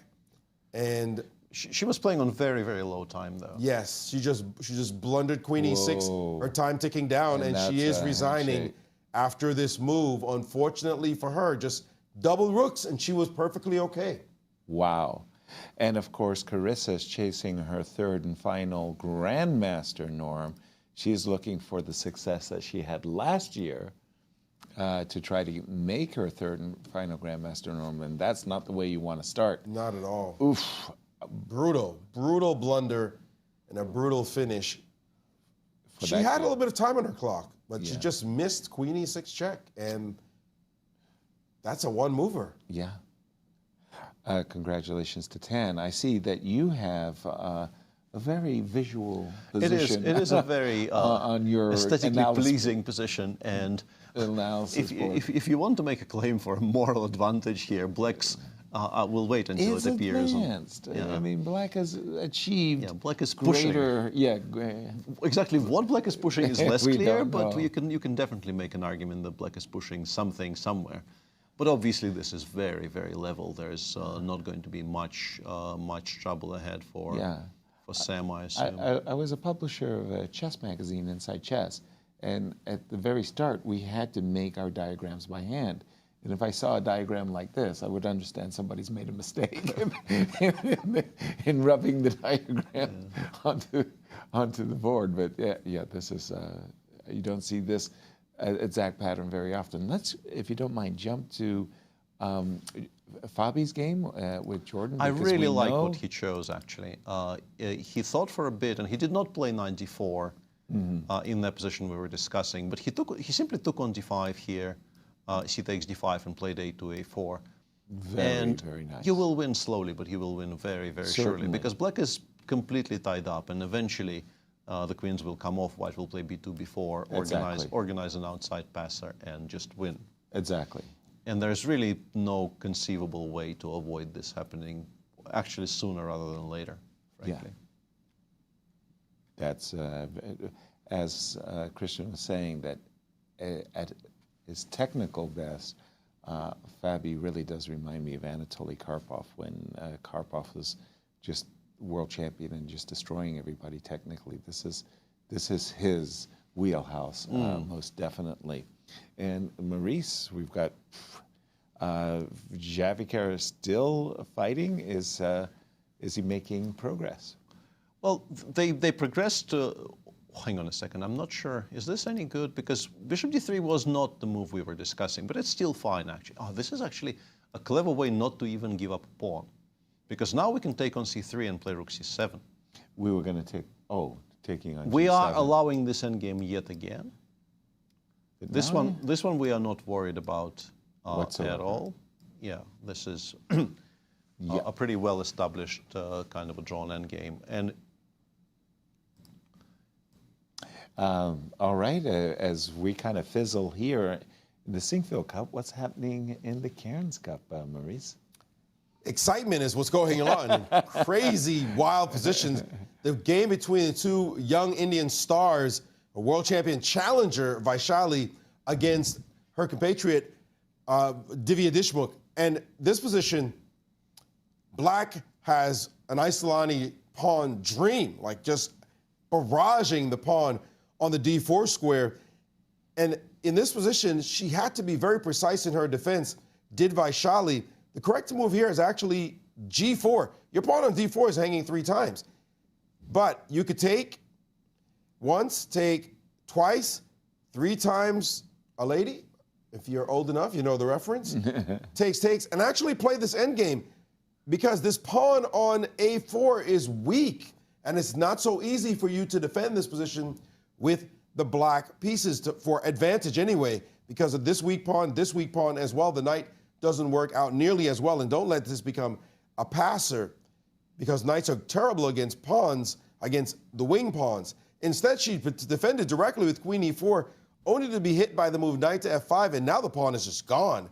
She played g4 with 3 seconds left on her clock. She was in terrific time pressure, but her opponent did not blunder. Rook takes d4 is actually a mistake to bishop takes e6 out of nowhere. Where did this tactic come from? You can't take the queen because now it's your turn to lose as everybody falls off the chessboard. That would have been a nasty trick in this position. Rook takes, bishop e6, and really even rook takes on d2 allows that move out of nowhere. Look at these pyrotechnics as queen e6 check, king to h8, rook takes d2, and it's a brilliant, brilliant draw out of nowhere. That would have been absolutely amazing. Thankfully, Divya kept her head and said, I don't need to take with the rook. What if I just take your pawn with my knight and don't trade anything down? And knight takes d4, king to a2, queen to c5, and this looks like it's Divya who's going to win this game. They're down to very little time on the clock, however. 29 moves, bishop d3 played, and it's black to move with knight b3 being a bone cruncher of a move. This check means nothing. It's not the king's running out. An exciting game to be sure, with Divya at 102 and counting down, Vachier-Lagrave at 33 seconds. Amazing, amazing position. And actually, she did play the move knight to b3, and it looks like she has won the game. I'm not sure what the next move was. Did she resign after knight b3? I think my board's not quite up to date, but the game is over. Right. Black did win this game. I was thinking rook c2, rook takes d3 or something. There's a back rank, there's a mate on a1. There are back rank problems. Yeah. But what a cheapo, bishop e6. Don't blunder, rook takes d4. That would have been spectacular, yeah. Totally. Wow. Nice catch. Nice catch there. My goodness. Action in the Cairns. In fact, let's just pause our coverage of the Sinquefield Cup and throw it to Almira and Nasi for bonus coverage of the Cairns Cup. Over to you. Who's in the camera? And welcome back to the Cairns Cup. We have a lot of updates. We already had 3 results, 2 of them decisive. Let's have a graphic to show. We have 2 winners.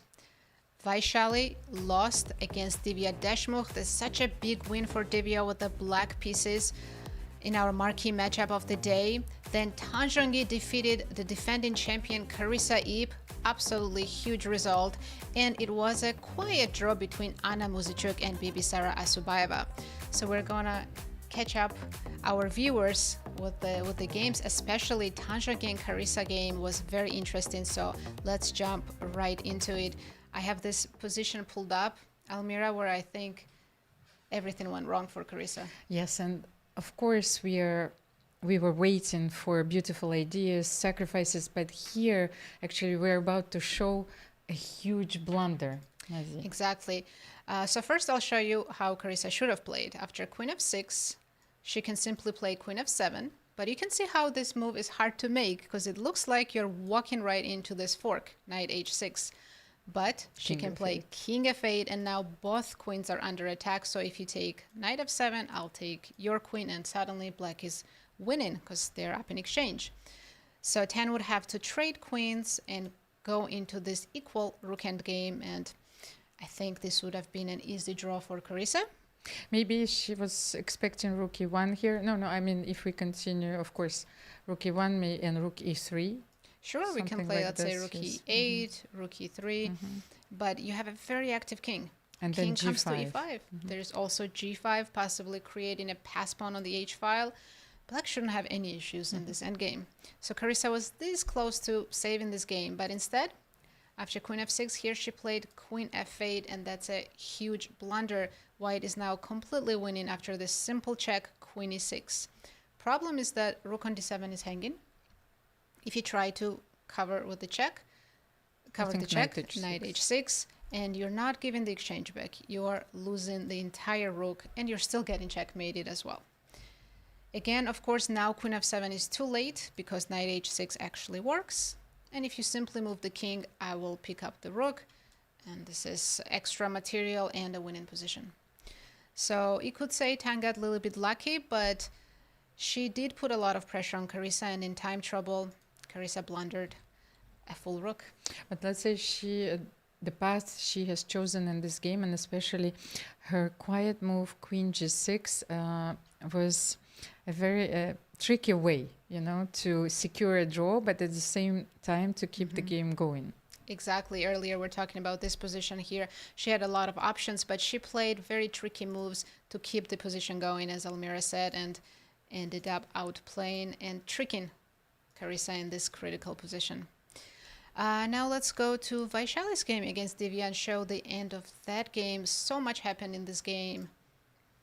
And I'm going to back up all the way here. We thought after a3, Vaishali fixed the position, her queenside was no longer in danger, and position was absolutely fine. But what was her problem? The problem was, of course, the pawn on d4, the isolated pawn, and Divya used all of her pieces and piled the rooks on the d file, brought the knight to f5, and won the pawn. And the biggest problem was the clock. Vaishali got in huge time trouble. If she played fast here, realized that her position is fine, just make safe, solid moves and save the game, she would have been fine. But she took too long and at some point slipped up. So far it's all good. Queen f3. As you said, Almira, Divya is moving the knight all the way to f5 to put more pressure on d4, which is a great plan.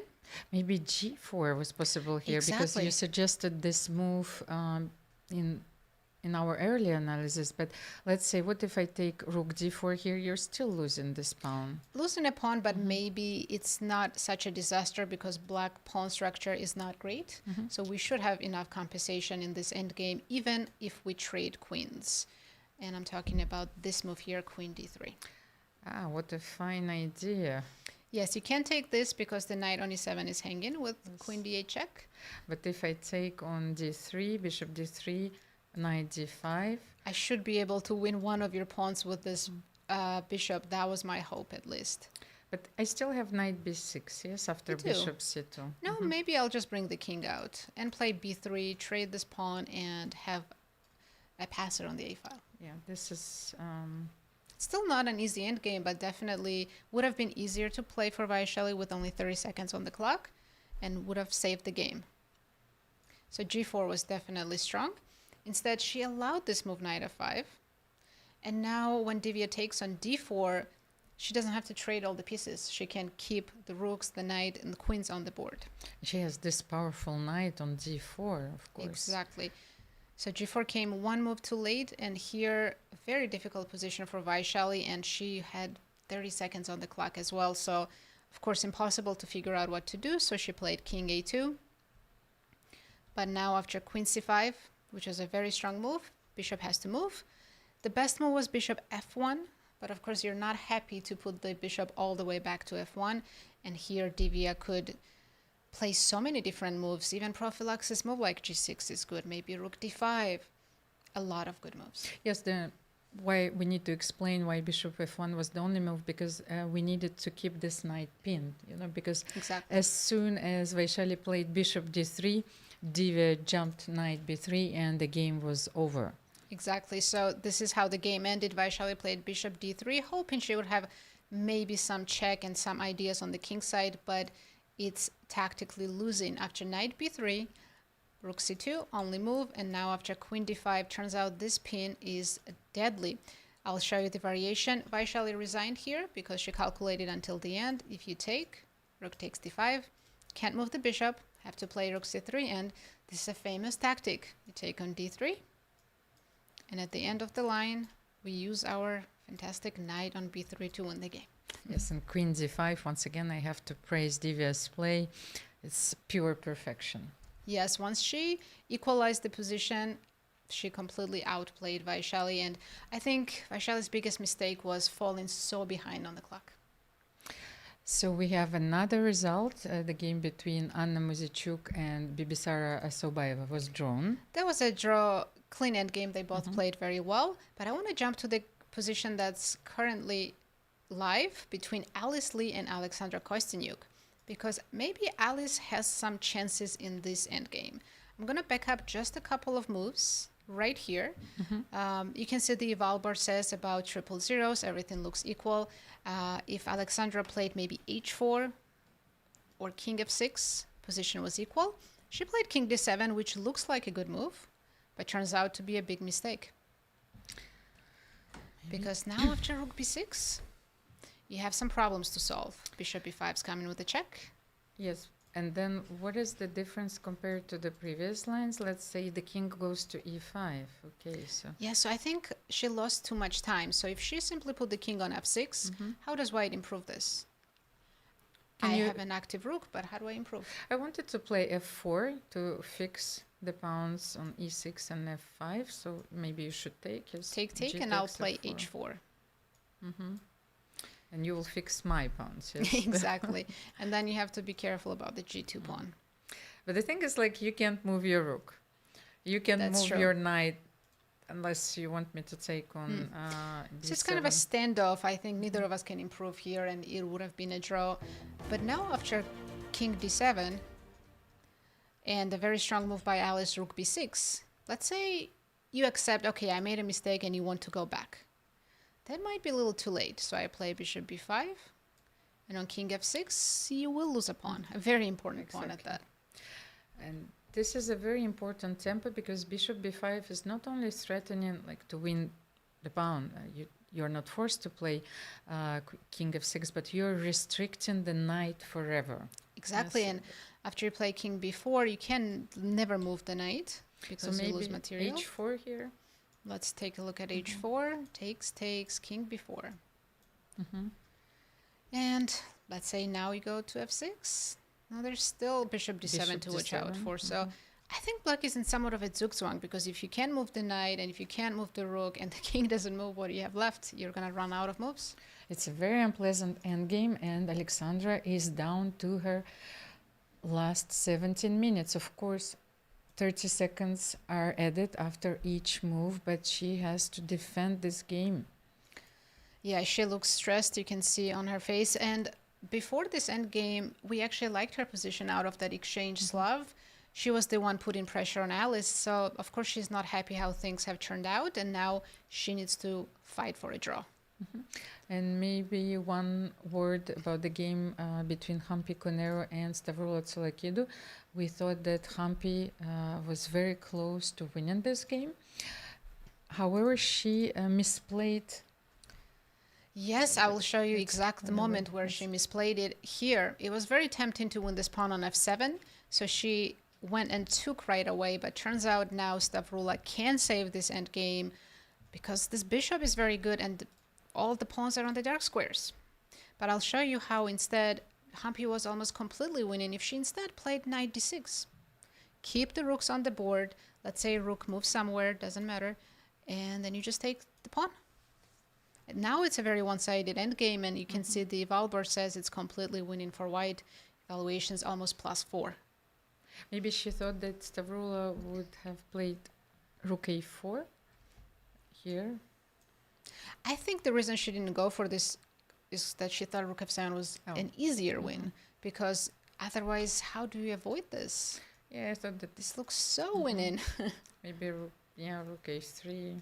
You're never stopping my e-pawn, right? This is just game over.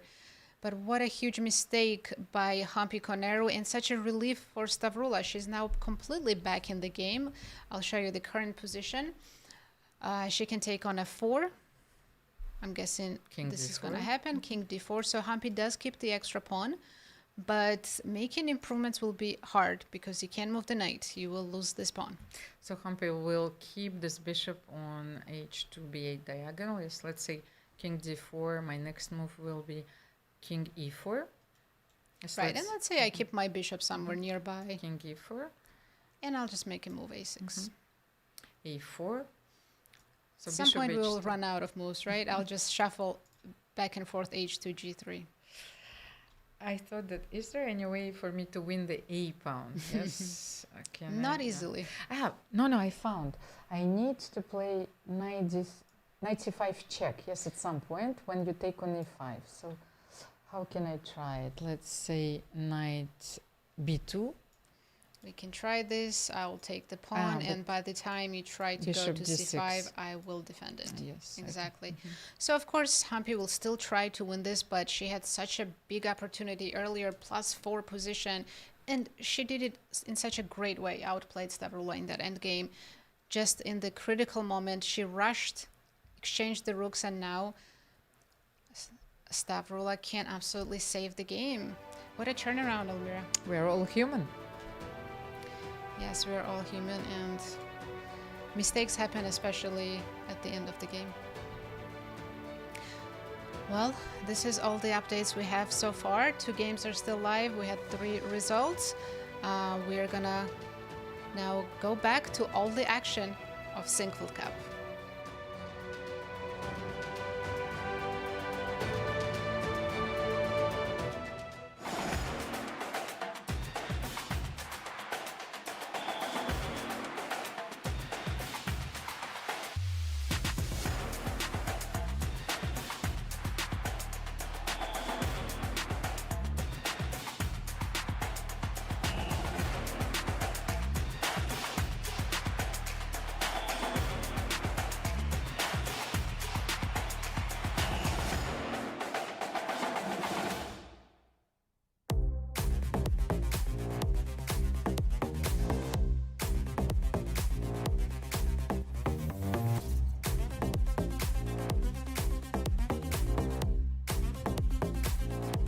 Oh, it's pretty good.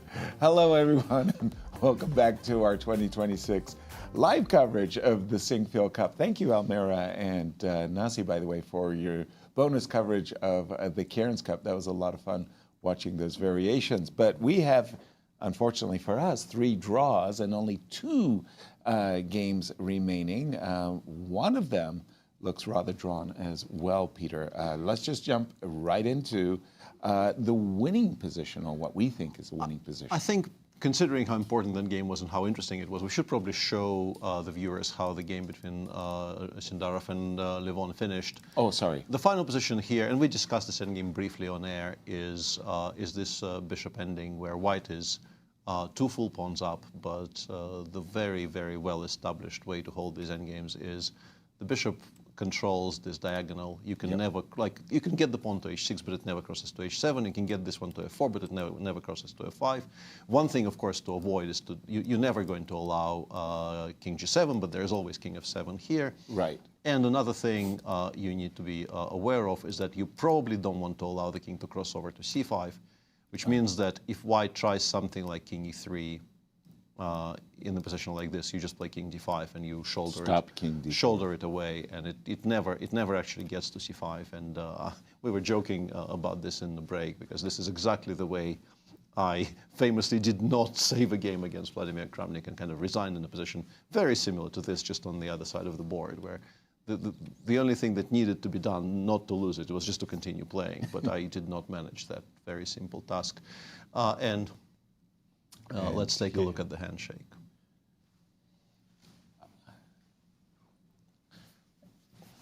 And this is one that really got away from Javokhir. But kudos to Levon for not playing the move rook g6.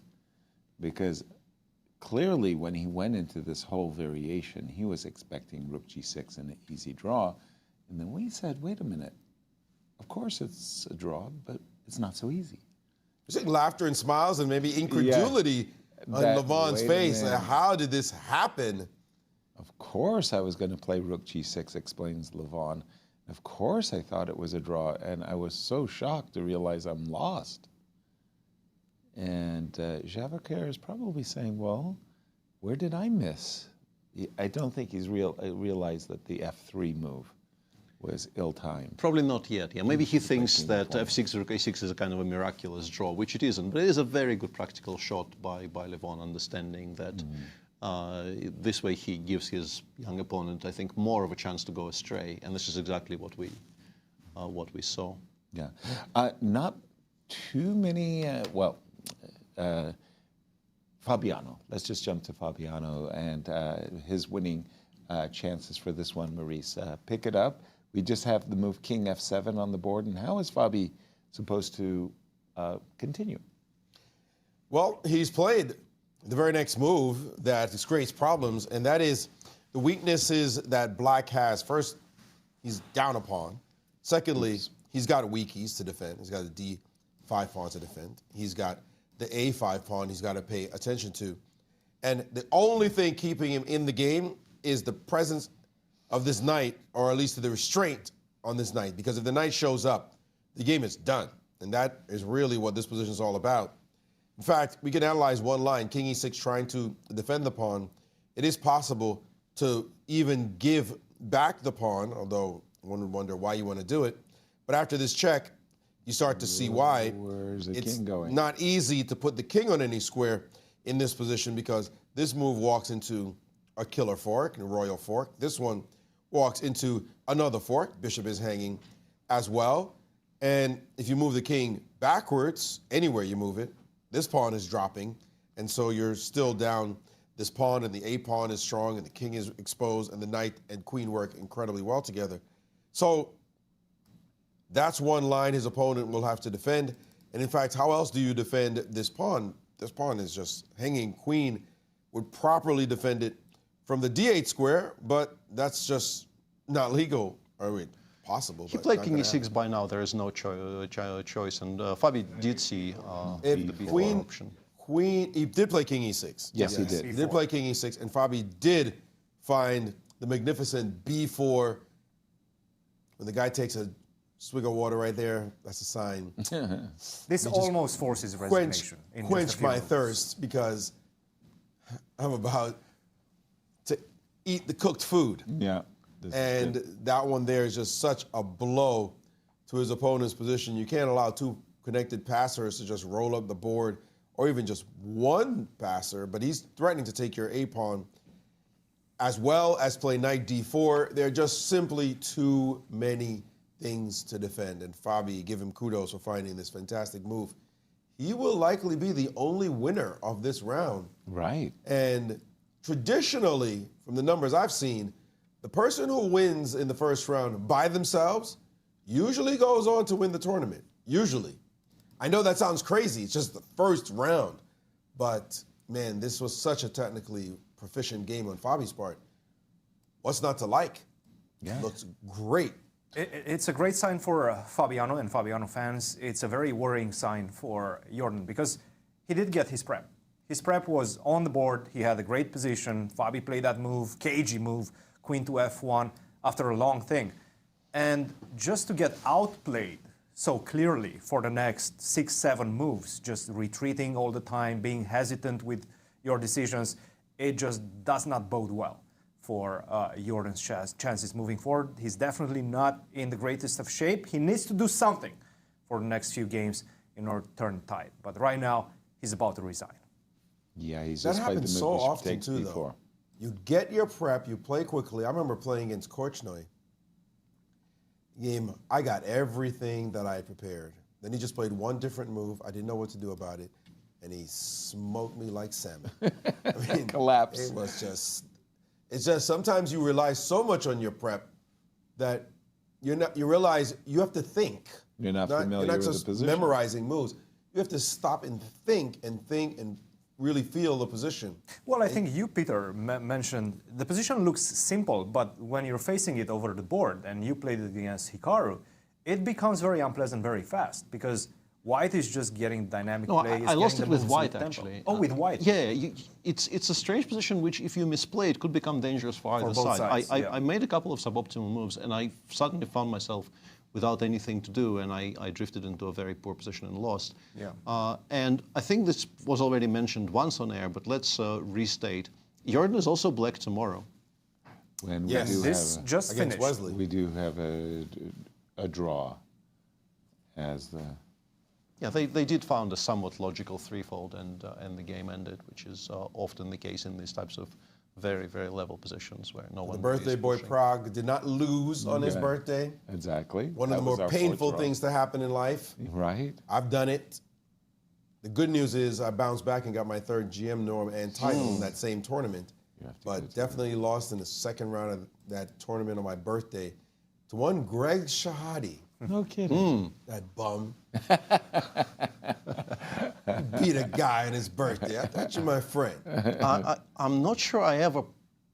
My birthday is at a point in the calendar where there are, I think, very few events.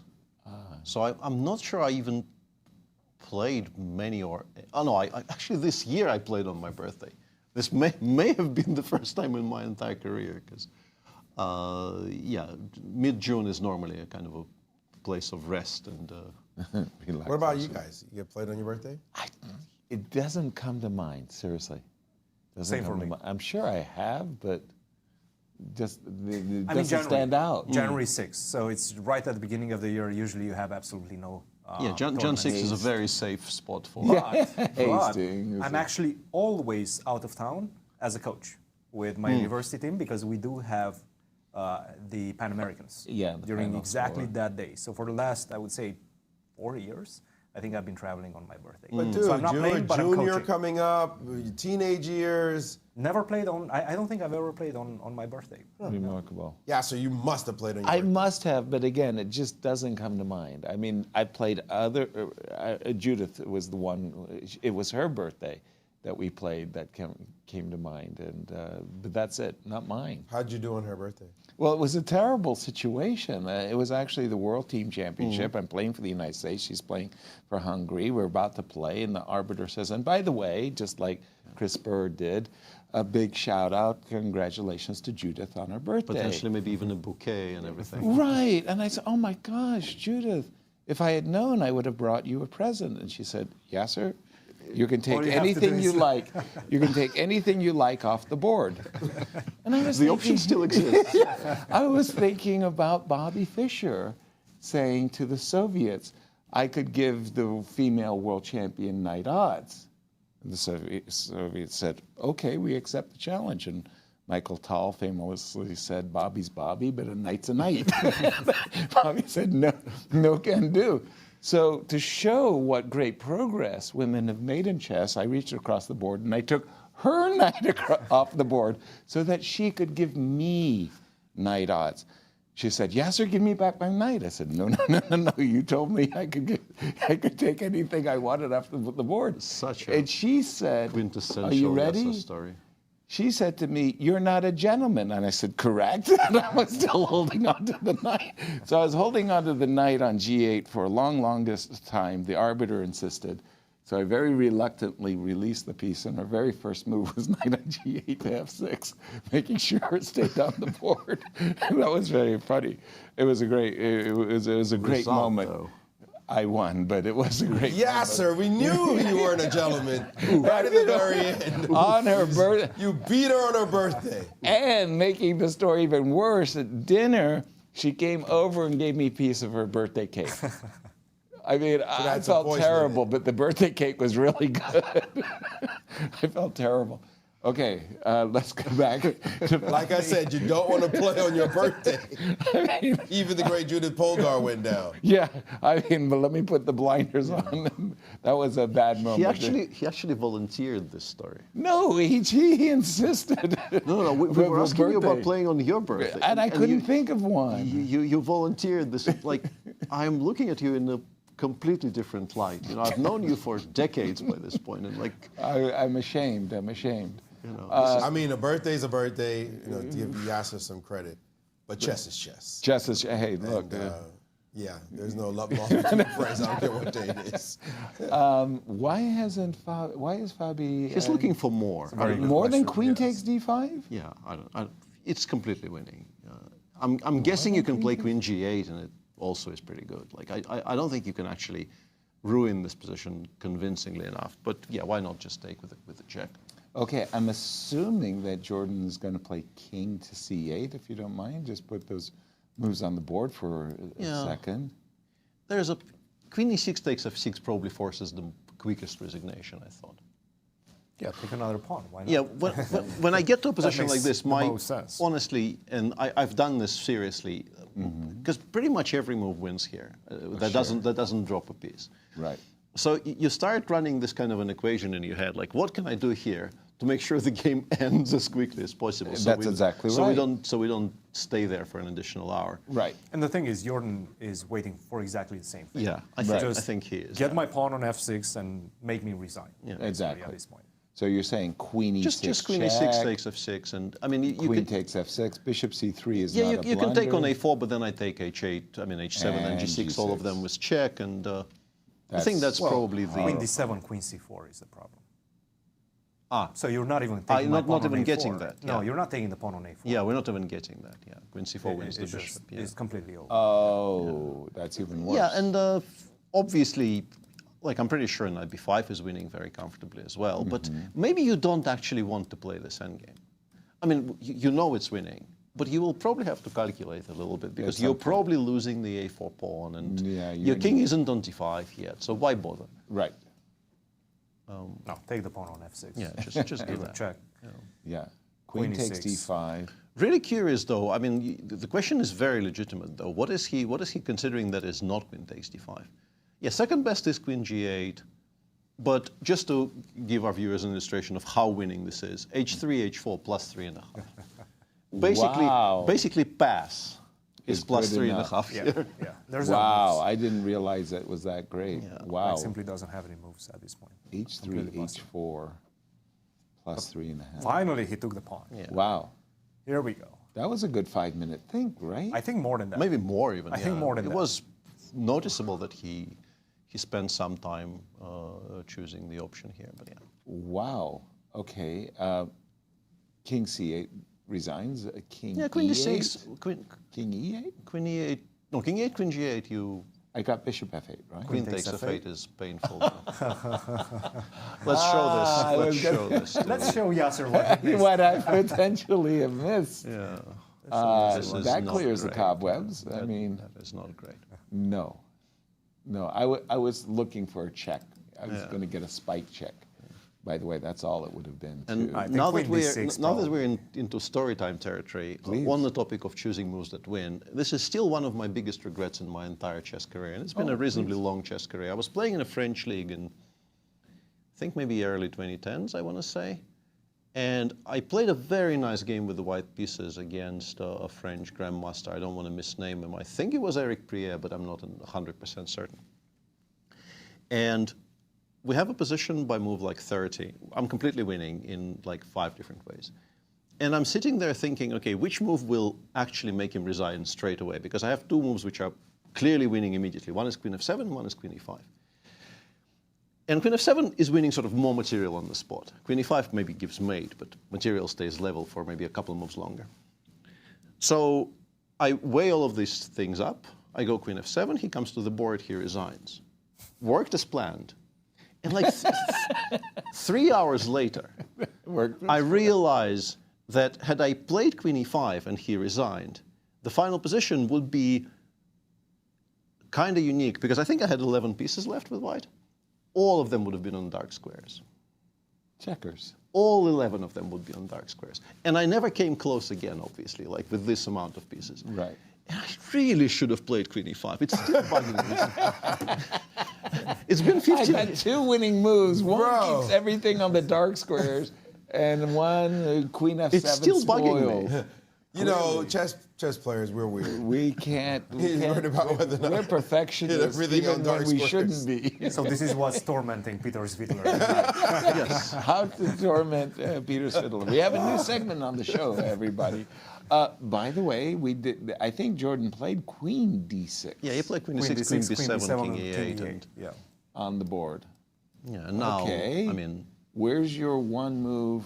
I win the game, so we can all get out of here. I think I would probably play knight f3. h7 is hanging, and I also want to play a5. Bishop takes a5, queen b5 check. Queen a, yeah, or queen a. Yeah, queen a, oh, queen no, a, bishop d8, actually. Sorry, yeah. but queen b5. Machine says the cleanest is knight b3, which is also like makes a lot of sense, just making sure the pawn gets to a6. But really, yeah, it shouldn't matter a great deal. Is knight f3 actually throwing much of it away? No, knight f3 is the most natural move to my mind, because I just like to avoid perpetual checks. Exactly, yeah. Just make sure you safeguard your king's position, and queen h7 is a big threat, a5 is a big threat. Why not? Honestly, knight b3 looks ridiculous. Yeah. Thank you. I didn't want But the to thing say is, it. the long diagonal, the only way that black can create any counterplay is completely locked. Queen I know, b7 but still, takes care of everything. it looks. Knight b3 is very I understand computerish, that it's the best move because the engine said so, and it looks completely ridiculous. It is computerish. You know? Yeah. I mean, I don't think it's going to happen. I think you start giving checks, maybe even queen c8 right now. Queen c8, get the queen to c4. I think as a human being, knight c6 after. somebody played knight b3 against me, I'd be kind of like, yeah, how do you queen come up c8, with that c8 check. ridiculous move, which happens to be the best move too? Exactly. Right? Like Why what? you have to start checking your pockets? sorry. I think you have to go to Exactly. the Yeah. arbitration. He's gone to f7. Fabi played queen c4. This makes the most sense. Get the queen to c4, and then the pawn King is at some f8 point going played, to which start is the moving. only move. Yeah, and now Knight many c6 maybe. things. Knight c6 followed by a5. Knight 6, bishop c5 though, and Yeah. you have to start playing a little bit. You've Yeah. actually discomfited yourself a little bit. Yeah. Machine goes knight e6 check, knight f4. I like that. I like Yeah. knight e6. Get the knight to Because first of d5, all, where are you going with your king? Also, queen g8 is a very big threat. Exactly. Yeah. Queen g8 is on tap. Queen takes b4 is on tap. That's pretty good. That's pretty good. Yeah. I did Nice. like knight f3 though. I thought knight f3 was solid enough. But yes, right now we are talking nuanced ways of winning what appears to be, to our eyes, a completely winning position. And poor Jorden just really got outplayed in this one after getting in his opening prep.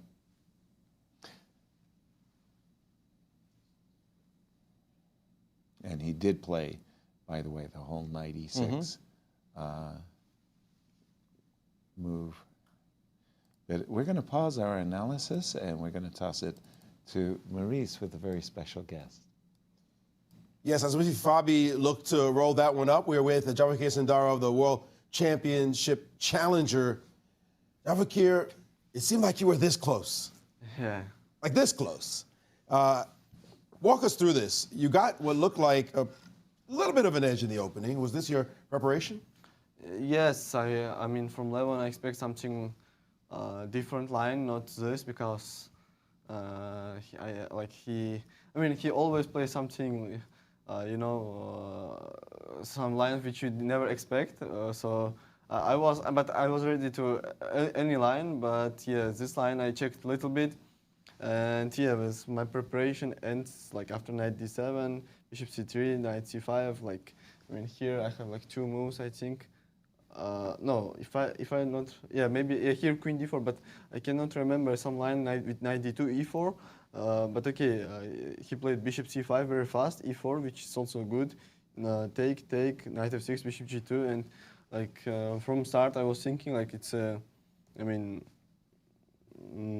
like close to equal, but with black I think hard to move any other moves. Like queen c7 we also discussed after the game. Probably it's a really best move, but to queen c7 I want to take and play with this structure. I think it's a little bit unpleasant, but like in general it's fine. But the end game is I really like. Were you surprised when you saw e5 land on the board? Yes, a little bit. I didn't expect e5 move. Like I'm thinking about like queen c7, queen b6, but not e5. So, but when he played e5, I think a little bit, and I thought like endgame should be very good for me. And yeah, knight d2, bishop f5, knight b3, and bishop d4. Yeah, bishop d4. I calculate a lot. Like here, I spend my time with this move. I want to take, and rook ac1. I mean, which looks for me very logical. Okay, take rook a7, and here I calculate rook c2, but computer saying this move. But I mean, this for me from start looks a little bit danger. I mean, computer shows I don't know 0.00 even, but from start I thought like I have a good chance here to fight. The bishop and the rook on the file. So that's why I calculate like rook c2 move a lot, and I mean here also it's like I don't know. Maybe I'm good. Maybe it's a draw. Computer says it's actually winning. Yeah, here h3 I want to play, and g6 knight b7. Yeah. I was checking this line a lot, so that's why I played knight b3 instead of take. But I didn't expect really move bishop b6, and again he shocked me. So I played bishop e5, knight g4, and here I'm thinking a lot about move bishop c3, but I don't like this move. Bishop c2, take. Rook a b8, bishop f3, h5, and yeah, I don't know how to play here because to h3, rook d3 is very unpleasant move. Right. The problem, which you're totally right, the problem is where you put your bishop. It turns out the bishop belongs on this diagonal. Yeah, I saw this, but it looks not logic. Yeah. So I mean, I saw like I can put bishop to a6 and then play h3, but for me, bishop on a6 looks, I mean, my king was not safe, so that's why I'm always thinking only about bishop f3 move. So bishop f3, h5, h3, rook d3 is like it should be equal.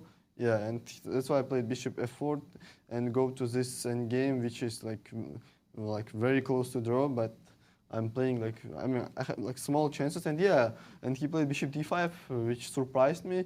And I think like after bishop d5, I really have like practically, I have a very good chances to do something. So, did you calculate this ending at rook e5 with the exchange when you played rook e5? Yes. So I calculated this a lot, rook g5.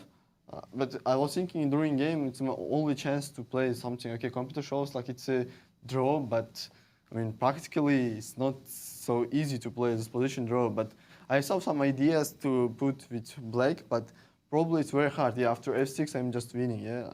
We actually looked at the rook g6 line. We all thought it was a draw. Yeah. But it turns out that it's very difficult to defend that position. Yeah, of course. It should be very difficult.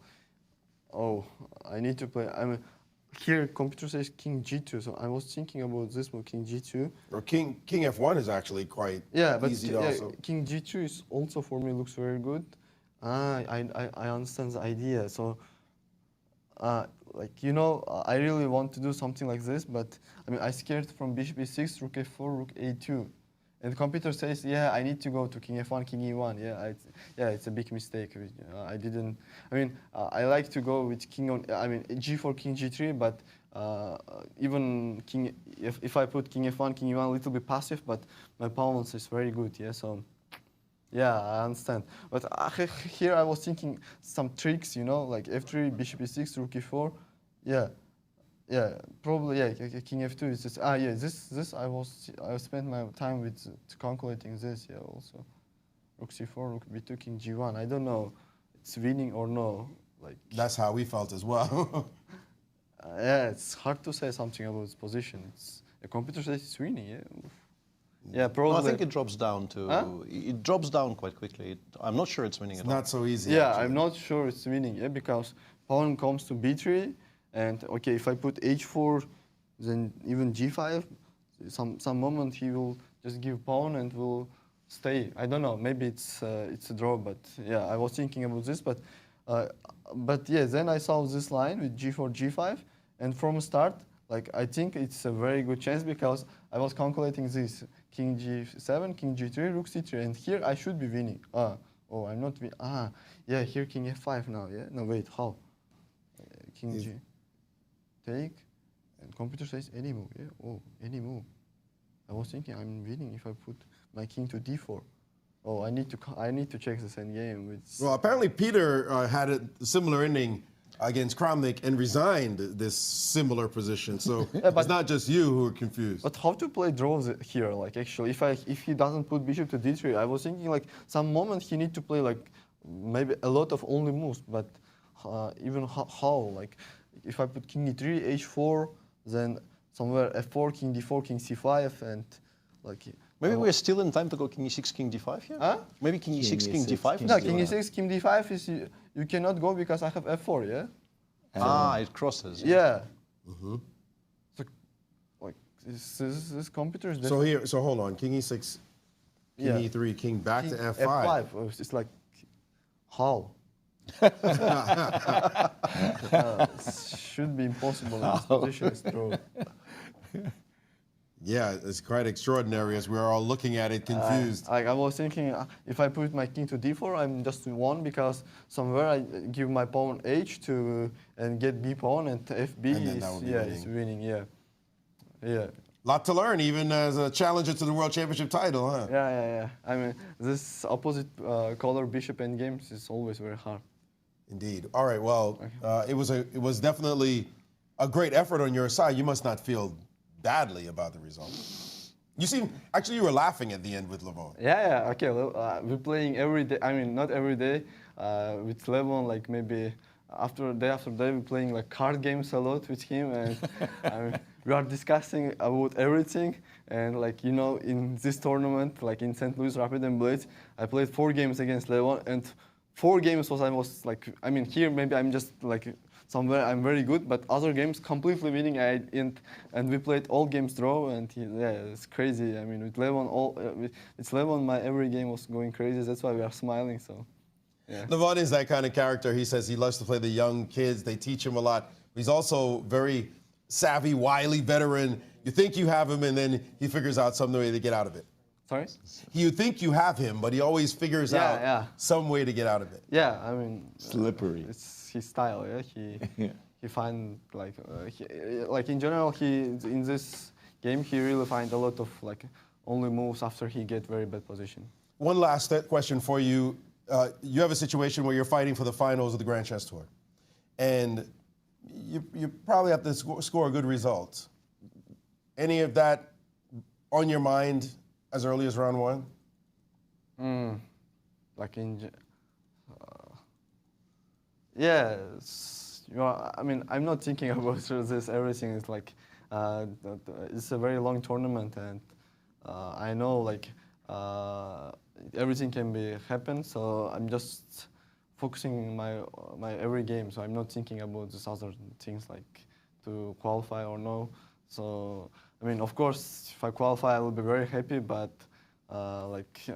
everyone can, play a very good tournament. So we'll see. But I'm not thinking about all of this. All right, that's our job. That's our job. One final question from here. But by the way, we are being told that we've got to go. Fabi's about to win his game, and they always like to catch that on camera. We can actually pull up Fabi's game if you're not going to run away and let Peter ask his question. I have a question that I'm sure all the viewers would really like to know. Did you get your CSGO account back?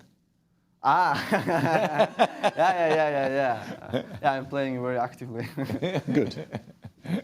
All right. Well, with that, we're going to let you go. Good luck in the rest. But Yes? here I'm enjoying to play cards with Levon. Yeah, so we are playing this Marcel Belot, and every day some very crazy games. Like so. It's lovely how many games we like to play as chess players. It's not just chess. Good to know as well. Well, good luck in the rest of your games. We enjoy watching you play. Thank you so much. Thank you for joining us, Javokhir. As indeed the move Queen D3, that was Did a force the crunching, resignation, yeah. a crunchy move because it comes with the double threat, Peter. If you bring it on your board, Fabi is simply threatening to capture with a discover check. That would be pawn number 2, as well as take the bishop. Yeah. And Jorden 2 and 3 because H7 will also fall. So. Oh. And for Jordy, this hurts doubly so. Losing is bad, but losing once you got your prep on the board, and Fabi was stuck for 38 minutes playing the move Queen F1.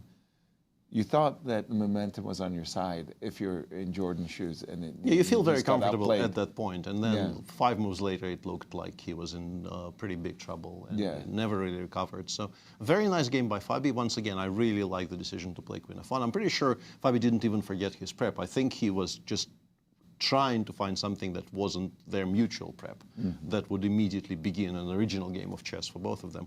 And I think it's a very good practical decision that he found. And yeah, and for Jorden with black tomorrow as well, this is not a particularly enjoyable start to the tournament. Yeah, if you don't mind, Maurice, pull up that critical moment that we're talking about, that Queen F1, and just remind the viewers that it was 38 minutes that Fabi took on one single move. Yes, actually, as I have the board here, in fact, and he whipped out moves. I mean, whipped out moves, did Jorden. Just move after move after move. Here's my prep, and I'm going to show you, like, almost machine-like how quickly he was just banging out these moves. Dropped his queen back and then brought a rook to the file. And here Fabi thought for a few minutes before finally playing queen to E2.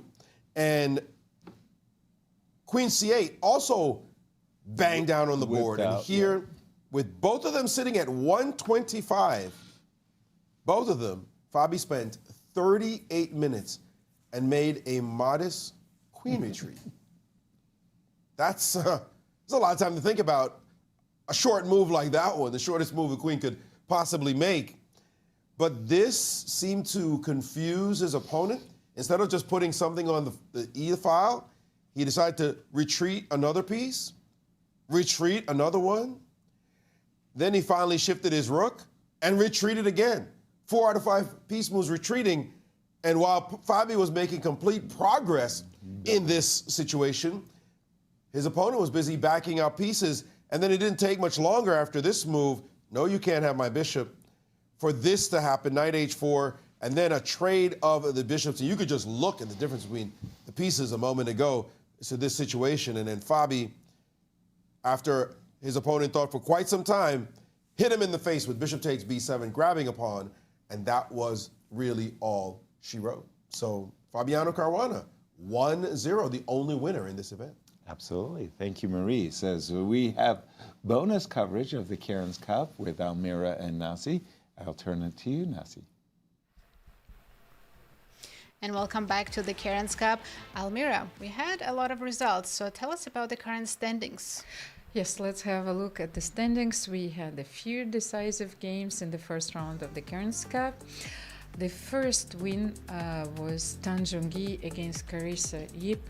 She delivered the final blow in this game, and she's sharing the lead of the Cairns Cup with Divya Deshmukh, who won with the black pieces against her compatriot, against Vaishali Ramesh Babu. Nazi, those were two different games, but winning with the black pieces is really important. It is very important, but also Tan Jong-gi taking down last year's winner is such critical, and just any tournament starting with a win, such an important result. But we know, don't count out Carissa. She started with a loss last year and she won the event. Let's not forget. And then it was a draw between Bibisara Asubayeva and Anna Muzichuk. 2 games still in progress. We'll see what happens there. And join us for full coverage of Cairns Cup after the end of Sinquefield Cup. For now, back to you guys in the studio.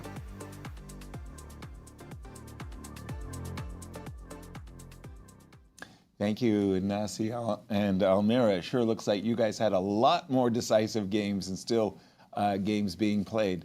Let's take a look at our standings after the first round, because we have one winner. They are fairly easy to understand. Fabi is in clear lead after round one. He is the only one who won today. Jorden is on no points so far, and 8 out of 10 players are sharing 2nd through 9th on half a point out of 1.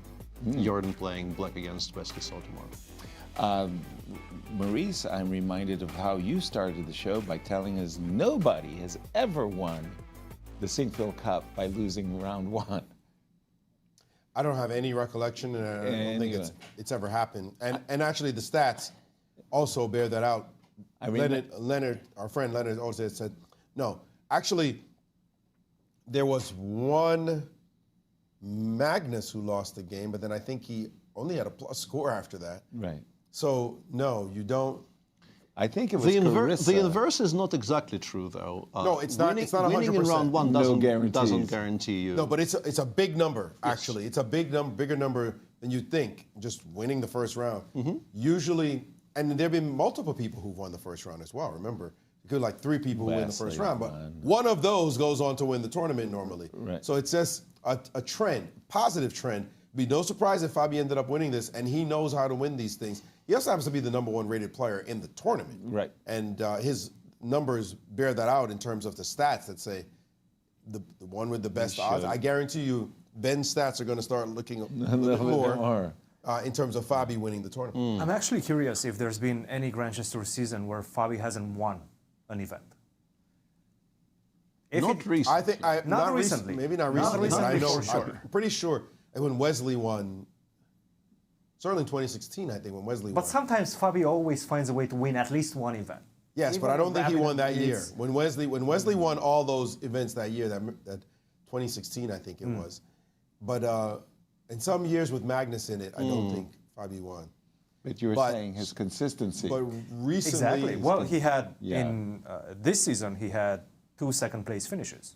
And he was very close both times. Up until the last round. In Bucharest, the last round. In Poland, the last round against Hans. Right. Where Hans won his game against Wojtaszek and Fabi didn't. So exactly, that was the difference there. He's definitely always very close to winning this one, and this consistency allows him to stay at the top of the standings of the Grand Chess Tour, because this is, this is his bread and butter, it seems like. And right now he's on his way to actually trying to win this title as well. You know, I think, now that I think about it, I think it was Carissa who in the Cairns Cup started really badly, and then she had like 4 in a row. That's last year. I think Nazi and Almira mentioned that on air. Yeah, that she could start badly or slowly and then get back in first. But we have a special guest. Well, we have Fabi here. He could tell us. First of all, congratulations. Thank you. Christian was saying he doesn't remember a season going by for the Grand Chess Tour where you didn't win at least one of those GCT events. Do you have any in your recent memory, or any memory, where you didn't win at least one of the 4 events you played in that year? I'm not sure. The 2 years Alireza won. Did you? Well, what about in 20? So Alireza won in 2024. That was when I had a very good. Actually, won the first 2 events in Bucharest and Zagreb. But then he won St. Louis Rapid Blitz and the Sinquefield. And then Cup. he won in 2022 as well. Yeah, 2022. I don't think I won an event that year. Pretty sure, yeah. He cleaned up at the end with Sinquefield. Again, the same procedure in Sinquefield Cup and St. Louis Rapid and Blitz. Okay, so your boy Christian was giving you a lot of credit, as usual. Yeah, last few years the Grand Chess Tour has been pretty good for me. Pretty good though, yes, indeed. And this game was pretty good for you, except I want to talk about this moment right here. Your opponent whipped out moves. And he got to this position in just seconds, and you stopped here and you went into a 38-minute tank. Why is that? Well, I knew that the position existed. I mean, first of all, Jorden has almost never, or maybe even never played the d5 line. Of all the things that he could have done, I didn't expect this. So I went for the main line, and To start with, I was a bit concerned that he would go for this stuff, you know, which is, it's a draw, or it sometimes leads to some complicated endgames. This position, I think bishop, or maybe it's not bishop f2. Anyway, I couldn't quite remember, but this is like some sort of theoretical draw. And here I remembered that there's knight d5, knight e4, bishop f3, queen f3. I was reasonably happy to get this position. I think the bishop goes here, and then they play like king f1. I don't know. And okay, of course it's not much, but white is the only one who can be better. And then when he played queen c8, I remembered that like maybe 5 years ago I was checking the position with Levon, but I remembered that queen b5 is a move. But I couldn't figure out the follow-up after knight d7, and then I figured if I don't understand the follow-up, this is just a waste of time. Walking into a sucker punch, potentially.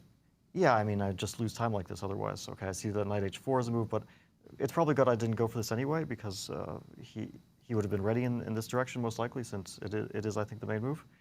And then I figured queen f1. Yeah, I expected this knight e4, bishop f3, knight c5, so I spent a lot of time calculating this position, because he has all sorts of things. Like, I did see this, take rook e8, bishop e3, knight e5. And then I figured that queen f1 was fine.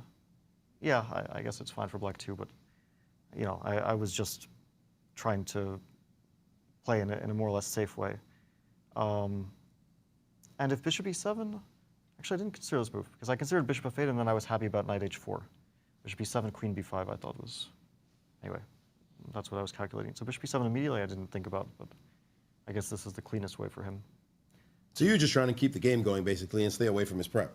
Yeah, I have to make some moves. I mean, I thought the moves I was making were pretty logical. This surprised me because I thought it's like pleasant for me here. But here I thought after knight a5 I just have absolutely nothing, because bishop c2, knight c4 I just don't. He can actually take this pawn here. I wasn't going to go for this position. I saw that this was an option, but I thought, okay, I can't really prove the compensation so obviously. So to be honest, I was going to play rook e1. Knight b3, a3, knight d5, bishop h2, or maybe knight e5 first, one of these options I was considering. I see that I'm actually worse in both cases, so I was very pleasantly surprised when he played bishop f8. Just started backing all his pieces up. Yeah, I was super happy to see bishop f8. In fact, like first he was like motioning for the bishop, and then he stopped, and I decided just to leave the board. I didn't want to see him change his mind. And now I just thought I have a very nice position. I mean... Yeah, which you did. Yeah, like here, to start with, even this, I was amazed that I'm not just winning on the spot. But I didn't see the way. I did calculate this b3, but first of all, I wasn't sure about knight e5. And also, I was like looking at this. But yeah, it doesn't work out. Sadly, I mean, his knight is just safe on, or even as knight e5. So yeah, this wasn't working out, so knight h4 was just very nice, because now I take and bishop g5, and I just win a rook. And if he has to do this, it's clearly... Oh. I wasn't sure here. I mean, I thought I would probably go for this position. And bishop f5, queen b8, bishop f4, bishop d6, and I thought bishop c1. But I spent a lot of time considering this stuff here, and then I realized, like, rook e2, queen e2, I think wins nicely. But then he has this knight d2, d8, rook d8, and unfortunately my queen is trapped, and That's a funny position. I lose the advantage. But yeah, I was gonna play bishop g5, and he decided to sack a pawn, which I understand the decision, but yeah, it's a position that if you save it, you're probably gonna have to work for 6 hours, and you're going to have some luck to save this position. Because it's the engine's top move, by the way, because his position was just terrible. I don't know what decision I would have made, especially with his time situation. At least here, like, he can make kind of easy moves. He doesn't get blown off the board immediately. But on the other hand, it's very hard for white to ruin this. It's just a very stable extra pawn and light squares. And I think I always had control, like... Always? Yeah, that's how I felt, at least. Like, I was happy even to see the trade of rooks. I mean, I thought he should go for it, but I thought it just gets worse the more pieces that get traded off. Except maybe queens here. I probably wouldn't want to trade queens, but... yeah, I think it was just like very... And you played a very nice move at the end, by the way, just before we finish. This b4 idea and knight d4. You did stop and think for a while in this moment. Everybody was wondering, what are you thinking about? There's a juicy d pawn to grab. Yeah, but you know, I do have these other moves where the d-pawn actually shields my king from checks, so I had a feeling that other moves might also be winning. But here it's like super forcing. I mean, he has to go for what he did because in most lines he's losing a piece if he doesn't go for it. So I just calculated up to here, and I was mostly considering this position. King f7, knight c3, king g7, knight e4, queen c6, king h2 is winning. And queen d4, I think my pawn is... Like, you never know these positions. I mean, if his king is on d7, for example, but okay, knight c3 and knight b5. So I was just calculating kind of various options for black here, but I could have probably also done it without calculation. It does look like black is very unlikely to survive this position. Very clean win on your part after that long think of queen f1. Winning the first round, we had a stat somewhere that says you win the first round, you win the tournament. Is that what you're feeling right now? No. I'll see how it goes. It's still only the first round. All right, well, reigning Grand Chess Tour champion, Fabiano Caruana, congratulations. Good luck in the rest of your Thank games. Congratulations. Our congratulations as well, Fabi, as we take a look at the final standings after round one, Peter. And once again, with feeling, Fabi is ahead of the field on 1 out of 1. Yeah. Jorden is bringing up the rear on no points, and everybody else is on 50%. Absolutely. Do stay with us as we will have continued coverage, bonus coverage, of the Cairns Cup coming on as we say goodbye. But before we say goodbye, let's just check in on our predictions and see how our panels did. My grand larceny is going really well. Your grand larceny. I think it's pretty early right now. But you did steal Fabiano from me. That's what I'm talking about. Very nice. I think Maurice is feeling a little bit sore. Your guy was really, really, really close, almost joining. And finally, last words? Any nice way to start the event? No? It would have been nicer if my guy had won his game, since you brought it up. Everything, right? But look, a couple of victories every round is the kind of thing we're looking you'd be for. happy to have. Please Right. give us 2 victories every round. Right. But we got a very nice game out of Fabi. That was pure class. Yeah, that was the way he very handled his business. So they're tough players and a lot of tournament left. Lovely. Well, thank you very much, everyone, for joining us. Oh, pardon me, Cristian. Did you get in a final thought? I was going to. Okay, apologies. Thank you, Yasser, for calling me out. I was thinking about MVO and the fact that he really needs to win this tournament. In fact, it's the only result that would keep him within contention for those top 4 positions. Exactly. And I didn't see enough risk-taking today. Sure, he played a variation that allowed that simplification, and Anish was ready to go for it. But I feel like he needs, if he wants to win this one, especially with Fabi scoring a crucial victory. And we've been talking about the fact that whoever wins the first game generally goes on to win. That's because typically this tournament is a low-scoring event. Absolutely. So And hard to get away. typically a +2, +3 already really gives you the win in this event. So he does need to take more risk. I think we're going to see that from him tomorrow with the white pieces from MVL. So that one will be a player to watch tomorrow. We'll see what he's going to MVL do. white against Sevian tomorrow. So That's a a big game one. he should try to target. That's a big one. He needs to win that one. So definitely a lot of exciting games tomorrow, guys. Well, thank you very much, everyone, for joining us. We'll see you all tomorrow, and a goodbye from St. Louis. Bye-bye. Bye-bye.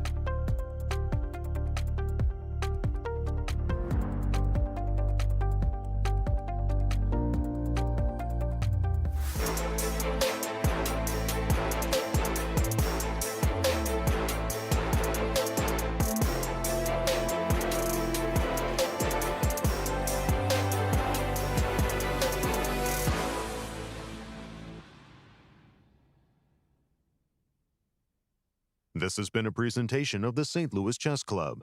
Any reproduction or distribution of this content without the express written consent of the St. Louis Chess Club is prohibited.